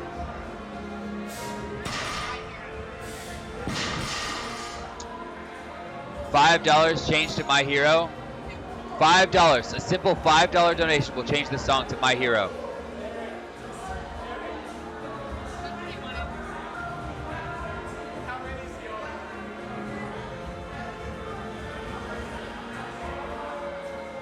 $5 and we'll get My Hero on.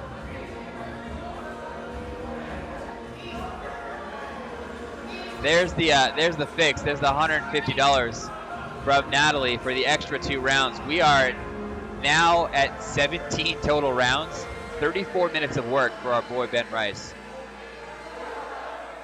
We have another 8 minutes still. Back to bench press. Good night, Eric. I will be going to bed at some point. Thank you so much for joining us. Thank you for the donations. I appreciate you, and I will talk to you soon. Someone get him some water. Yeah, that's a good point. Here's that bomb.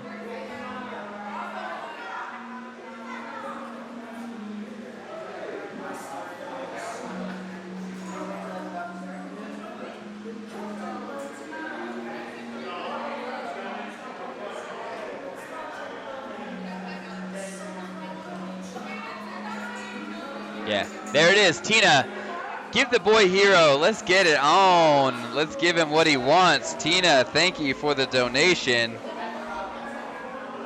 Let's switch it up. We need My Hero. We might have to get that on YouTube, actually. Maybe it's on. Let's see if it's on Spotify. Is it on Spotify? I hope so. This one.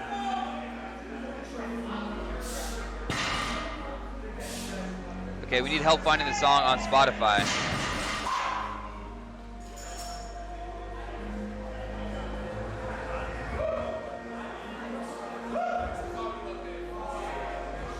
Okay, we need help. Someone send me a link so I can see the song. I'm gonna get the song on.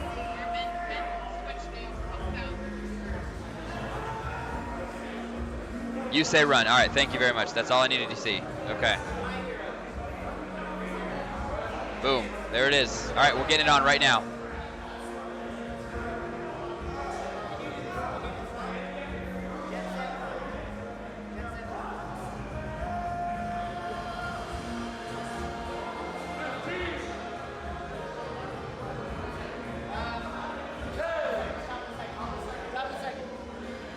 Okay, we're about to switch. We've officially crossed $9,000. Oh my goodness. Oh, it's horrible. The ammonia bomb during the bench press. It's horrible.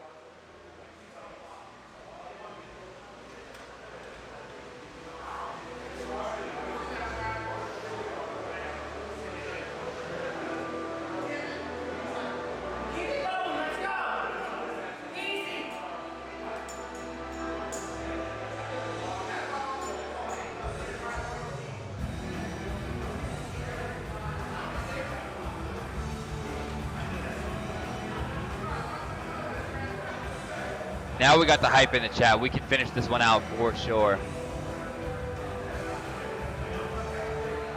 Thank you for the $5 donation, Chub Dad. We're getting My Hero to fill this gym. Benny's going second wind, third wind at this point.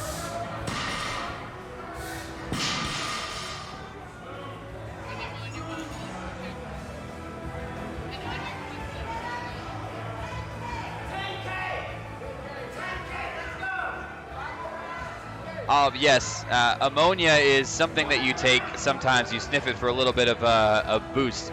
Makes you very awake because it kind of hurts your nostrils a little bit. It stings, so you feel very awake. So a lot of people use it right before they lift. An ammonia bomb is an unexpectedly large or unexpected amount of ammonia that just comes out of nowhere.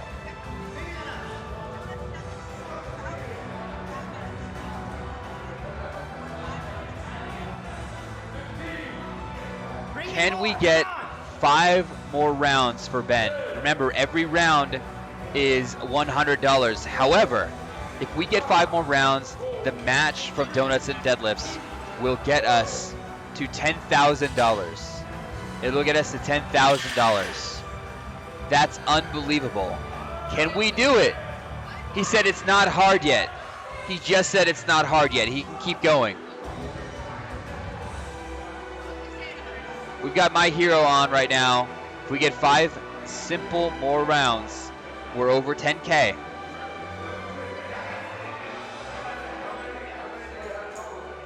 $16 chalk marks on the floor.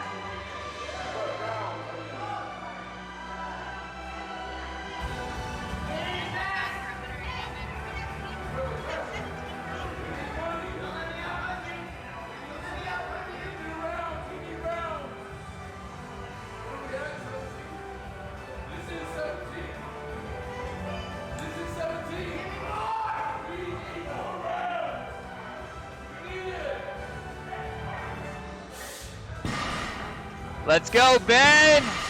We're picking up now.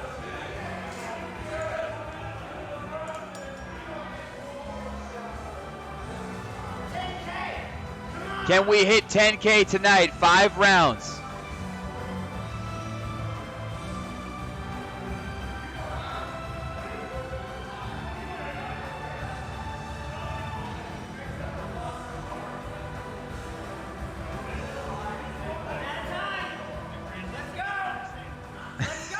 Joe Capolino says, Ben is clearly like the craziest dude I've ever seen. You hear that from an equip lifter, you know they're talking seriously.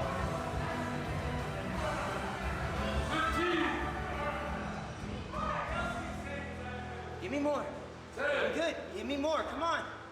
This is bigger than me. Let's go. I'm watching the incentives. I'm on the incentives. Can we get another round? It's not even hard yet. It's not even hard yet. He's challenging you guys.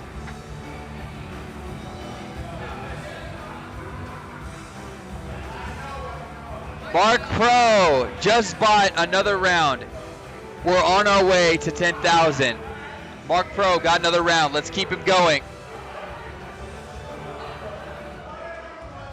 Mark Pro, thank you so much. We got another round for our boy Ben.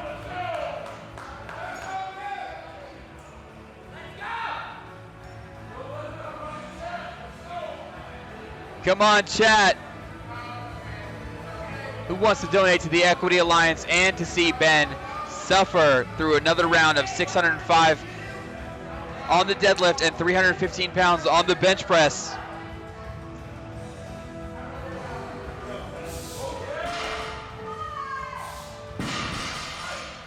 He's still going.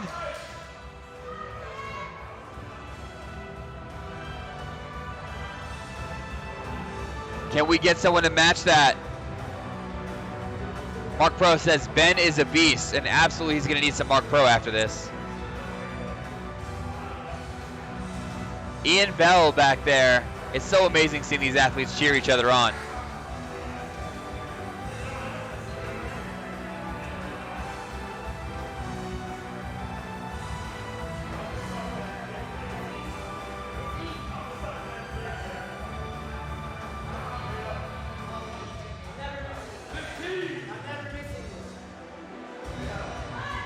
I can't hear what he's saying over there. He's hyped. He's ready. $9,106. We want to get to 10,000. If we get to 9,500, donuts and deadlifts matches the rest. It's nothing for him. It's easy. I'm never missing.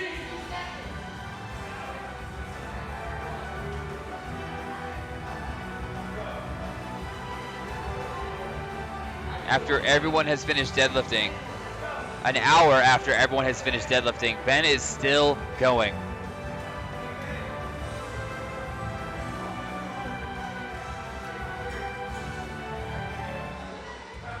We just got another $100 from my co-host here, Sarah Davis. She says 10K, let's go. She says 10K, let's go. They're making me feel left out here.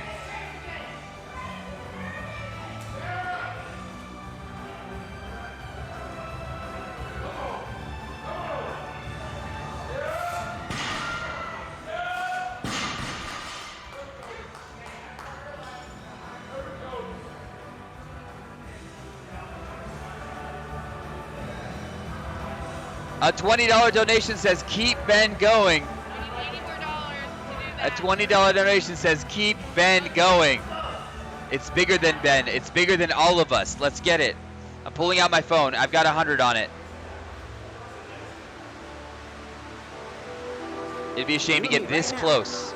We're so close. 9,500 plus the donuts and deadlifts match gets us to $10,000. Can we get there?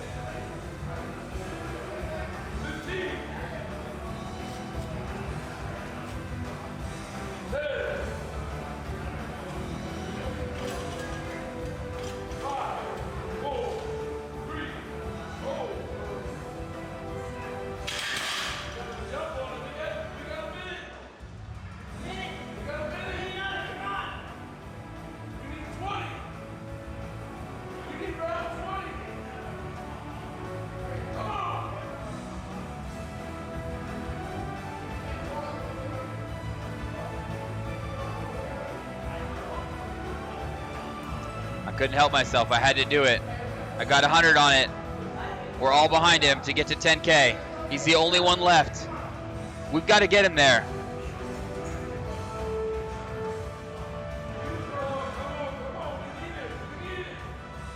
I just put it in. $50 from Can You Taste the Waste? Let's do it, Ben. Thank you so much. Ninja Tofu, I love you, Ben. We are so close. We need one donation of $30. One donation of $30. Thank you, Ninja Tofu.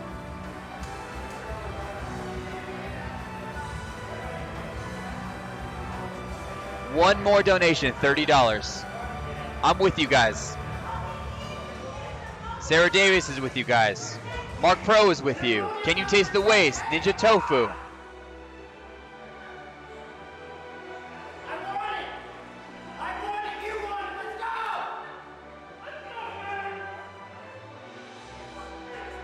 He says, I want to do more. Let's go.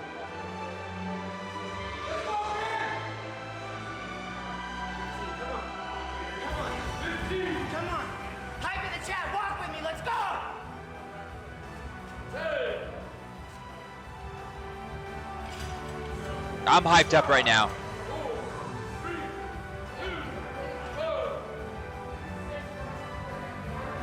He's working a little bit more, you can tell. We ain't going home, let's go. One more $30 donation seals it in for $10,000 for the day. I'm hitting refresh. We need one more person to step up.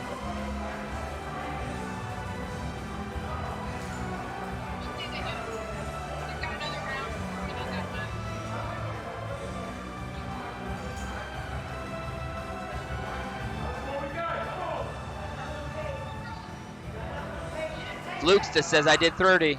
Let's see it.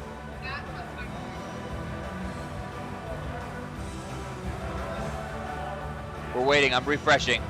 Luxta, did you do it to the other link? Did you click it down here in the button? Yeah, I know why. It's going to the AFSP.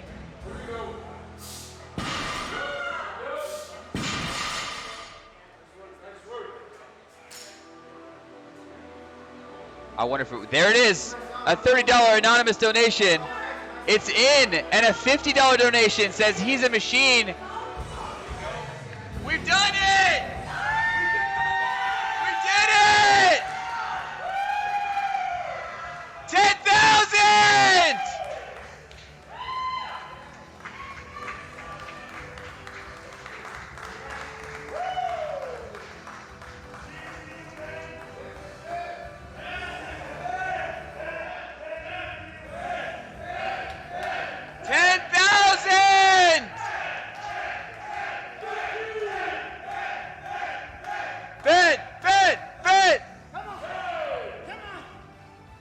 He's going to finish them out, guys.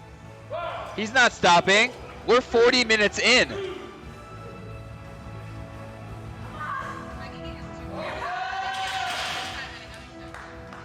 Donuts and deadlifts matched $500 extra during the max deadlift event. Combined with your donations, we've raised $10,000. Alan Chase, we will get you that 100 figure 8 straps and mouth guard. Ben's chat, you guys are amazing. Stardust, Mini Action Jesus, Xkid, Jen A. Neely, Filthy Mick, Cursed Fox, Tina. Thank you guys so much.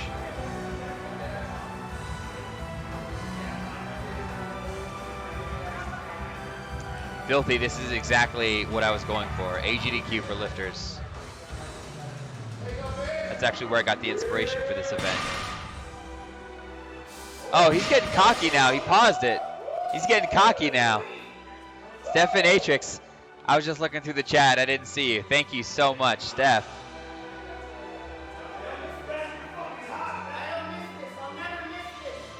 I'm never missing. The rare side come out to play.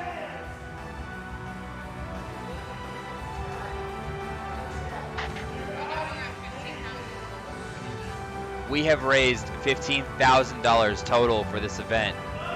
How long has Ben been going for? It's on your screen now. It's 42 minutes. He's been going for 42 minutes and change. We're back to bench press. We're almost there.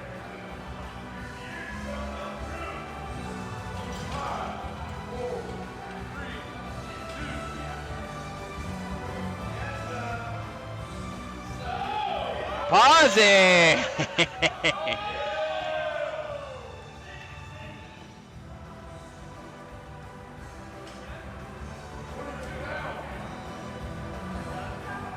That thank you was for you, chat. That was all for you guys. We could not have done this without you. Yes, $15,000 from day 1, day 2, and today's day 3. We put it together. This is more than I could have expected.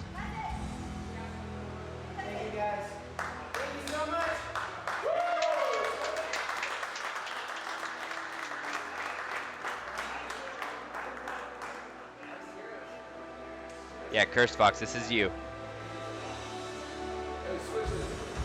There it is, and the stop.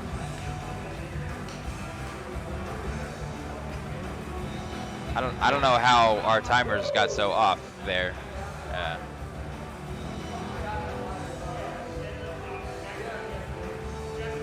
I think we have finished it up. We have met $10,000. Ben's over there in, sorry, not Ben. LS is down there in disbelief right now. To give you guys some perspective, we started off the day having problems with the NAACP's Tiltify, not really sure if we were even going to be able to raise money for racial equity and social justice, and whether or not we had to switch back to the AFSP. We switched over to the Equity Alliance. We changed everything over. We're just so thankful. guys. We're just so thankful. LS literally is there on the floor crying right now. So, man, this means so much to us. This means so much to us, guys.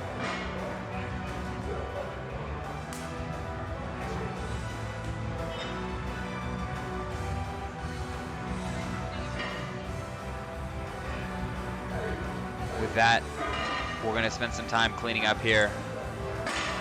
We took down the camera to see me. You guys can hear me. I'm gonna have you guys see one more commercial about exactly why we're doing all of this, and then we're gonna sign off for the night. Please check the schedule. We'll be back here tomorrow morning with some Weave Fit, a few more conversations on mental health with triple matching for that event, and some more amazing lifting.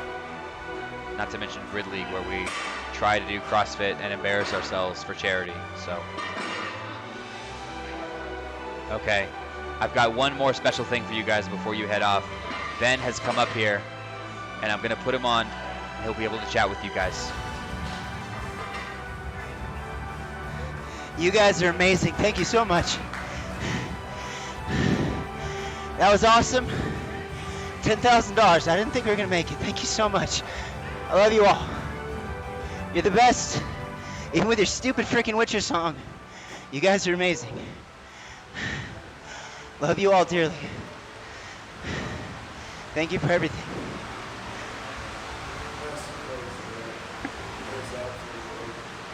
All right, he's done. I will absolutely make sure we get us a little swag boy off camera. I will send that to someone to keep track of it. Thank you guys so much, and we'll see you tomorrow.